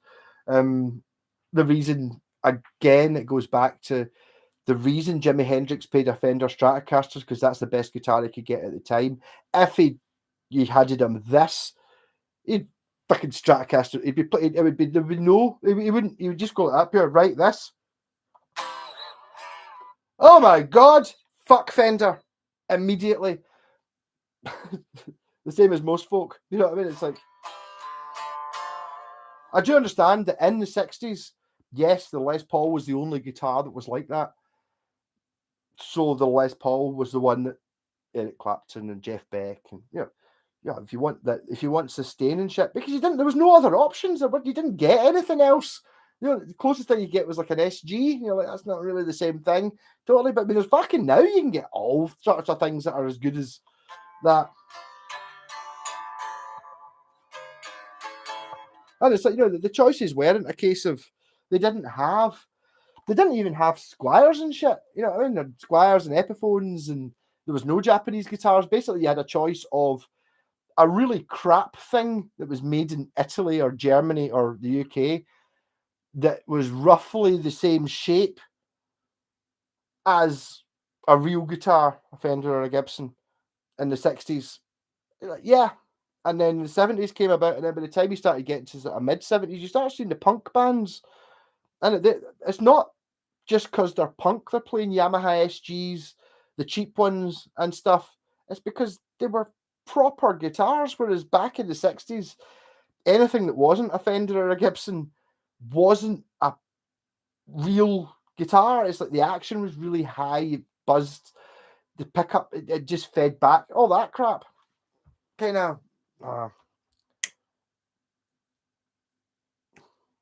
But they've stuck.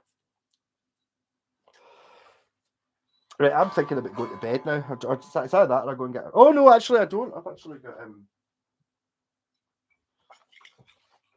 still 17 people here. If you didn't strike like, if you could hit the like, I'm going to go for not being monetized. I've not mentioned anything dodgy apart from smoking on screen, which don't smoke. It's a bad thing. Don't start. That's really it. So I've got This is a 2-week-old bottle of Bucky.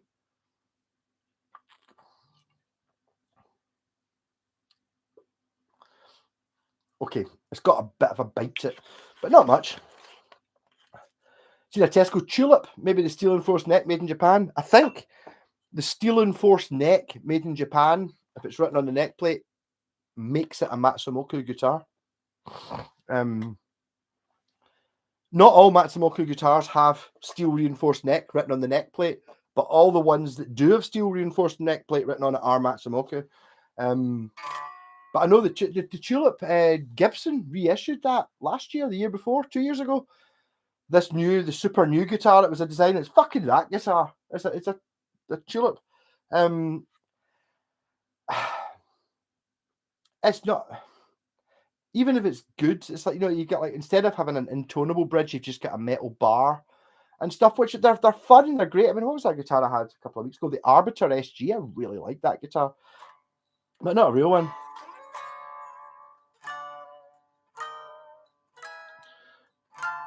got a new phone and had to pick up a guitar today, and the directions were in English. Almost got lost. What does English mean? Yes, Matsumoku, but 60s, maybe early 70s. When did Matt start using the neckplate? I don't know. Yes, Alexander, it is. Alex, it is. It is the Bucky from. Normally, when someone gives me, I think I remembered. I normally write on it who gave me it, but I think if you do that, it means I can't use it for sticking on a guitar. It doesn't go off. No, especially maybe if that the first sip would have been different, but the fact that I'm already canned a bottle, it's I don't really care. Yeah. I don't know when Matsumoku started making guitars. I don't think they're all amazing. Japanese guitars. I mean, I did a thing on the video. I got tons of likes on going. Japanese guitars are just better. You know, it's like, yeah. After a certain point, like, see, by the time you get to 1980, between 1980 and 1985, 1986, I don't think there's any shit ones. I think they're all amazing. I think, but see, when they started moving guitars to Korea, and they said made in Japan on them, none of the big makes did that. Washburn, Aria, Westtone, whatever, they didn't say made in Japan on them, but because they had some of the newer companies that were coming out at the time, it did have Japanese tuners, Japanese pickups.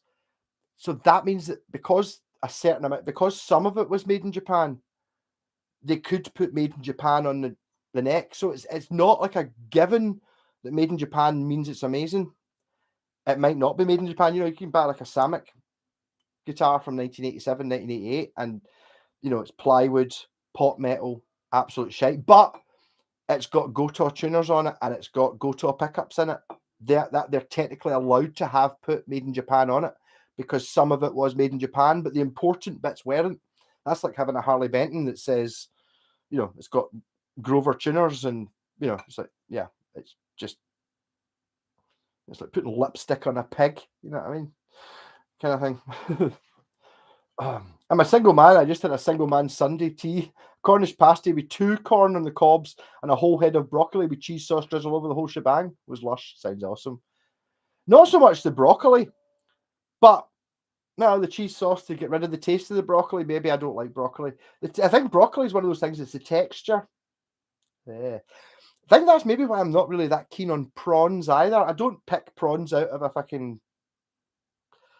It's not. I don't dislike them that much, but I don't just want a prawn curry. But if it's got prawns in it, I'll fucking eat them anyway. But it's the texture thing of broccoli is like it's yeah, it's not a nice texture. But I need to get corn on the cobs. Pure butter basted. I had corn on the cobs for ages. Amazing. Matt's definitely used steel reinforced neck made in Japan in the 70s. Mars definitely made guitars in the 60s. Matt's, I assume you mean? Probably yes. I don't really know. I mean, Matsumoku, their biggest, the reason they went under, there wasn't a fire. Like, if you look online, oh, I looked online, there was a fire that burnt. No, it was the Singer sewing machine factory. Used to make Singer sewing machines, and they made all the wooden parts for it. That was their biggest contract, which they lost in 1986, which is why they went under, because they were kind of using that as a bank thing. In the bank, right? So we've got the Singer sewing machine contract. That's us guaranteed X amount a year. Bank loans to start Westtone, do the guitar thing as a sort of a vanity project sort of thing. But once they lost the Singer sewing machine thing, they were gone. Oh, today's Sunday. What did I have? I had it was a chicken curry carry-out style, but it's got a big Scottish flag on it because it was out of date when I bought it last night for lunch. And then I went back to the shop to see to buy fags and Bucky, and they still had it. So it was like, instead of being £3.50, it was £1.20. So I had 2 of them today. And I've got a couple of sandwiches, which were, you know, like £3 down to 50 pence because they're out of date today. I'll have them tomorrow for lunch. And pineapple slices. I forgot about them. Pineapple chunks that up here. Yeah, pineapple chunks. Fucking £2.70 though. Like, no, fuck off. Out of date today, 54 pence. Lovely. That's the single man way of eating. I don't have to make decisions. I just go to the wee co-op up the road at 7 o'clock because that's where they put the out of date shit out, and I decide what I'm having for dinner. Up here, what are you having for dinner tonight? I don't know. 7 o'clock, what are you having for dinner tonight? I don't know. Look in, up here. Oh, pizzas! Woo! I'm having a pizza for dinner tonight.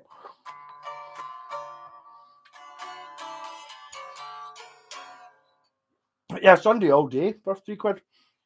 I kind of get used to it. I don't really. It's not shit stuff I'm buying either. You know what I mean? It's all right. It's doubled in price, so. But I mean, it's even the cheese sauce and pasty ain't too healthy, but damn, it's tasty.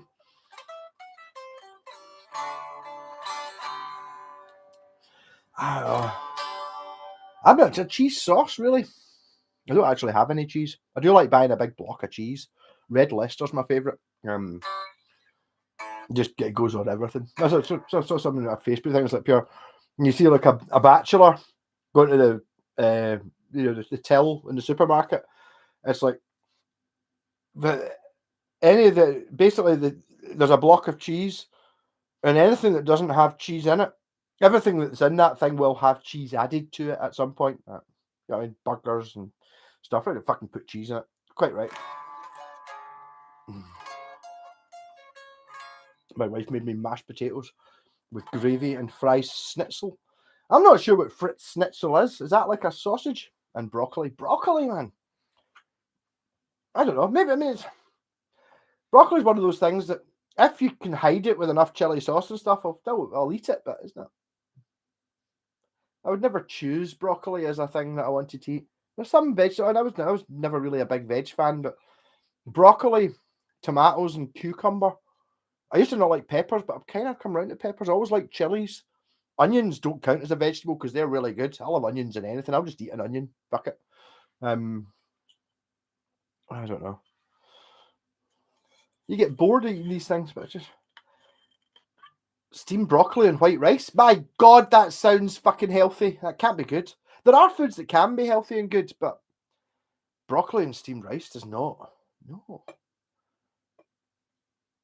Honestly, if somebody said, I've made this broccoli and steamed rice, it's really good, I'll give it a go. I'm not that closed-minded. Not something I'm going to buy though. I need to put that away. That's I'm hearing alarm bells ringing all within my body going, "Hi, Marco, you've already had a bottle of Bucky. Are you sure you want to drink more? 20 years you've been used to a bottle of Bucky being all you're drinking, and you're going to try and drink more than a bottle, really?" The powder mix 50p cheese sauce. If it has to, it's wicked. Just don't put as much milk in it as recommended. It's double thick, yo. I don't know. Is that cheese sauce kind of like macaroni and cheese? Because I've never had mac and cheese that I liked. I like cheese. I like pasta. Mac and cheese though.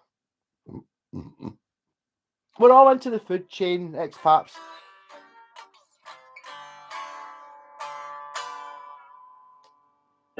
I just like cheap. Is it cheap or is it good?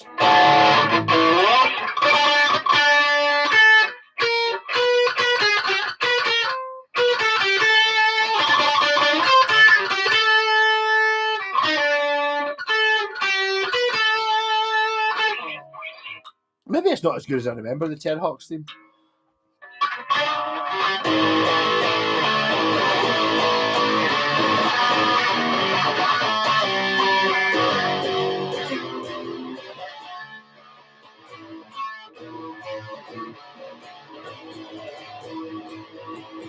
This isn't in tune.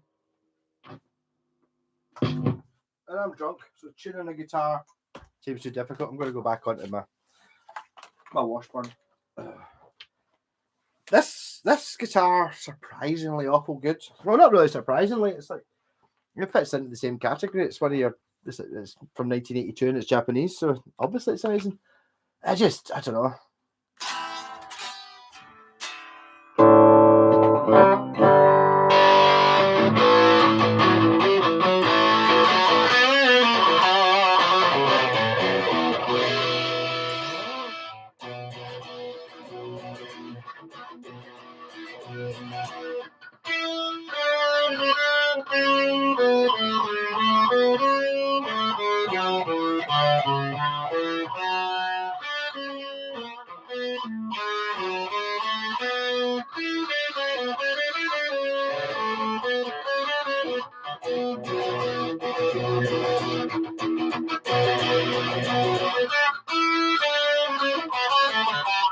I used to be able to play Ski Sunday, which is one of the best pieces of music ever written. But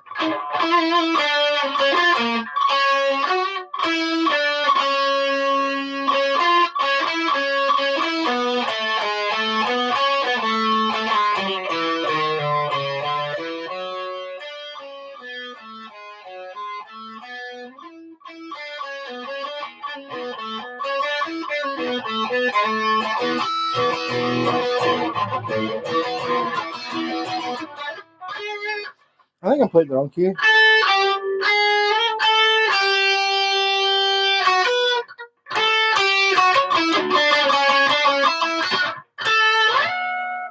Hold it up to the.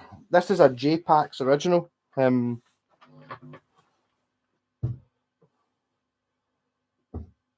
Which I'm keep hitting off the roof, so it's probably still not going to be in tune. Obviously, it goes all the way around, but it changes colour. There. These are one-offs. I can't really. If you want one, you have to buy it now. Basically,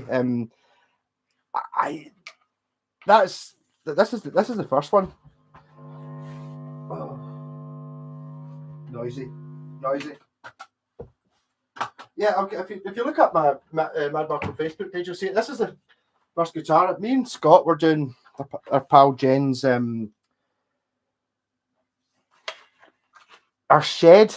Her son had built a shed thing, and there was a wee extra bit on the outside that hadn't been clad yet. So we were hired to come round, and I was up here. Oh, I no problem. Just go round and just fucking have a laugh anyway. Not really that bothered. I was up here. Oh, do you want this guitar?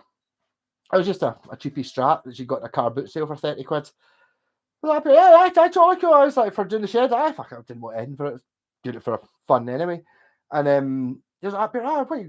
I'll turn it into a bucky caster. I was like, oh, what's a bucky caster? I was like, I basically just paint the body green, the scratch plate yellow, red pickups, and put a bucky label on it, kind of thing, and then put some fancy wiring in it. I was like, oh, what colours? Like green, yellow, and red. He's like, up here, well, I'll do that. Then okay, I'll just paint it for you on the clothesline. And it looked like that. And then after I'd seen the first pass, I was like, right. Because she did this. After maybe 10 minutes of doing this one, she got another one, which is an SX Les Paul, number 2. This is number 1. It's not been stamped yet. But it's okay because I can stamp it because I've stamped all the other ones. And when I got it, I was like, up here. I didn't really expect it to look like that. It looks fucking amazing. So I put Japanese Fender parts on it. And then the next time I went round, it was like up here. She said, I quite like doing these guitar things. At this point, she hadn't seen one finished. But I'd assembled this one and I'd assembled number 2. So I was like, up here, yeah, what do you think of this? And it was like pure, oh my God, I didn't know it was going to look like that. Because obviously all she done was paint the body. And then I went round and got another couple done. I just grabbed shite that I had lying about. This has been sitting in my garage for about 2 years. This Yamaha RBX, which is unfortunately the neck's fucked, just having to get another neck. And they ended up really good. And so I've kind of embarrassingly got, and then when I took round that, a Flying V and my wee red bass. And I've got like quite a big J-Pax collection. They're not expensive for what you get. You're basically, I mean, the paintings themselves go for like 500 quid and you're buying a guitar for half that. That's a guitar. And obviously I've wired it and my pal and Scott there set it up. So, I mean, I don't know. I mean, I've got number 1. And it's kind of, I don't know. It's kind of weird because I kind of feel guilty because I've got the first one. It's the first one she did because I didn't realize. I had to be honest. See, for the week before I went over, I was probably some pals were on Facebook and saying, "Well, up here, I don't dig art. I mean, our portraits look fucking great. Yeah, totally, that's great. But it's the abstract shit. It's like, I don't know. But when you started doing that graffiti shit with the blue in it, she did like a bin and a fucking street sign and a mannequin and all sorts of crazy crap. I get it. I get that. I don't think there's anything really to get. But, and I got the guitar. And I was like, right, and then I took over another few and I ended up with the first 4 of the first 5 or 5 of the first 7 or whatever it is. Amazing. And then they started getting more mental, and it's like different ranges of them. So the first ones were all the graffiti ones. That one, the P bass, the red bass, and the thing, I think it's like maybe 5 graffiti ones, and then she started doing ones with like wavy lines and ones with horizontal lines, and one I got a bit mental. Yeah, no, I would check her out, Jennifer Armstrong. On if you look on Mad Malco Facebook page, you'll see I've linked shit. Where is the cracking green one? The mini one's still for sale, Alex. It's if I could put the link up, I would. If you go to Mad Malco Guitars and look in the last few posts, I've put up some posts and they're linked in. Actually, in the JPAX videos, I've done a few of them because I've kind of set up. I've wired sort of half of them here, so half of them I've done a wee demo of, and the other half I did when I was over at Jen's house, so I never actually got to do a video of them. But there is a link in the description, and basically, she's doesn't. I totally understand exactly where she's coming from. She doesn't sell them as such, necessarily put them up for sale, but if you message her and say, I really want that one, and you word it right, you'll be able to buy one. But if you're going to be an arsehole, you're not going to get one, which is kind of the same as me. You know, it's like if I'm selling a guitar and it's like I'm selling it for 120 quid and I get a message that is 80, you're no fucking buy it. Fuck off. You can't be bothered saying, hi, I'm interested in your guitar. I don't really have 120 quid. Would you take 80 for it? No, you're okay.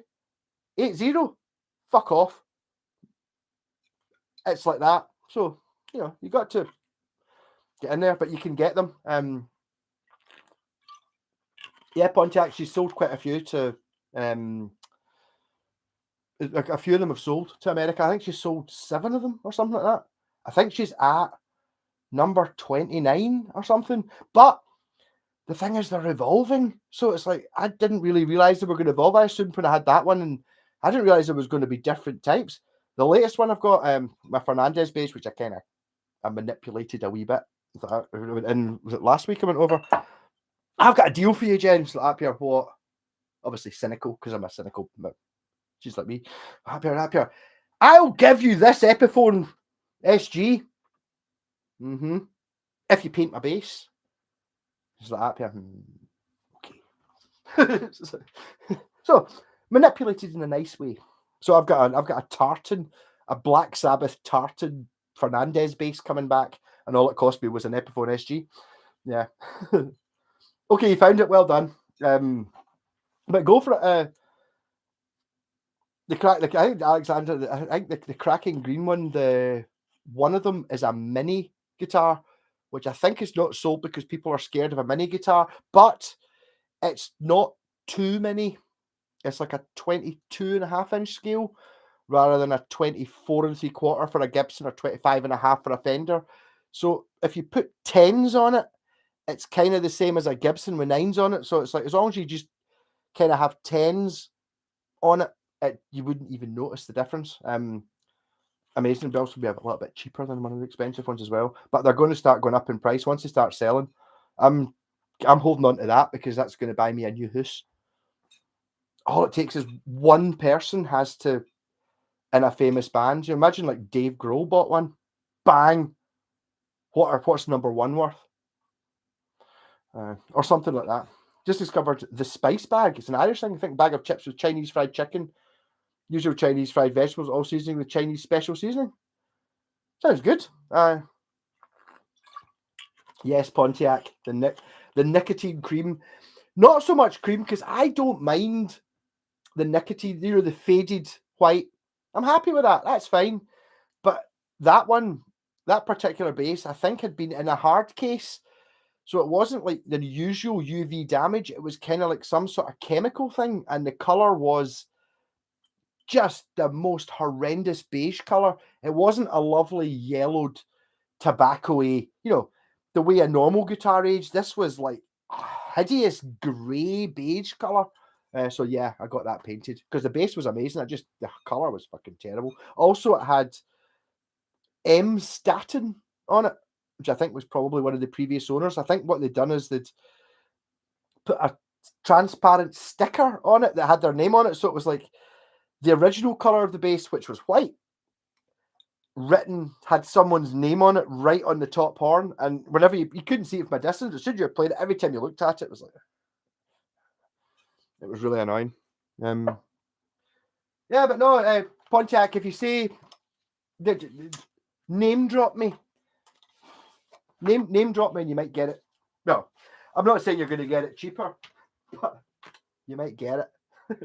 Because let's be honest, if you act like a dick, you're not getting it. It doesn't matter how much money you offer her. You could go like that, pure, and you act like an arsehole and offer £1,000, she'll just not sell you.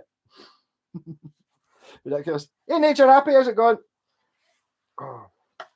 But I'm really, I can't really believe how my collection's going, but even more so, like this base, which I never really got.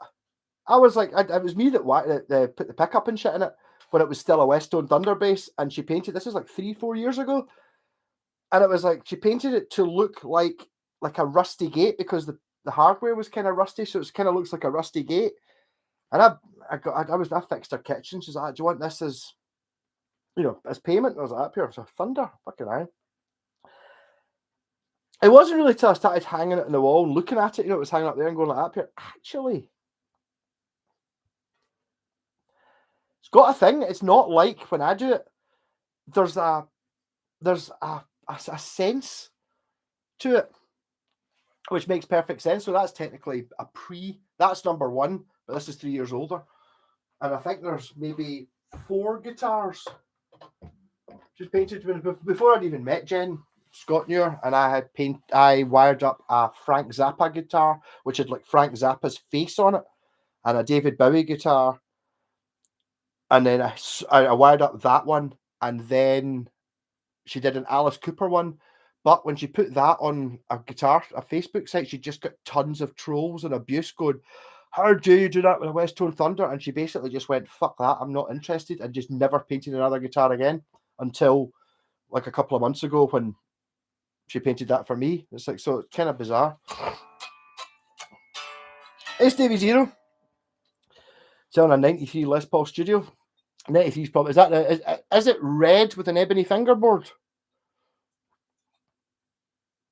I'll just wait, because that was my first ever Trade Tuesday thing. It fucking is red with an ebony fingerboard. I hate you. Is that yours? It's proper Ferrari red. So basically, it's my Gibson SG, but it's a Les Paul.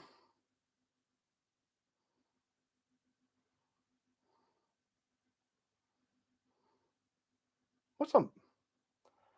Stevie Zero, give me a minute. Right. Wine red, all right, okay. No, I don't want the wine red one. No, I know the one. Aye. No, but if it was the Ferrari red one with the ebony neck on it, that if you offered me any Les Paul that had to keep, I'm not talking about offer me a fucking 58 that's worth 50 grand. Do you know what I mean? Or Jimmy Page's actual one, you know what I mean? But talking about any Les Paul, the only one I would really consider that, because I should have a Les Paul. I slag them off all the time because I don't like them, so I should have one. That's the one I want. I want the Ferrari red with the ebony fingerboards, which is the same as my SG. A Westone Spectrum DX. The DX is that's got the locking bend master, so it's got like a bend master, but with a locking nut on it, isn't it?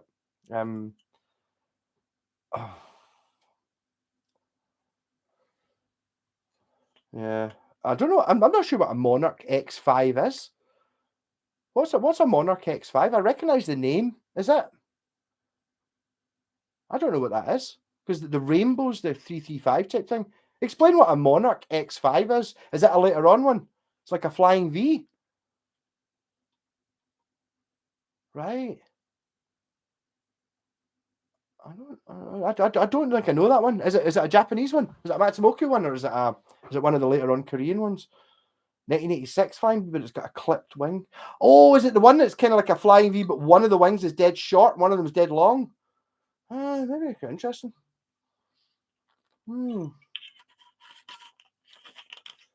Yeah, no, I mean, I know the one you mean now. It's kind of, it sits in the range with the Dynasty and the, I can't remember what the other one was. Kind of in that, it's the angular, crazy looking one. Yeah, HSH. Yeah, it's got the 3 push pull, so you get like 25 different combinations.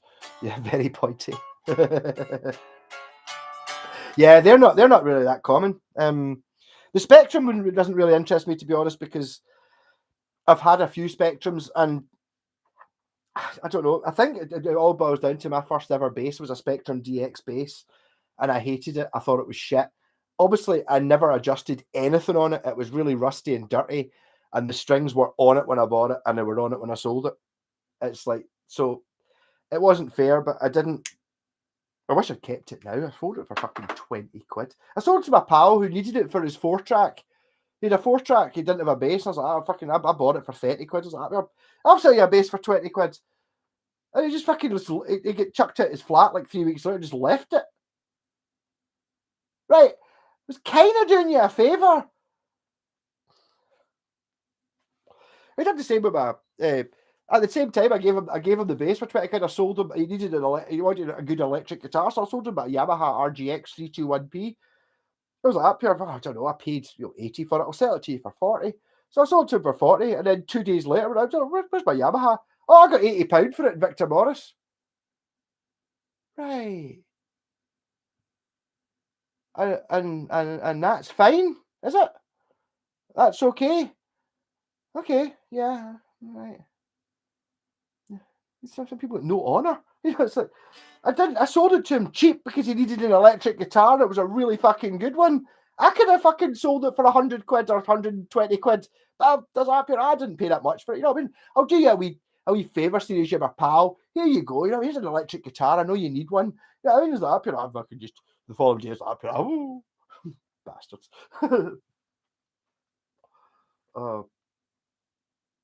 Amateur luthier and gynecologist. So you're an amateur luthier, but only a fully fledged gynecologist. You would always say that. I don't know. I think I'm just tainted by the Spectrum series by the fact that I had that first bass. I wonder where it is. I mean, it was still kicking about. I know that my pal Robert bought it for 60. Had it for a month, 2 months, something like that. And then I joined a band playing guitar, but there was already 3 guitarists. So there was 4 guitarists and a drummer. So when we went into the studio, I was like, I know someone that's got a bass, I'll borrow it. So I borrowed the bass. And literally I had, I don't know, 15 minutes playing the bass behind me before I went into the studio in a band playing the bass. And nobody else could fucking play it apart from me. I was like I was the second best guitarist out of the 4 guitarists in the band. So I was just playing shit lead on the bass, and then for the first 2 weeks in that band, I borrowed this bass, and then I bought it for 40 quid, and then sold it for 30 quid to my pal once I bought the Aria Pro.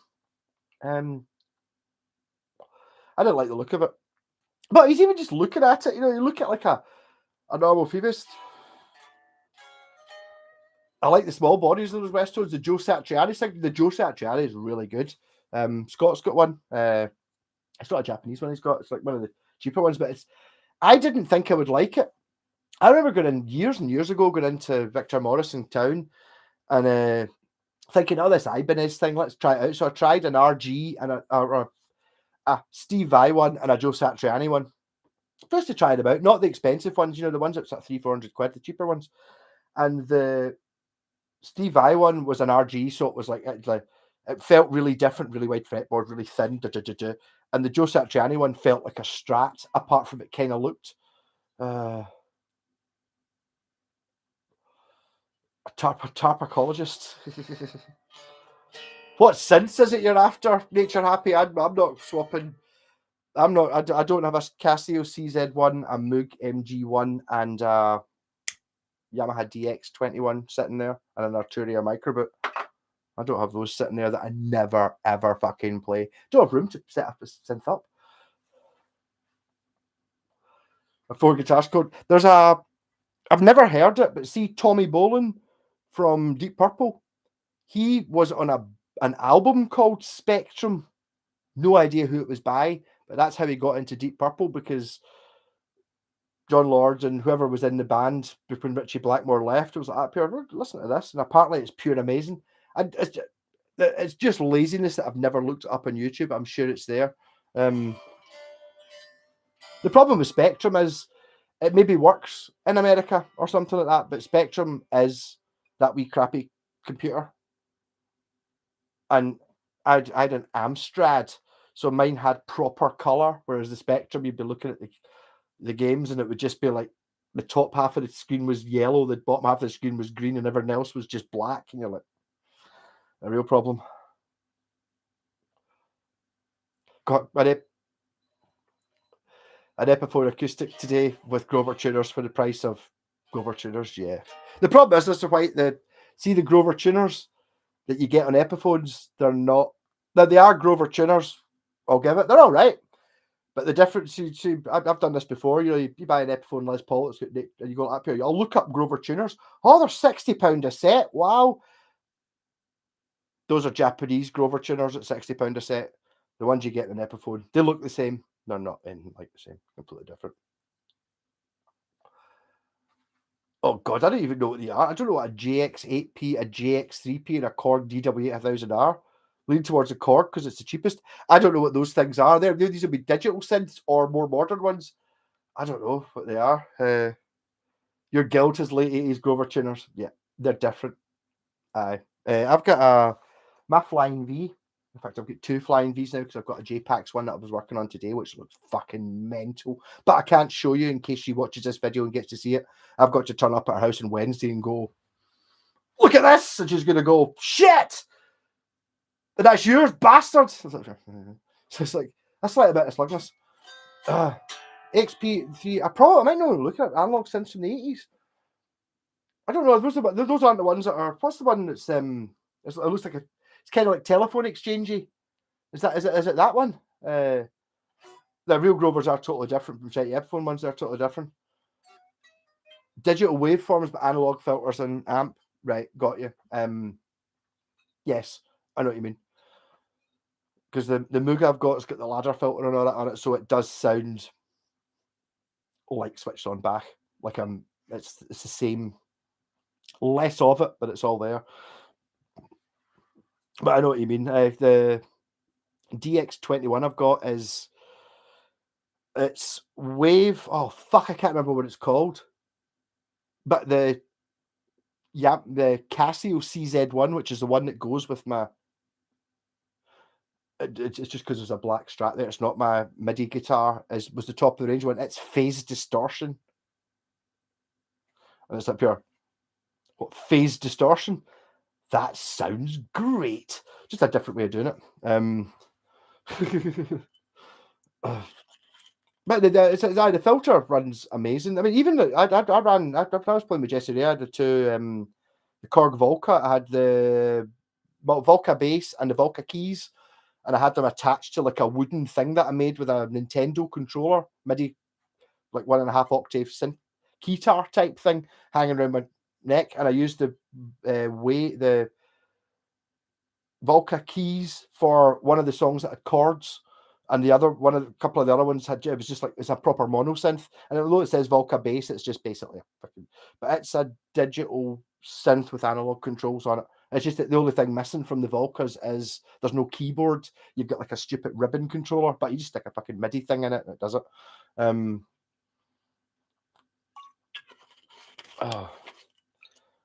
Unclear, couldn't do 4 things at once, but Spectrum can. Possibly, I don't know. I don't get that reference, but I know what you mean. Yeah, you should pull out some synths. I should, yes. If I had more room for them, if I had a shelf that I could have a synth on. The thing is, the CZ1's this size. The Mini Brute's not too bad, but the thing is, you can link them together. I frazzled my Mini Brute at one time. The only time I ever tried to do it because the Mini Brute's got it's got MIDI control, right, which is fine, which means I could control it from the MIDI guitar. But it also outputs control voltage. So it's like a built-in converter, and then it's got an audio input. So what I could do is, it's only a 1 oscillator synth. So what you could do is, I used to run the Volca off it quite a lot because it's a 3 oscillator synth, but it doesn't have fuck all controls, but because you could run it from the mini brute, run it as a separate and run it in as another slider next to the other waveforms, you could do hundreds of shit, but you've got like the detune capability, which is the best thing on a synth. But because it's only got one oscillator and the mini brute doesn't do it. But when you ran it off anything else, but the old style thing, when you get your patch bass and shit, like your old modular stuff, that was control voltage. So if you put out 1 volt, it would give you a C.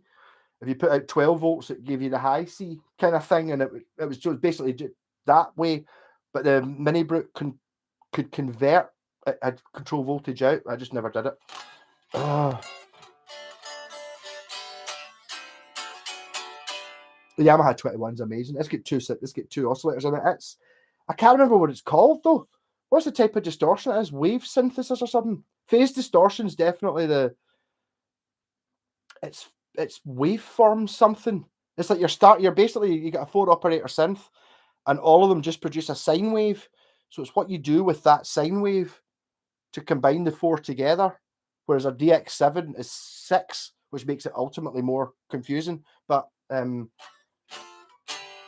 it's really good.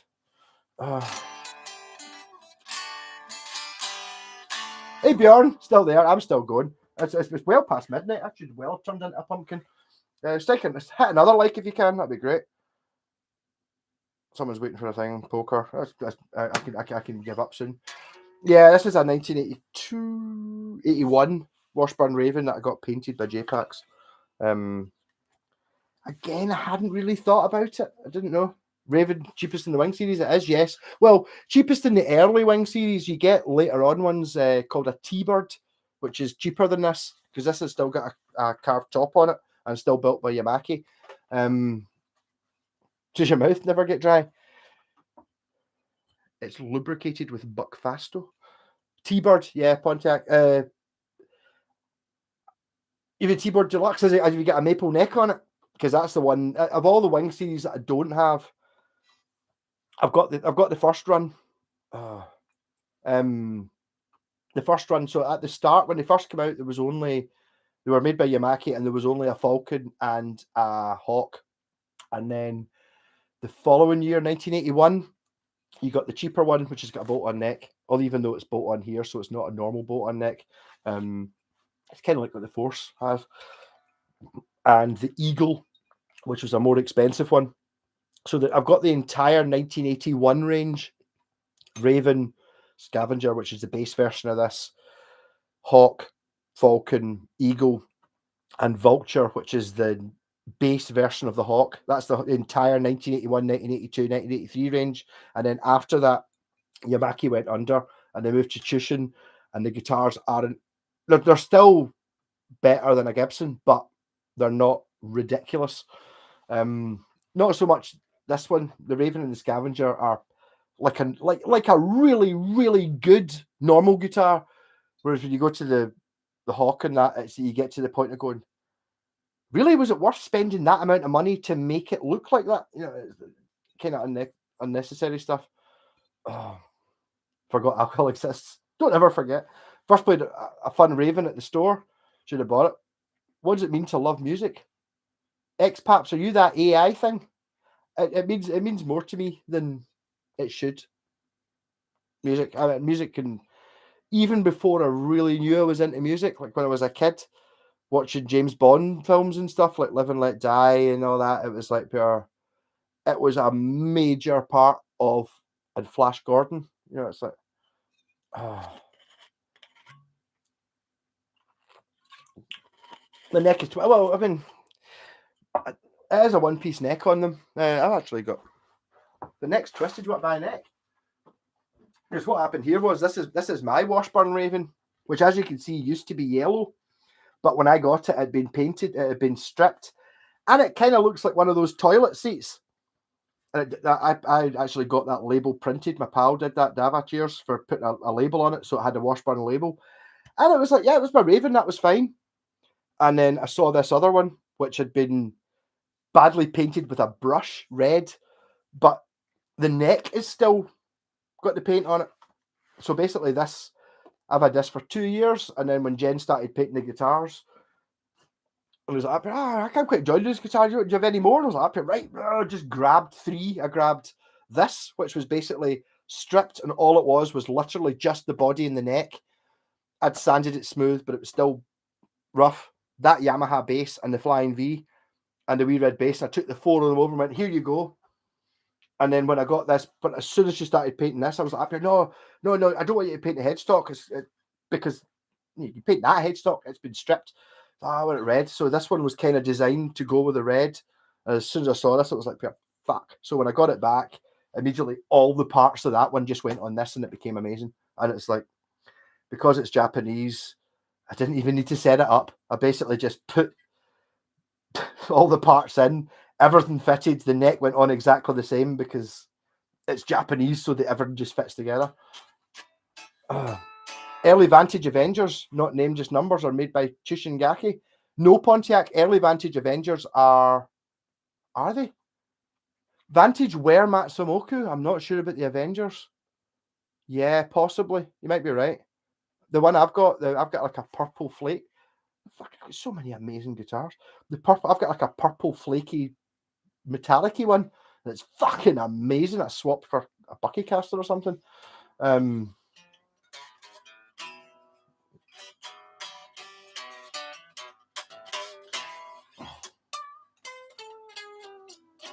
Quest. Yes, Quest was it not Vantage by Quest? There's a Quest Aquarius, which I remember seeing. I tried to buy it. It was £120. Someone wanted for it. I was offered them 100 and they wouldn't take it. And they just pulled the ad. I kind of wish I had that. It looks cool. I know the Mantanan. Vantage all over the place here in Canada. Yeah, but obviously it's the same Quest by Vantage. Well, it depends where you are, though. It's like one of those things that it depends where you are, because Vantage, like all the other companies, started. If you've got a Vantage that looks like a Strat, it's a Korean shiter. If it looks like a Telly, it's a Korean shiter. If it looks like it's a pure crazy shape that no one would ever buy, it might be a Japanese one. But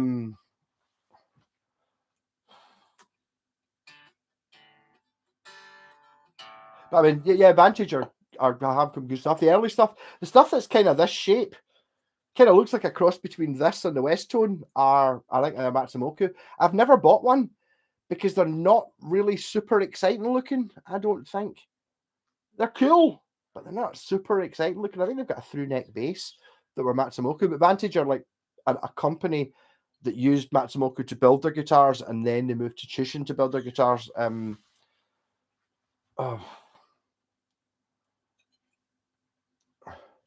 This question looks like a Rickenbacker if they made a 6-string straight. Yes, I know. This is yes, I know the one you mean. That's the Canada has Vantage and West Tones. That's it. Yes, but it's just that whole thing. You're just like, if they're, I think. I mean, I don't know this. I'm just kind of guessing, but I reckon that the St. Louis Music, who owned Electra, were imported a shitload of Electra guitars from Matsumoku, so they didn't want to put out a competition to them. Also, if you're in Canada, you might get Yamaha. Do you get Daons? Daion? Is it Daon or Dion? I don't know, however it's pronounced. They did things in Canada. Daons are made by Yamaha and are awesome. You see very little in the UK. I don't think you see any in America. I feel like Vantage were a version of Electra. Never see Electras. West Tones were, well, sort of. I don't know. It's kind of like, you've got all these companies buying guitars from this. Like, say, like I was talking about that Strat earlier on. That's an Ibanez Strat, but the Ibanez Strat is that one, but it's got a different badge on it, sort of thing. So they didn't actually buy any. You haven't seen any Daons. I would have a look. There's a couple of them. There's one that looks very much like a Washburn Wing, but see, it looks like there's one that looks identical to the Falcon and the Eagle, apart from, see, the top horn. The top horn's just a wee bit longer, and the pickup switch is here, but it's got the fucking rosewood and the ridiculous over engineering. You get an inch thick rosewood slab on the top, ebony, and everything's brass, and it's like if you were trying to make the most expensive guitar you could possibly, that's what you end up with. the headstock and advantages are identical to the Westone Thunders. They could be. I doubt they're identical. They're probably just that much different. But I mean, yeah. You might get Daon acoustics, but Daon again, like every other company, by the time you got to Yamaki closed in 1983, so the name Daon gets sold to Samick basically, or someone who used Samick to build their guitars. So again, if you've got a Daon, it looks just like a Strat, the chances are it's what you would buy now as a guitar for 400 quid. It's not what you would buy now for 1,200 quid. You know what I mean? Music is feeling. Yeah, I'd go for that. This is something. I mean, I don't know. It's like I don't see when you get pure stuck in a genre. I've always liked. For me, the first music I liked was film music. You know, and then it kind of came across. I mean, even recently I've been listening to the Enrico Morricone, The Good, the Bad, and the Ugly shit. No, it's yeah, this is fucking brilliant. All that shit. Some Vantages are the equal of anything high-end Matsumoto ever made. Some Vantages are made by Matsumoto, so yeah. I don't know. I don't know if I've seen a really high-end one. Took me a while. Actually, someone asked me. Somebody asked me earlier on, Daniel, who's I don't think he's been on tonight. So would you play your Western Prestige? And I basically bought that because I'd never had a Matsumoto guitar. It was like the fancy one. The Yamaki's, the wings, not this one. This is what you need. All the things on this are amazing, but it doesn't have any fancy shit on it. Whereas I bought the Western Prestige because it's got binding, a carved top. It's basically a Thunder, but you make it through neck, you make it a carved top, you give it 5-ply binding up the side of the neck. Everything, all the bells and whistles, all cheesy extra stuff you don't need. But I need strings to put on it. I'm not willing to play it without the strings. I'm also terrified because I kind of want to sell it, and if I play it, I'll end up not wanting to sell it. I'd really like that one. That's like someone was talking about naming guitars earlier on. I've only got a couple that I've got names. Lena, Nico, Nancy, and the one we were just talking about, Madeline. 4 of them have names, but that's Nico. It's a different level. I mean, I just really think I watched a couple of his film. Not Enrico Morricone is the guy who does the music. Sergio Leone, who went to school with Enrico, is the guy who directs the films. He doesn't have that many, but I saw one the other night, or a couple of weeks ago, and it was just, it was so much better, and I'm talking tenfold. Like, I quite enjoyed Guardians of the Galaxy Volume 2. 10 times better than that. Straight up, 10 times better. My Name is Nobody. 10 times better than Guardians of the Galaxy, which is the only Marvel film I've liked that I've seen since, I don't know, really Iron Man. It's just chewing gum. It's pish, you know what I mean? And it's like there is the equivalent of Black Sabbath Sabotage out there. You've just got to find it. But I was always obviously been from the era I'm, things like RoboCop, Total Recall, and Predator, and all that. These are that's the best films ever made. And it's like, yeah, Pierre, so what do you think of the, Star Wars The Force Awakens? I really enjoyed it. It was really good. Just like, Pierre, how's it compared to Predator? No. Stop right there. No. It doesn't. You know what I mean? Is that the only film I've seen in the last 10 years, which has been mind-blowing, was Everything Everywhere All at Once. Check that out. That's a proper film. That's like a baby metal coming out of nowhere. Like pure, oh my God, something interesting and emotional. Rather than just schlock. Yeah. A Prestige 150. I'm not sure. I don't know if there's that much difference. Mine's a Prestige 227. So I think the 150 and the 300 were the year before. So they'd be 83 or 84, and mine's 85. I can't remember exactly what it is. Sergio was a giant. He worked in a genre that thought it was lesser, but elevated the Western. But the thing is, it comes into the best Westerns ever. What have you, in your idea? I'm not. Maybe if you saw them in the cinema at the time, it's that pure Western. You think, oh, John Wayne. No, you don't. You fucking think Clint Eastwood, The Good, the Bad, and the Ugly. That's a Western. Apparently, something to do with it was because it was Italian in spaghetti Western.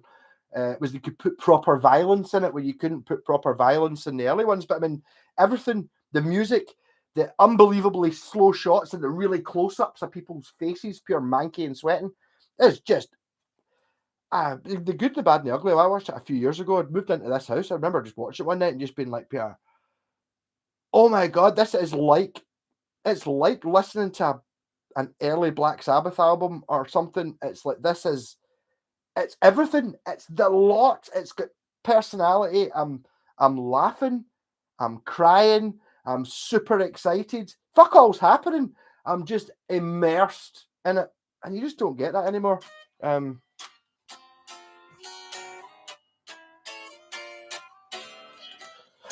not seen Tombstone for years. That's one of the ones I need to watch. Tombstone, and the other one, I know Val Kilmer's in it.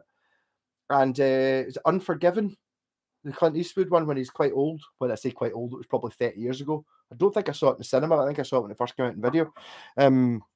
Yeah, I don't know. But I suppose it depends. And it's like, the thing is that when you watch like The Good, the Bad, the Ugly or something like that, you can tell. It's like immediately you're like, this is art. This is somebody's hopes and aspirations and dreams put on film. It's not when you watch like a Marvel film where it's like pure, oh, it's digital and it's committees and money. No, this is somebody's vision of, and it's just so much better. It's a different league. And I'm quite wondering if I've maybe missed, because most of the films I like are from the 80s. I think there are 70s ones. Things like that, My Name Is Nobody. There must be other films like that which are going to thoroughly interest me all the way through. I just couldn't believe the first time I watched as an adult, I watched Good, the Bad, the Ugly, and it was just that there's a shot and it's just like, yeah, it's a vista. It's a vista of like, just like it's an Italian desert in it. And it's just playing the music, and there's a horse going like that. There's a guy on a horse going, ding ding ding ding ding. Ding ding ding ding ding ding ding ding ding ding. Boom boom boom boom. Boom boom. And it's like a whole minute, and you're just looking at like just a vista of like a desert scene with a guy on a horse half a mile away going across it. And I'm getting so drawn in. It's like, but there's nothing happening. Why is this making me feel like this? What the fuck? You know what I mean? That doesn't happen anymore.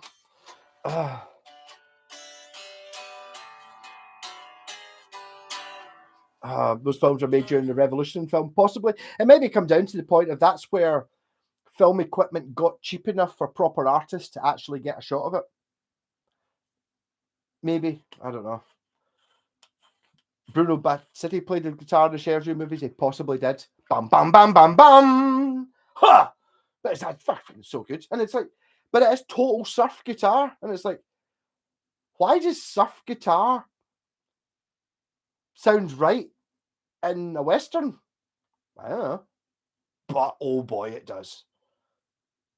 Oh, it does. The Dirty Harry. See, I've not seen the Dirty Harry. I've seen them, but maybe not now that I kind of know what I like.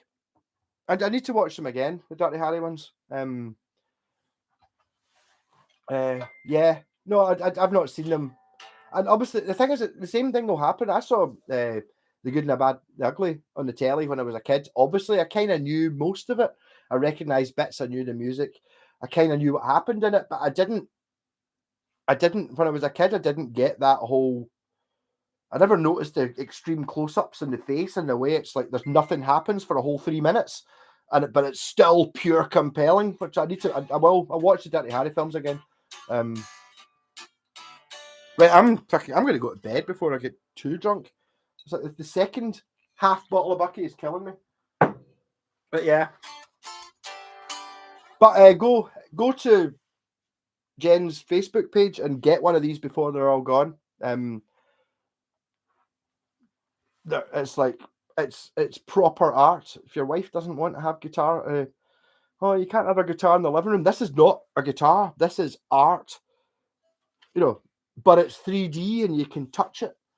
This would be an amazing painting on a square piece of thing, mate. And you're paying 500 quid for one of those paintings, easy. Like for a proper abstract painting, but you're getting it on a guitar and you can play it as well. Ridiculous. Rock on. And thanks for all your support, everyone. I really appreciate it.